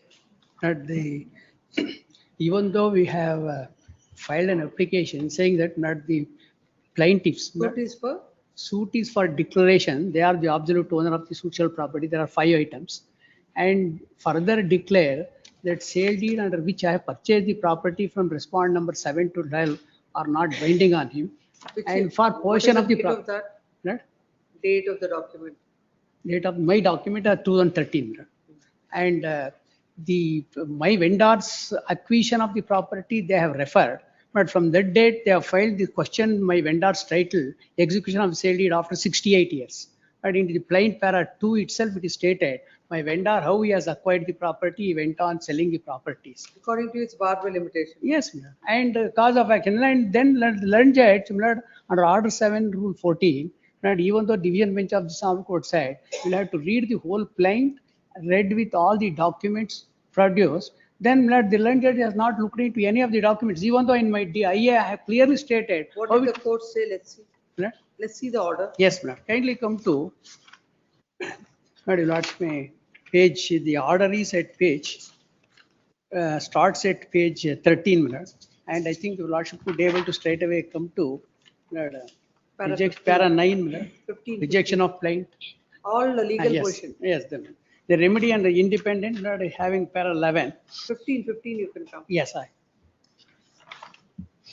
Here in this case, the plaintiff have taken a specific contention that social property belongs to their family, which was purchased by the one Yellappa, and after his death, the plaintiff continued to be in possession having over the same. The defendant 1 to 6 have colluded with defendant number 7 have created a sale deed 8 to 2030, which are not binding on them. Here in this case, the plaintiff had not challenged the earlier sale deeds, not dated so as stated by defendant number 7. And also the document, whether the plaintiffs are having title to the property or is fraud played upon so and so, creating a document or a question of pleasure of trial. Now, kindly see that in my application I have clicked. After execution of the Ali's sale deed dated 8/2/2013, yes, the plaintiffs have filed this suit on 25/3/2013. Correct. But fact remains is, now kindly see para 2 of the plaint. They say my vendor's title, they have not questioned. Kindly see that. I produced page 22, minute. Now kindly come to page 25, para B, 4B. They have not questioned my vendor's title right from 1944. Kindly see that. Though H.M. Yellappa was the Let's one. read that. Which paragraph? Not para 4B. Minute. Let's read. Yes. Not though H.M. Yellappa was the owner in possession of 197, which is item number 1 of property, Sri Basappa, but is my vendor. Basappa, father of defendant number so and so, claiming to have purchased 40 acres in so and so, 12 acre, 10 acres, 12 acre, 10 guntas in 37. in all 50 acres in public auction dated so and so, held by Tahsildar, they sold so and so and so guntas. He went on discussing my transaction. But now my vendor has sold the property portion of the same 213. Now they come with challenging the same, saying my vendors have kindly see para 18, right? And also the prayer. They're questioning my vendor's title to execute sale. They have no right. But even that question 213 does not arise after 68 years. But they allowed me to enjoy my vendor's property. They are in possession of the property. The land judge not even looked into their document. But they have produced document. They are not related to suitable properties. When consider the petition submits. This is a specific case of the petitioner, but the suit is barred by limitation. The earliest document is of the year 1948, 1948. Yes, 44. 1948, and thereafter several documents are taken place. When the plaintiff, along with the plaintiff, has filed all the documents, court has failed to consider the same, and the court had dismissed the application on the premise that the defendant is not, the plaintiff is not questioning all the documents, as the title has flown to the petitioner from the said documents. Considering the submission, they shall be stay of all. The further proceedings will stay for limited period. Ah, yes. Version to the order dated so and so, notice to the respondents. If the memo shall be filed by 27, or else the stay granted by this court stands vacant. Right. No, I will complete this and then call. Till 50 matters you complete. Nice. Cell number 44, 43 adjourned, 44. No representation after in the month of September. Cell number 45. SK Mitchell, 45. My lord, the suit is for declaration and possession. Declaration and possession. My lord, the application is at 46, my lord. My lord, there are two contentions taken. The one, the suit is barred by limitation, and the other thing is it is hit by res judicata, Your Honor. That is also that can't be decided at the threshold. My lord? Res judicata that can't be decided at the threshold. The other thing is limitation, my lord. Both contentions are taken, but majorly it is limitation. Limitation on what according to you, how it is barred by limitation? My lord, kindly come to plaint, my lord. Plaint for suit is for Declaration and possession. 27, my lord, page number. Plaint starts at page number 30. Para 7, my lord.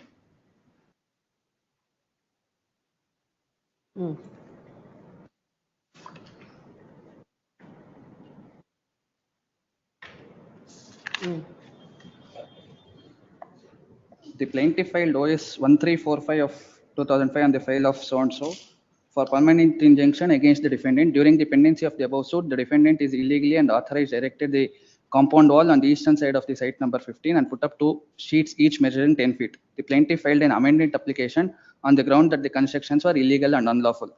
Therefore, the plaintiff sought for an amendment of plaint and prayer for mandatory injunction to remove unauthorized construction. The application filed by the plaintiff was though allowed by the court. The civil judge, however, dismissed the suit by its judgment and decree dated 6/4/2010 on the file, my lord. My lord, 6/4/2010, the suit is the suit is dismissed, my lord. This present suit is filed in the year 2023, my lord. Admittedly, in admittedly they are in permanent injunction. Mandatory injunction. They amended the plaint and sought for mandatory injunction for removal of construction, removal of the sheds, my lord. That, my lord, admittedly they are not in possession, my lord. This suit is filed for declaration and possession for the same property. Who admits that they are not in possession? No, the judgment says, my lord. After complete trial, thereafter an appeal was filed. The judgment is part of the plain documents. Yes, my lord. Yes, my lord. No, you are not. You are not. No, I'm not assertively saying it. Because I don't have the file. Yes, unless and until that is part of it, the court cannot look into it. No, but my lord, para 9, my lord, in the plaint. Yes. As the possession of the defendant is illegal and unauthorized, the Para 9 plaintiff. is plaintiff husband was not keeping well. Huh. Uh, 7 lines from there, madam. Yes. As the possession of the defendant is illegal and unauthorized, the plaintiff is entitled for mandatory injunction possession. They ask for possession, my lord. That means they are not in possession, my lord. We are in possession. And again, this suit is filed in the year 2023 after the dismissal of the suit in 2010. That is after 13 years. So our contention is that the suit is barred by limitation. No, what is, the earlier suit was for injunction. Mandatory injunction also for removal. Injunction as well mandatory. Yes, my lord. So thereafter they filed amendment application and they may also sought for mandatory injunction. Sorry, I was in the other court. But the earlier suit was also for mandatory, same reliefs are sought, except for the declaration what they have sought presently, the reliefs and contentions remain the same, same party, same scheduled property. And that suit has been dismissed. In the plaint itself, it is mentioned. They filed initially suit for injunction, later on convert to mandatory injunction suit. That is earlier suit. That is earlier suit. But the trial court has held that the issues involved substantially it's different because this is a declaration suit. Earlier it was an injunction suit, but they are sought for possession by way of mandatory injunction for possession. Even now they are seeking mandatory possession. Your Honor, in the 2005 is the suit, earlier suit. They say we have been disposed. They have been disposed. So according to you, as far as recovery of possession itself is concerned, is barred by limitation. Yes, ma'am. Because it's more than 12 years. By Article 65, it is more than 12 years. It is barred by. They cannot seek possession, and it's barred by declaration. Also, even more than 3 years is over, as per Article 58 also. So that is the reason I filed application under 7 rule by very on plain government it will states it is barred by limitation. It is after adjudicator applies. Come to the order. Order.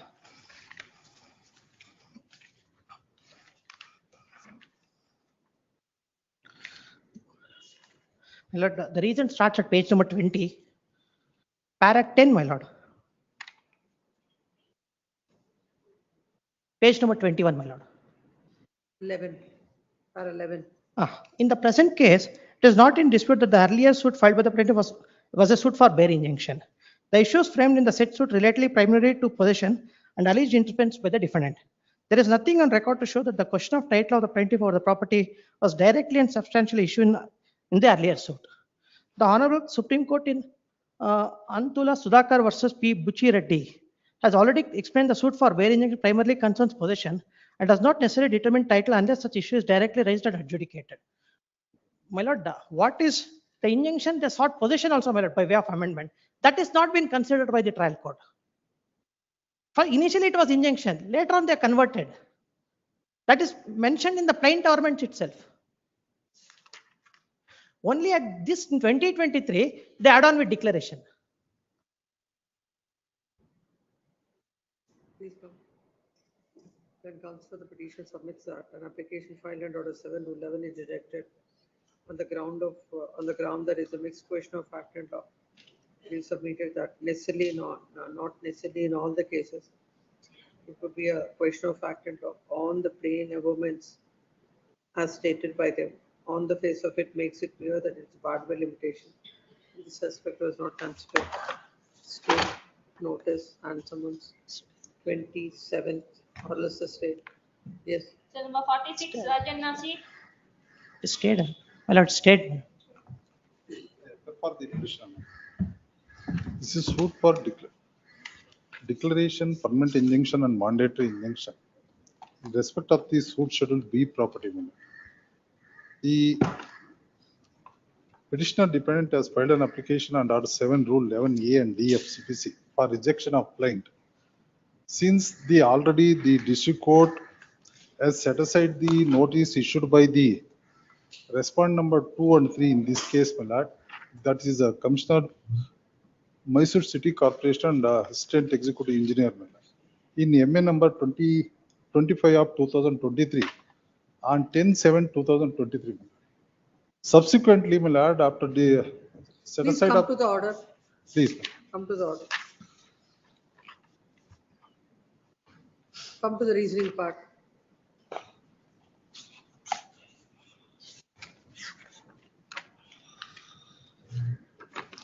It is the specific page number 23, my lord. Para number 12. It is the specific condition of the plaintiff that the defendant, after getting completion report without any approved modified plan, has modified the entire building ground and first floor along with terrace area. So the act of the defendant, number one, is illegal. It is a specific condition that the violation is beyond 25%. Hence, the completion report issued by defendant number 2 and 3 is itself illegal and void. And after the conclusion of MA number 25 of 23, the present suit is filed for cancellation of the said completion report against the first defendant along with corporation by seeking appropriate relief as mentioned in the plaint. The defendant number 1 and MCC have appeared before this court and filed their contention. And defendant number 1 has admitted about violation of up to 25% and payment of penalty. Plaintiff specifically asserting that the defendant under the guise of completion certificate without getting modified approved plan has modified the entire building, which is causing obstruction to enjoy his property. It is the specific condition that the alteration made in the B schedule property is causing obstruction to free flow of air and light to the A schedule property. Petition is permitted to take out hand. Yes. Cell number 47. Interim order made. Kindly peruse the section 443A of Karnataka Just take out notice. 443A of We'll see. Municipal Corporation Act, my lord. It is clear bar, my lord. Once the order, What respondents come, we'll see. Yes. my lord, the trial court has issued the notice to the concerned respondent number 2 and 3, my lord, for measuring the property, my lord. Already the district court decided the matter on merits and allowed the Let's see, Mr. Counsel. kindly Please issue stay the further proceedings, my lord. notice to the respondents. Petition is permitted to take out hand summons. And once the memo is In the filed, order Mr. also, it is specifically mentioned, my lord. Kindly peruse the page number. Yes, I will peruse for your satisfaction. Para number 15, my lord. Yes. 15 clearly stated, my lord. Yes. It is barred to section 443 of Karnataka Municipal Corporations Act, my lord. Yes. Para number 15, my lord. Yes. The order of the third edition ADJ in MA 25 to no way barred to this court to get report from the defendant to ascertain the manner of construction made by the defendant number plaintiff is specifically staying about more than in this case, my lord. The defendant number 1 has constructed the building in the year 2002 itself, my lord. In the year 2002 itself, the completion report was given by the Mysore City Corporation, my lord. And the plaintiff has started the construction in the year 2019, madam. He has constructed the building by violating the building plan, madam. And then this, the defendant number 1 has lodged the complaint before the Mysore City Corporation, and they have taken the action against the plaintiff. Being engaged with the same, my lord, the plaintiff has lodged the complaint before the Mysore City Corporation against the defendant number 1 for violation of building plan, my lord. In this regard, the Mysore City Corporation has issued a notice to the defendant number 1. The defendant number 1 has challenged the said notice before the additional district and session judge Mysore City in MA 25 of 2023, my lord. The honorable court, after perusing all the records and the submitted by the parties, my lord, was pleased to set aside the notice issued by the Mysore City Corporation, my lord. Subsequently, my lord, after allowing up that appeal, after lapse of 1 year, my lord, the plaintiff has filed this false suit against the defendant number 1 for demolition of the deviated portion and also for to declare that the completion reports are given by the respondent number 2 and 3 as null and void. Yes. Once the district court already delivered the justice, my lord, and it has become final as per section 443 A surplus 2 of Karnataka Municipal Corporations Act, my lord. And moreover, the trial court, the subordinate court, has no jurisdiction to entertain the suit, my lord. Yes, noted. Yes. Cell number 47, Mithun GA. Kindly to grant interim order, my lord. Yes. The suit for permanent injunction filed by the plaintiff. The plaintiff herein is a tenant, your lords. I am the owner of the property, and I've given the property for this particular plaintiff. And subsequent to not paying the said amount, the tenancy, I issue a legal notice and ask him to vacate. He files suit for permanent injunction, and then I consequently file an application under 7 to 11, saying that it's exclusively the domain of the commercial code, which is barred under section 2 of 1 of C under 7, your lords. and that is my limited submission. And we are seeking for the temporary stay, Your Lordship, because the proceedings is before the trial court, Your Lordship. Let's see what is the order. Please, Your Lordship. Come to the order. Please, Your Lordship. Page number 25, Your Lordship, and 26.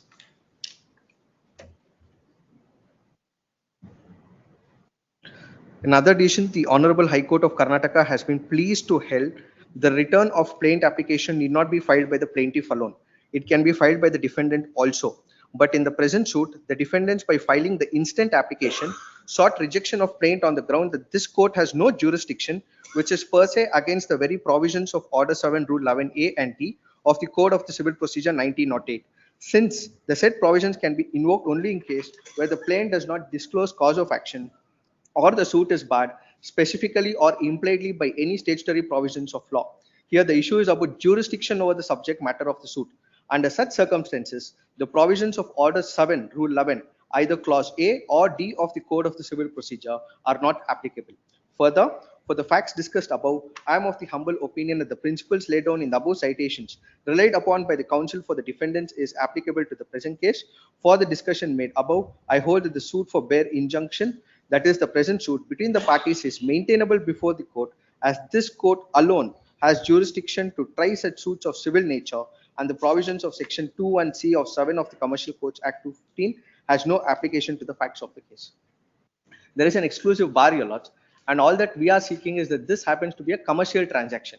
Even in the lease agreement, Your Lords, the averments are mentioned that it is a commercial transaction because the business that he is currently undertaking is to do with technologies. If Your Lordship can kindly turn to page number 13. How it will come under Order 7 to 11? Lords, I am only seeking that this particular case has to be filed before the commercial court and not before. Take a transfer of that from this court to that court. Please, Your Why Lord. should you file this application? Please let hand summons be issued and directions may accordingly be issued from Your Lordship that so and so, because I'll have to file applications, Your Lord. Why should I tell you what to do?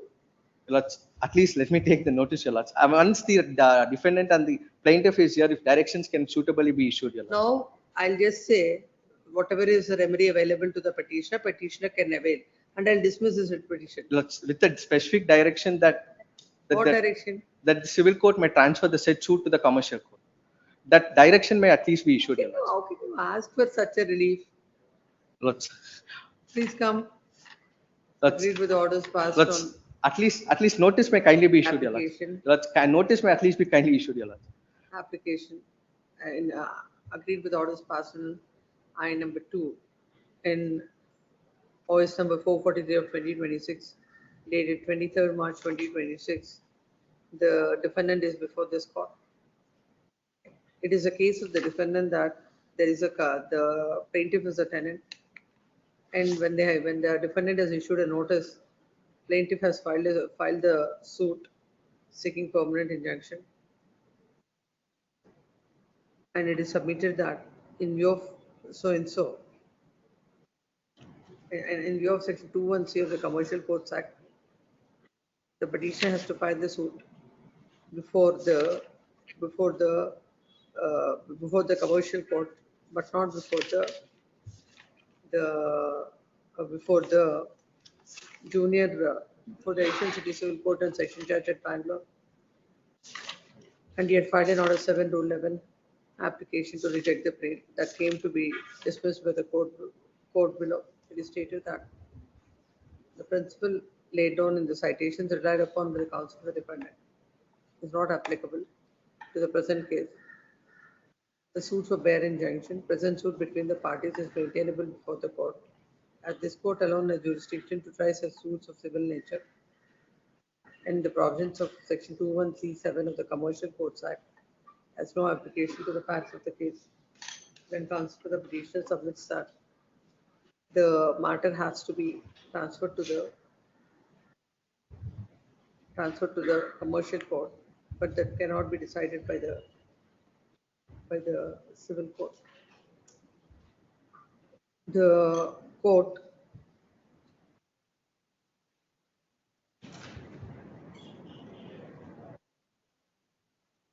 has already given a finding with regard to this. Notice to the That's at least an petition observation may submitted to kindly be take out hand taken up, Your summons Lordship. on the That's an counsel appellee observation, to Your the Lordship. respondent. That at least the said application once filed may be kindly, The respondent and shall file a memo to the deputy. Notice. please. Sir, number 48, KP Bhuvan. Lord, suit is one for partition.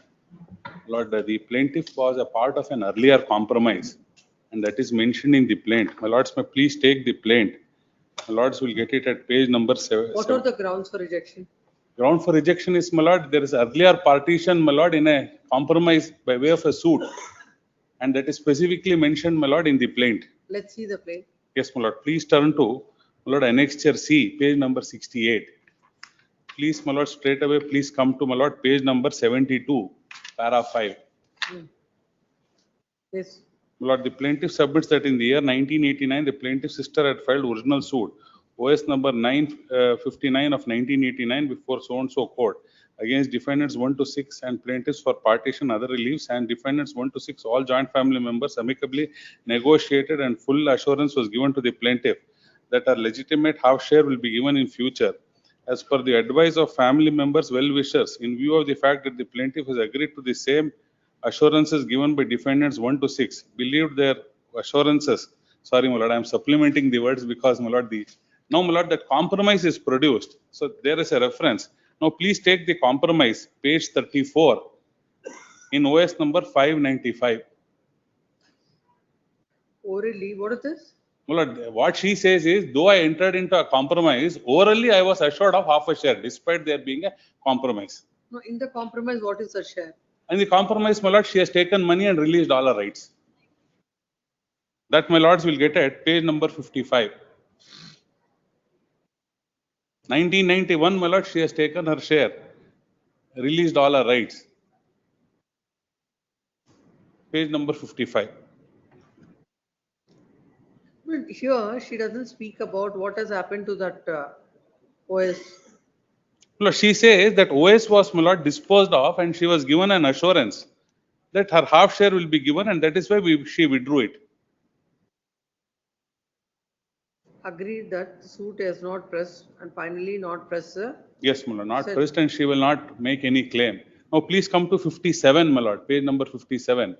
Compromise in the very same suit, which is page 55, is the type. Continuation, what she says now in the plaint. My lord, if then two options, my lord. Please No, come to this page. This is when was the compromise? 1991, my lord. Now, my lord, suit is filed, my lord, in the year 2023. 34 years, 32 years, my lord. Page 55, my lord, please see, my lord.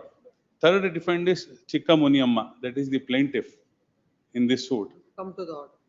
Yes, my lord. Now the order, page, my lord, 115. Lord, please, that is the application. The order, my lord, please take, my lord, page number 30.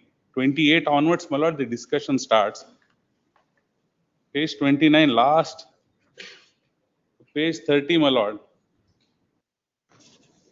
Para 15. On perusal of the available records and documents produced, she is claiming the relief of partition in respect of suit properties, alleging that herself and defendant 1 are in joint possession, enjoyment over the same. Further taken a specific contention, OS number filed by the sister was dismissed as not pressed, where matter was amicably settled.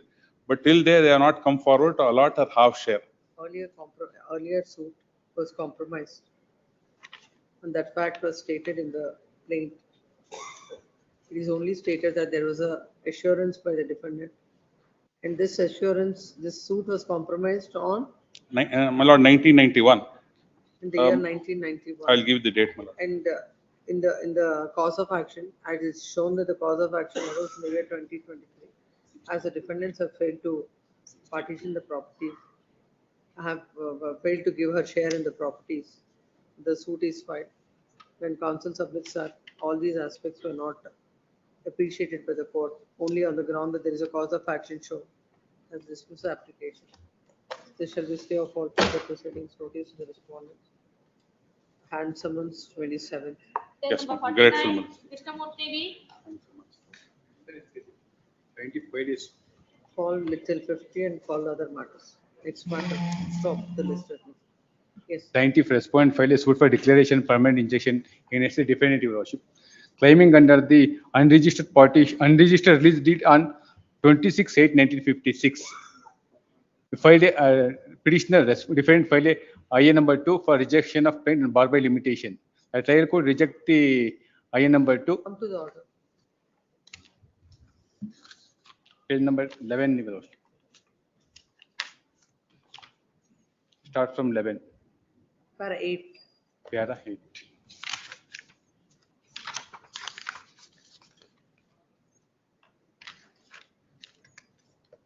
In light of the above law, it is necessary to analyze that plaintiff argument. The plaintiff have filed a suit for against the defendant for relief of declaration of untitled and permanent injunction over the suit scheduled property by contending that Mallaya had executed a release deed dated 26/8/1956 in favor of the father of the plaintiffs. Further, it is contended that plaintiffs are in possession and enjoyment of the suit scheduled property, and defendant has created a sale deed in respect of this. Of which year? Sale deed of which year? In the year 2023 is I am the purchaser from the one Malaya's children's. Suit is filed in 24. 24. The plaintiff's father, Gangana says, is a relative of none other than the there's no relation between the Malayas. This is unregistered partition deed, unregistered release deed in the year 1956. After lapse of 56 years, they filed a suit for declaration and permanent injunction against this. They executed the release deed In favor of the plaintiff's father. Malaya executed my vendor father executed unregistered release deed in favor of the plaintiff's father in the year 1956. Plaintiff filed a suit in the year 2024. After lapse of 60 years, that is bar by limitation. Declaration that? So declaration in favor of the scheduled property. Declaration of the. Why he cannot? How it is barred by limitation? They filed a suit after lapse. Your interference or the sale deed is of the year 23. That's why they have filed a suit. The plaintiff filed a suit for unregistered release deed in favor of the plaintiff. In the Malaya executed a. Their source of title is that the release deed is their source of title. Unregistered release deed in the year 1956. Malaya was executed in favor of the father of the plaintiff. That is unregistered.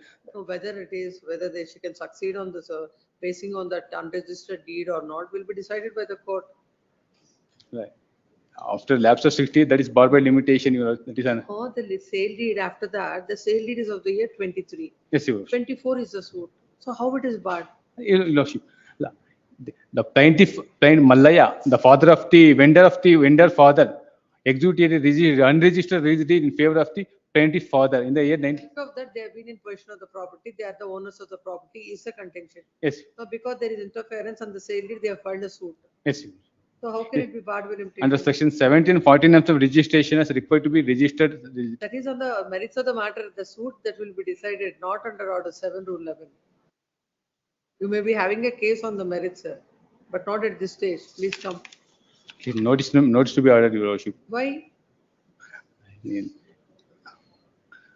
That is barred by limitation. It's unregistered release deed in the year 1950. There is a minute point in that. I will definitely issue notice. But it is ways to keep this matter pending on the file of this court. Agreed with orders passed in I number 2 invoice number 171 of 2024, dated 4th April 2026, whereby the court has rejected an IA that's rejected the application filed under Order 7 to 11 of CPC. The defendant is before this court.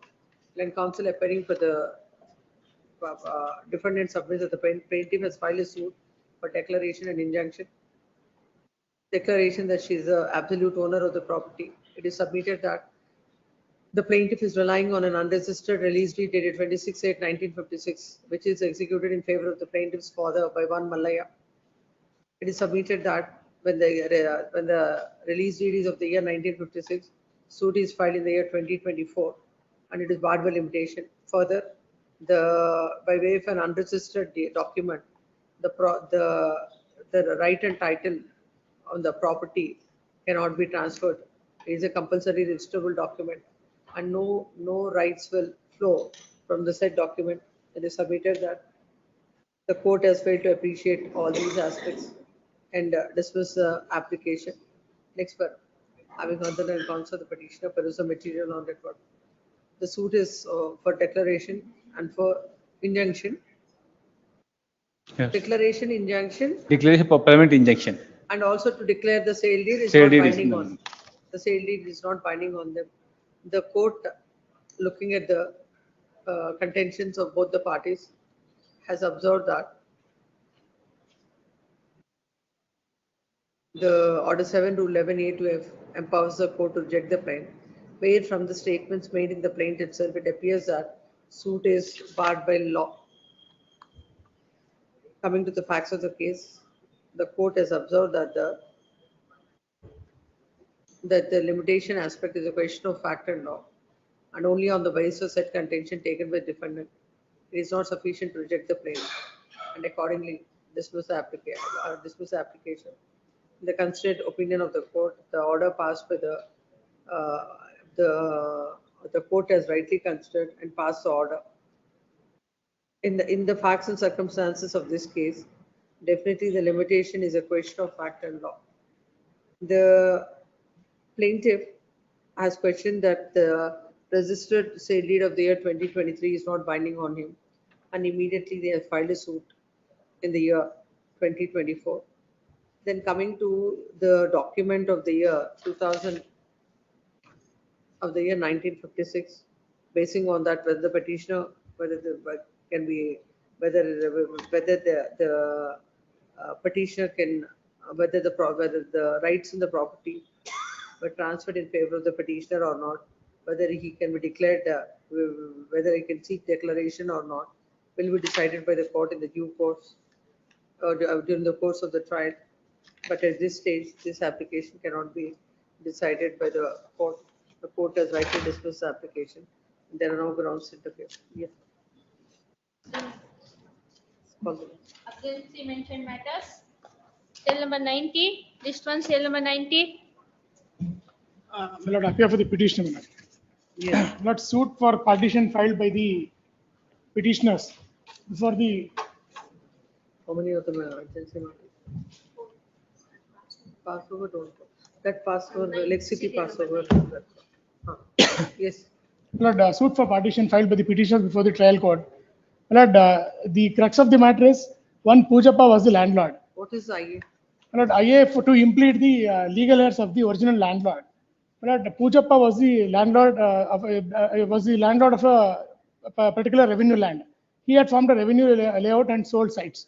The plaintiff, the deceased plaintiff, and his brother, defendant number 1, they had jointly paid the sale consideration and purchased.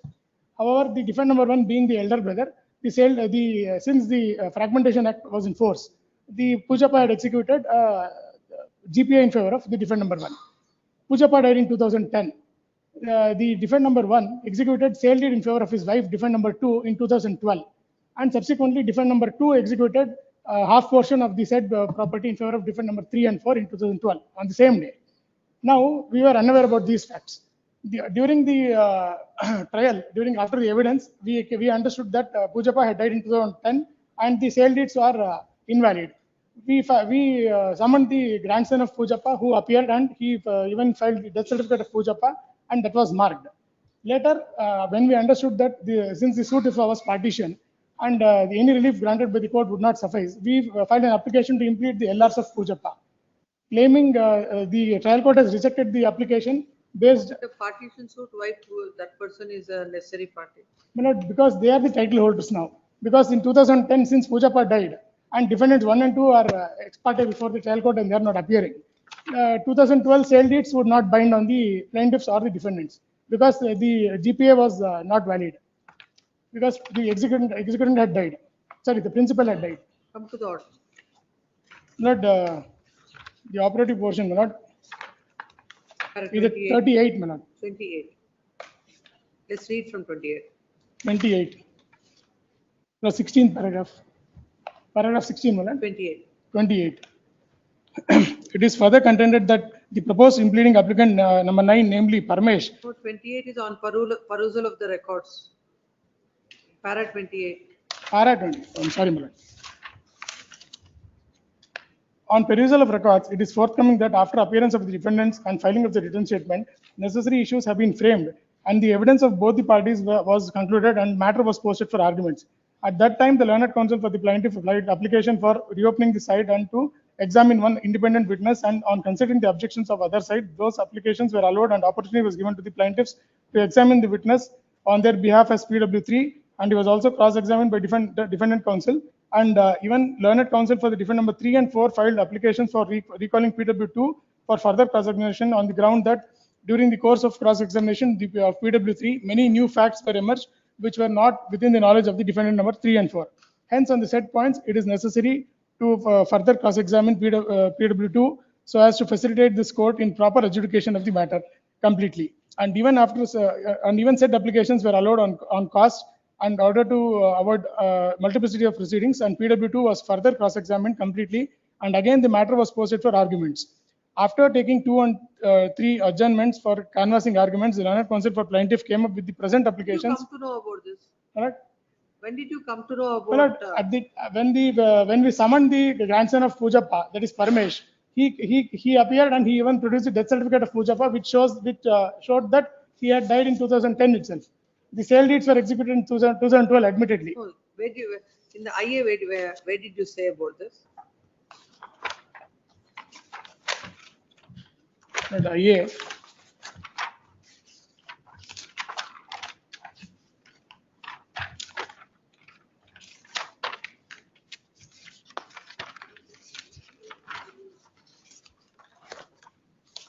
Why is amending for sale deed was rejected? Why is that? Para number 11. Page number. Page number 65. Ink page 65. Annexure D. That is the IA to implead the LRs of Pujappa. Para number 11. Ink page 65. I submit that the first defendant who had obtained general power of attorney from Pujappa in respect of the suit scheduled property in the year 1989. However, the said Pujappa died leaving behind his LRs. That's not about the facts I've said. Where did you say in your affidavit that you have come to know about this on so-and-so date or on so-and-so occasion? Para 13, next page, I submit that I have filed the death certificate of Pujappa in the above case and marked the same, and also examined one of the witnesses, PW2, who is none other than the grandson of Pujappa, who has clearly adduced in his evidence that Pujappa was his grandfather who died leaving behind 5 sons to succeed to his estate. When was this? At this point of time, When was this? this was he has filed his affidavit evidence only in the month of February or March this year. Thereafter, he was cross-examined. Is it correct? No, actually, in the initial stage itself, they have filed an application, 2 applications. Who has filed?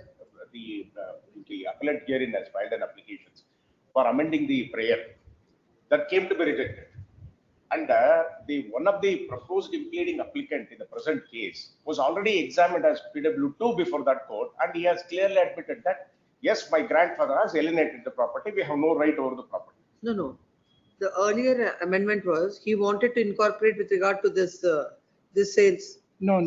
Yes. No. The sale deed. He wanted to challenge the sale deed. Likewise, he has filed an affidavit for amending the prayer, saying that they were already aware of about my sale deed, and plaintiff and the defendant are not at all the owners of the property. The defendant number 1 is a GPA holder of one Pujappa. This property is not belongs to their family, or it is not belongs to either the plaintiff nor his brother.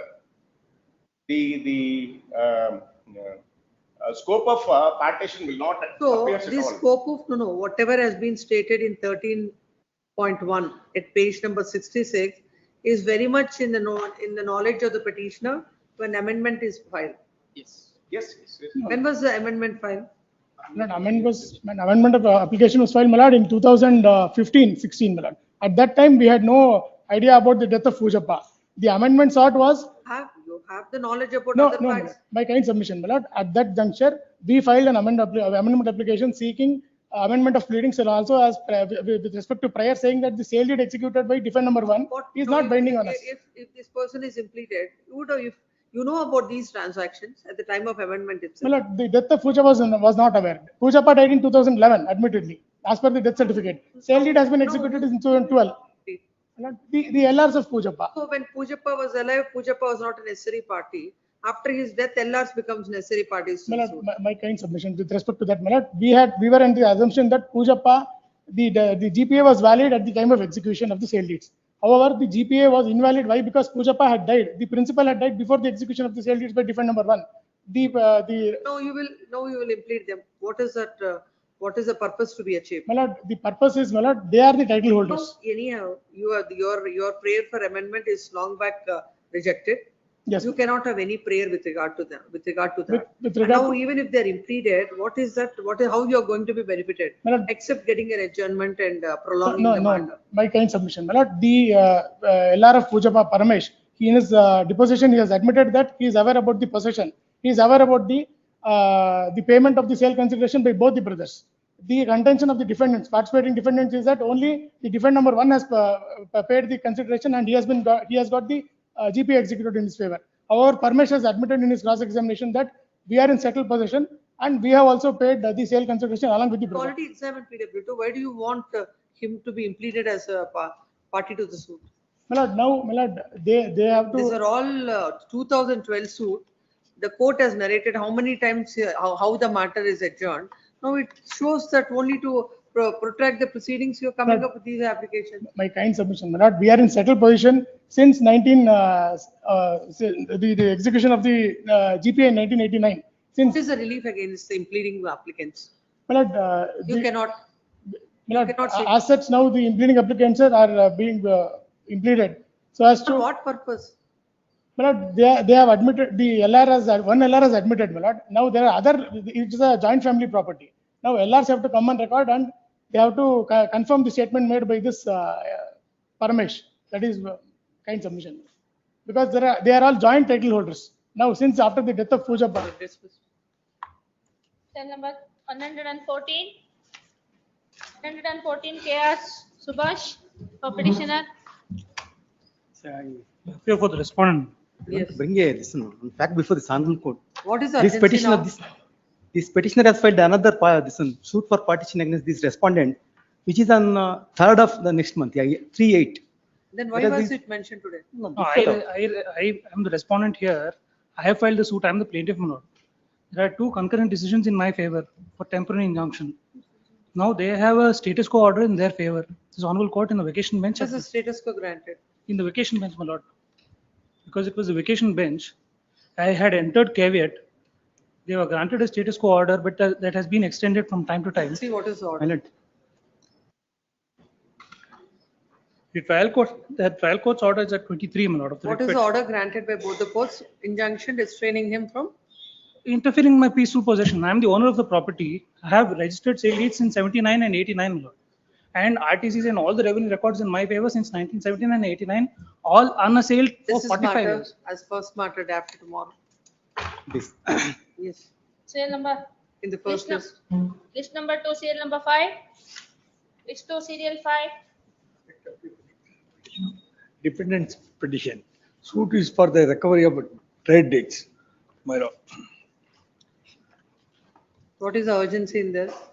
Tomorrow is the execution. And When is the judgment and decree? the suit was filed in 15/6/23, decreed on 15/11/25. What are you doing from 15/11/25 till No, now? we have filed immediately and it was notice was issued on 13/2. We have served the notice on for 18 only. It has been served and they are not filing any wakalat and Interim order granted.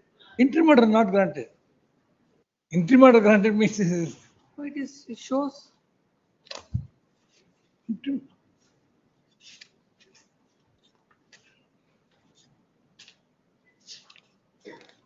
Which matter? This is CRP 976 of 25.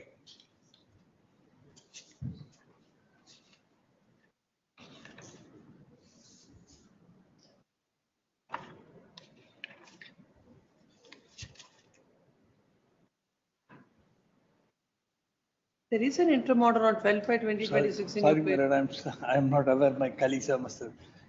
Can I have the interim order?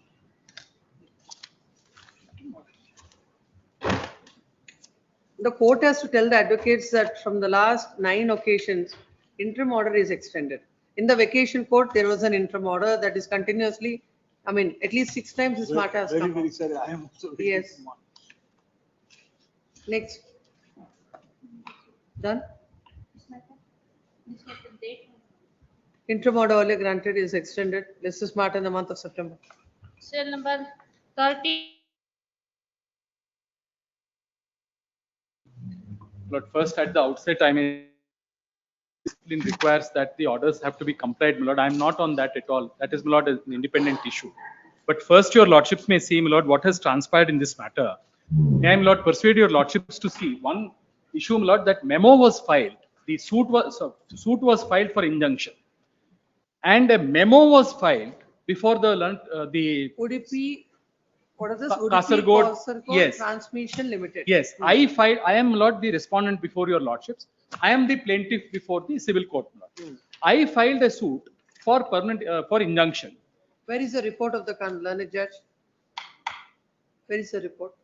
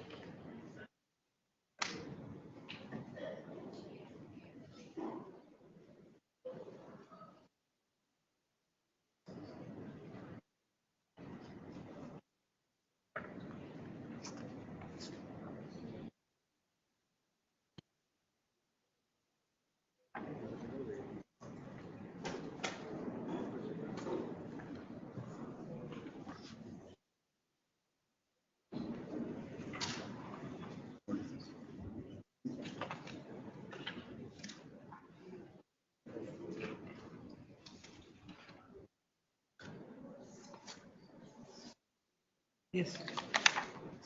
Yes. Yes. My respectful submission is, my lord, that the injunction was granted on 14/1/2026. May I persuade your lordships to kindly see the. No, some private person is just like laying transmission lines. Now, I am submitting, my lord, it is not a transmission line also. It's a electric line, which he claims, my lord, is some. Electric line for his personal purpose. Yes, he's a private licensee. He is not KPTCL, he is not Transco, he is not anybody. He claims that I have some license from CRC and I am laying a Udupi Kasaragod line, is, my lord, that famous, Sterlite or some company, private company owns it. And they, my lord, earlier they had raised finances from the public institutions. Now they have made some arrangements. It's a private arrangement, just like, my lord, somebody constructs a house, somebody constructs a wagon. So it is a infrastructure project. My submission is, my lord, twofold. One is, my lord, one defense that they take is the suit is not maintainable in view of Specific Relief Act. Your lordships will see, my lord, 20A of the Specific Relief Act. Specific Relief Act reads, no injunction shall be granted by a court in a suit. Say about the circular issued by the Yes, yes, I'm squarely, that is, my lord, in relation to infrastructure projects. This is not, that is my submission, my lord. The circular is absolutely, my lord, correct. May I persuade your lordships to see in what cases the circular applies. 20A, your lordships will. Tomorrow Yes. is the first case. Great. Yes. Cell number Interim 39. order granted by this court shall continue.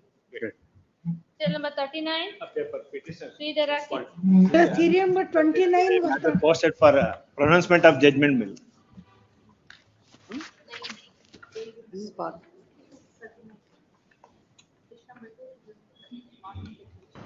Matter posted today for posted for judgment bill. What happened then? Now the judgment not yet pronounced because we submitted that. Also tomorrow morning. Getting late. Yes. Till then they defer the judgment because the matter. Morning, first case. Yes. please. Serial number 29 was not called, my lord. Number 9, list number 1. List number 2, 29 was not called, my lord. And in this case, I have been take notice on the inspector. What happened? The cheat time that Monday may kindly, I instructed him. Monday may kindly call. So where is the council? But What I is the instructed him to, I'll took time. I instructed him to, I'll took time. When Monday? Monday. This is matter on Monday. It's done.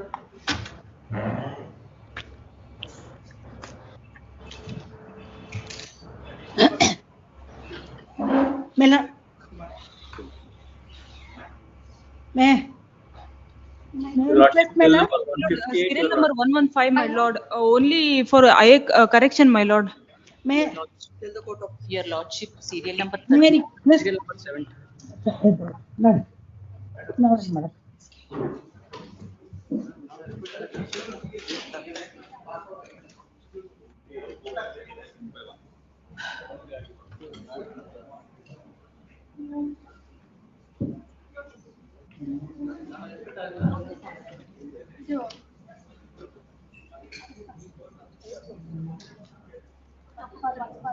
Sir date ಕೊಡ್ತಾ ಇದ್ದೀರಾ sir?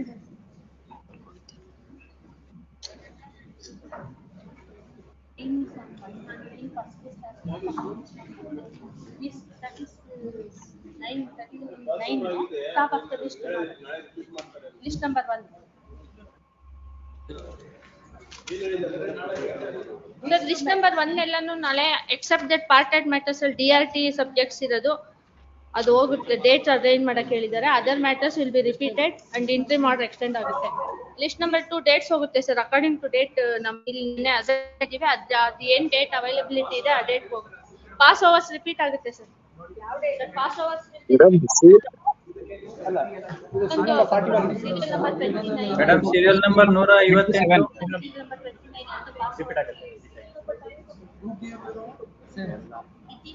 Court officer madam date ಇಲ್ವಾ? Tomorrow repeated. ಸಮಯ madam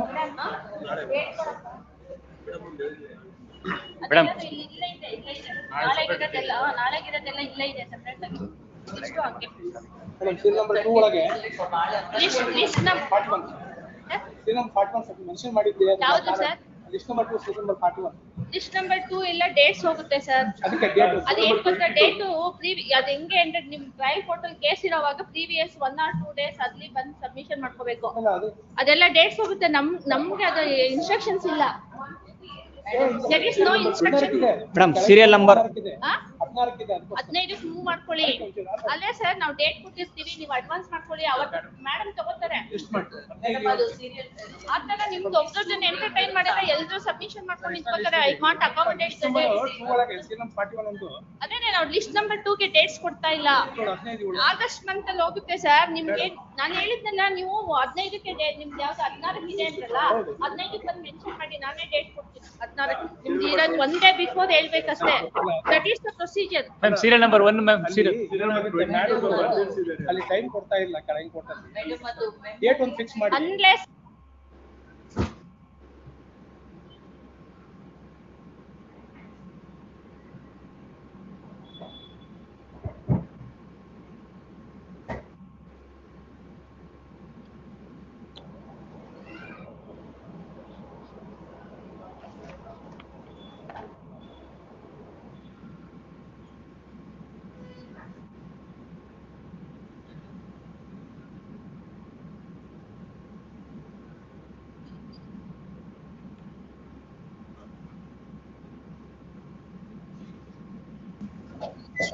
Court officer.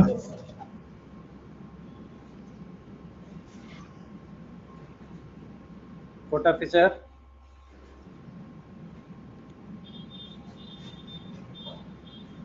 Court officer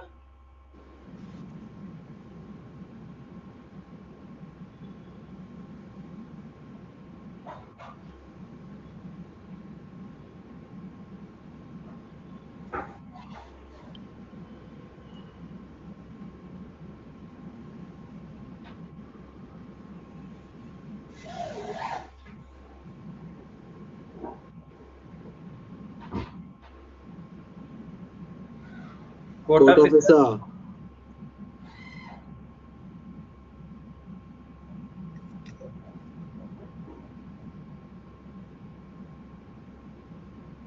Court officer.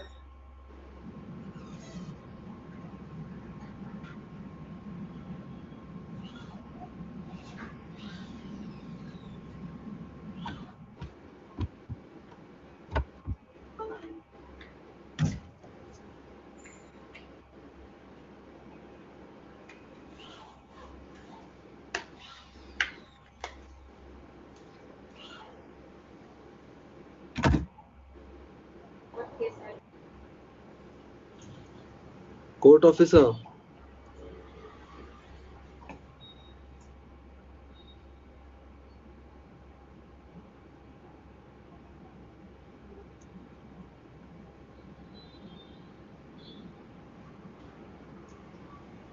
Court officer, sir.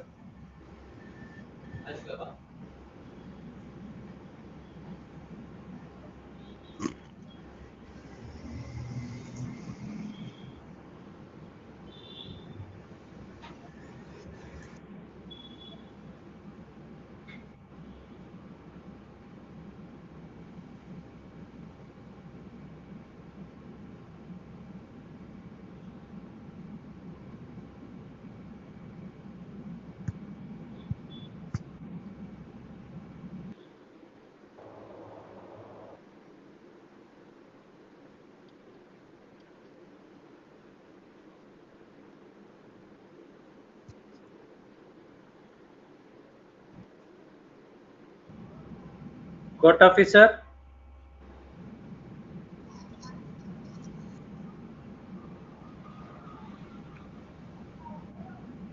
Court officer.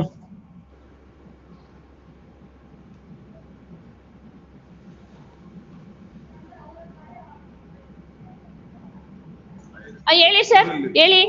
ಅದು serial number 158 judgment ಅಂತ ಇತ್ತು sir. Serial number 158. ಎಲ್ಲ ನಾಳೆ repeat. List number 1 will be repeated as it is unless the part heard matters ಮಾತ್ರ date ಹೋಗುತ್ತೆ. DRT ಇದೆಲ್ಲ ಬೇರೆ matters repeat ಆಗುತ್ತೆ. MFA ಮತ್ತೆ ಅದರ್ ಮ್ಯಾಟರ್ಸ್ ಹೋಗುತ್ತೆ. Madam list number serial number 17 madam. ಹೇಳೋದಪ್ಪ ಹೇಳಿ. ಮೇಡಮ್ ಲಿಸ್ಟ್ ನಂಬರ್ 2 ಸೀರಿಯಲ್ ಅದೆಲ್ಲ ಡೇಟ್ಸ್ ಹೋಗುತ್ತೆ ಸರ್. ಡೇಟ್ ಅಪ್ಡೇಟ್ ಆಗುತ್ತೆ, ನೋಡ್ಕೊಳ್ಳಿ ಆಮೇಲೆ. ಮೇಡಮ್ ಅಲ್ಲ ಇಂಟ್ರಿಮ್ ಆರ್ಡರ್ ಇರೋದು ಸುಮಾರು ಕಂಟಿನ್ಯೂ ಆಗಬೇಕು ಮೇಡಮ್. ಓಕೆ, ಆಗಸ್ಟ್ಗೆ ಡೇಟ್ ಕೊಡ್ತೀನಿ. Madam list number 2 serial number 13 ಬೆಳಗ್ಗೆ ಮೆನ್ಷನ್ ಮಾಡಿ ಲಿಸ್ಟ್ 1 ಅಲ್ಲಿ ಲಿಸ್ಟ್ ಮಾಡಿ ಅಂತ ಮೇಡಮ್ ಡೈರೆಕ್ಷನ್ ಕೊಟ್ಟಿದ್ರು. ಡೇಟ್ ಕೇಳಿದಾಗ ಆಮೇಲೆ ನೋಡಿ ಅಂದಿದ್ರು. ಏನ್ ಡೇಟ್ ಹೇಳಕ್ಕಾತ ಮೇಡಮ್? ಅದು ಹೋಗಿದೆ ಡೇಟು ಸರ್. ಲಿಸ್ಟ್ ನಂಬರ್ 1ಗೆ ಮಂಡೇಗೆ ಹೋಗಿದೆ. ಎಷ್ಟು ಸತಿ ನಿಮ್ ಜೂನಿಯರ್ಸ್ ಬೆಳಗ್ಗೆಯಿಂದ I answer to so many peoples. It has already been urgent to Monday in first list. Thank you madam interim order ಎಲ್ಲ ಎಕ್ಸ್ಟೆಂಡ್ ಆಗುತ್ತಲ್ವಾ? ಎಲ್ಲ ಟುಡೇ ವರೆಗೂ ಆಸ್ ಆನ್ ಟುಡೇ ಎಕ್ಸಿಸ್ಟೆನ್ಸ್ ಇದೆ, ಎಕ್ಸ್ಟೆಂಡ್ ಆಗುತ್ತೆ. Madam, list 166 serial number, part 1 matter. Don't mention list 1 matters. List 1 matters unless the DRT and other parted matters, all CPC matters will be repeated. This is a part heard matter, madam. This is a part heard matter. ಯಾವ್ದಾದ್ರು serial number ಹೇಳಿ. 166 ಮತ್ತೆ 167. ಒಂದ್ ನಿಮಿಷ sir. That is DRT matter. We will assign the dates in the August first week or second week, sir. We will update the dates. Okay. After Okay, that, ma'am. you All verify right. and. Sure, ma'am. Sure. Thank you. Thank you. Madam serial number 17 list number 2 madam. Madam CRP madam ಇದು matter settle ಆಗಿದೆ madam. ನಿನ್ನೆ move ಮಾಡಿದ್ವಿ, ಇವತ್ತು ಕೊಟ್ಟಿರೋದು matter settle. Sir ಒಂದ್ ನಿಮಿಷ ಹೇಳ್ತೀನಿ ಕೇಳಿ. ಆ ತರ ಮ್ಯಾಟರ್ಸ್ ಮೂವ್ ಮಾಡಿ ಲಿಸ್ಟ್ ಮಾಡಿಸ್ಕೊಂಡಾದ್ಮೇಲೆ 10:30 ಬಂದು ಸಬ್ಮಿಟ್ ಮಾಡ್ಕೊಂಡು ನೀವು ಕೇಸ್ ನ ಪಾಸ್ ಓವರ್ ಮಾಡಿಸ್ಕೋಬೇಕು. In the end we will assign the dates ಅಷ್ಟೇನೆ. Morning 10:30 there is option for moving the cases of urgency. When you are not mentioned in the morning, I can't do anything for that matter. Madam ಹೋಗ್ಲಿ, next week ಆದ್ರೂ ಹಾಕೊಡಿ madam. ಅವತ್ತು matter